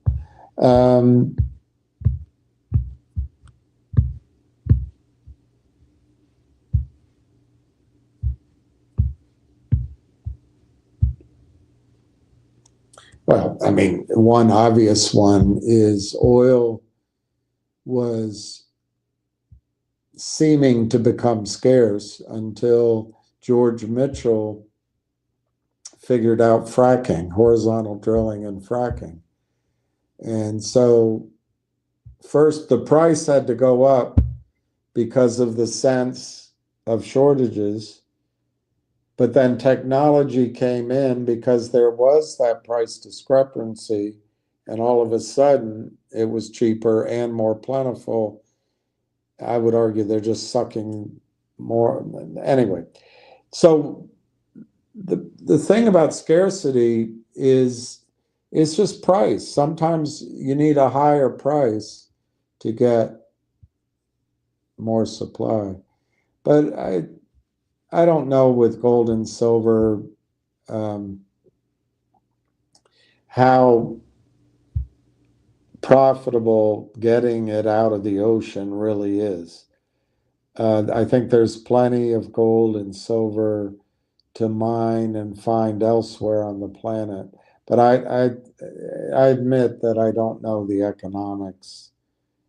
You know, when you drill wells and you frack them and you have all that water coming up, both the frack water and then the water coming up with, particularly the water coming up with the oil and gas, there's gold and silver, there's oil and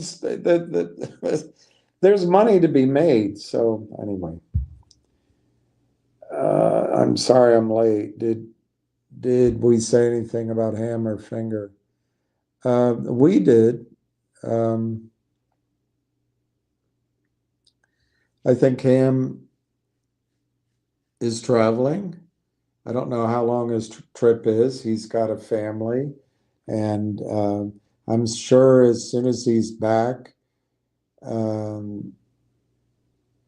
despite what I'm hearing here, that he's quiet for a while. I don't know. He hasn't told me that. I'm sure he'll be back. I don't want to go through my scenarios again.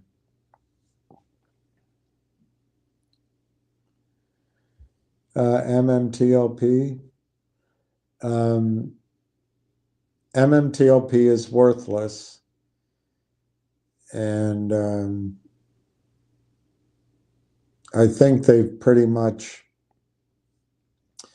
bought enough time and confused enough of the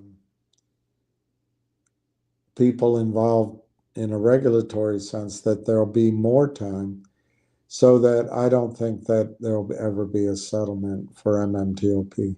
If people want to make money, I think you should own NextBridge shares, and I think Greg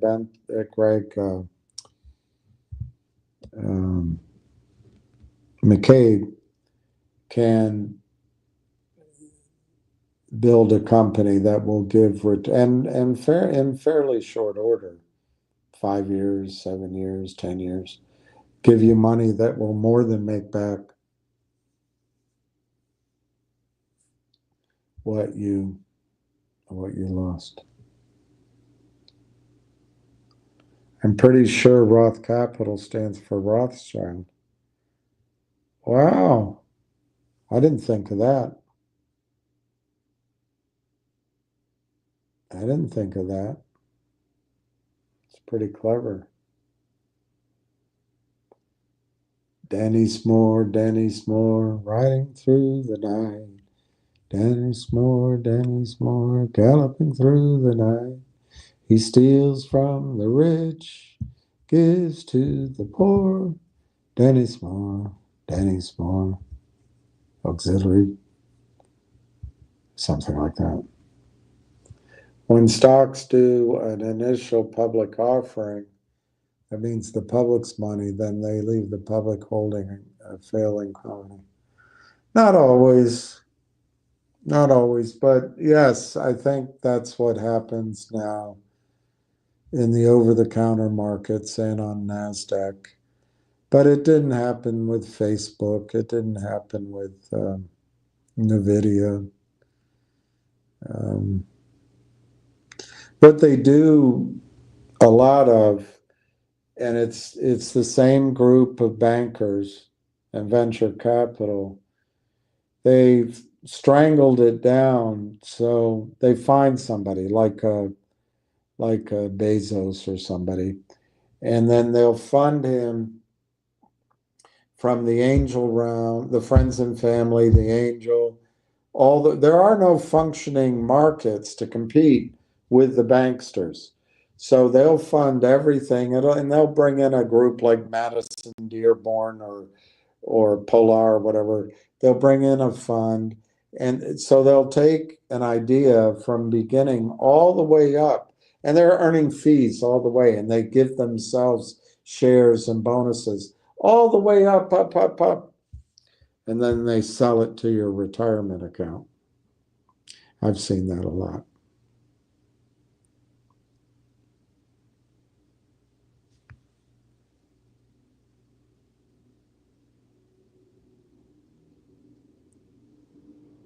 Yeah, Gorbachev hung around a long time. He was pretty good. He was better than he believed. He believed in the Soviet Union and communism, but he also, I think he was an honest guy and studied studied history, and I mean, he opened it up. He opened it up. Frankie Betts, thank you for all the efforts. It's true, you did alert finger at the dollar. I wish I had more. No, I know. I didn't have a chance either, but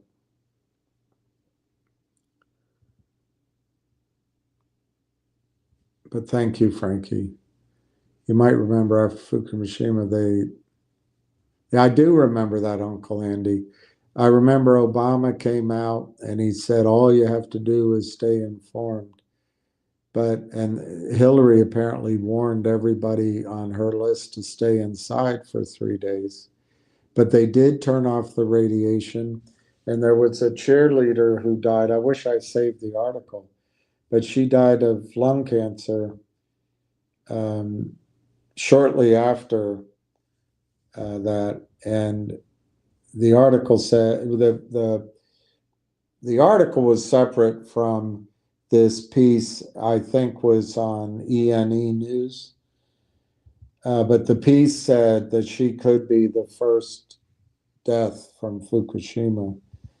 It was a lot of radiation came into the United States. Unfortunately, I was here. I wasn't able to,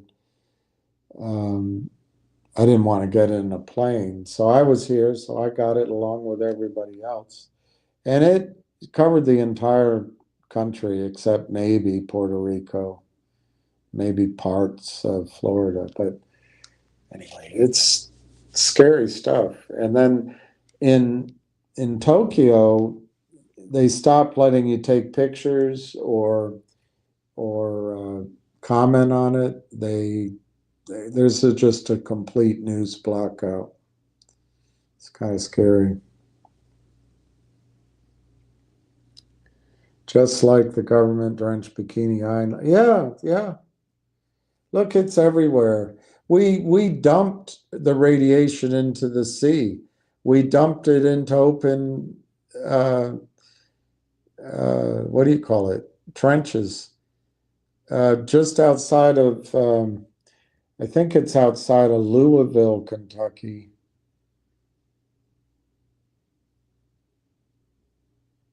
I might have the right, it might be further west. There's a different city. Does it begin with a P? Anyway, there's a big dump right there that's leaking. It's all terrible. Thank you, Augustine. All right, I'm going to end on this one. NIXX, I think, could be exciting this coming week. There's some things on Twitter about that. And I also think Railtown, RLAIF, could be exciting. Tuesday, yeah, you're right. That's one day away. So I think with that, I'm going to sign off because I'm falling asleep. I'm dead tired. Thank you to everybody for signing in. And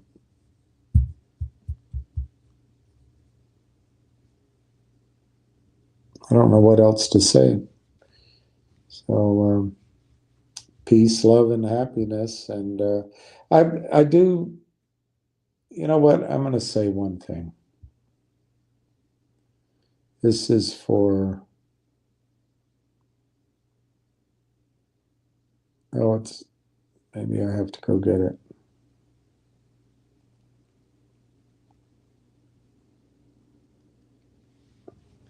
I'm going to say this for our friend. And I don't mean to offend anybody, but this, I was told, was her, I was told, I heard that, I don't know how the guy knew, but this was her favorite prayer. Oh, Mary, conceived without sin, pray for us who have recourse to thee.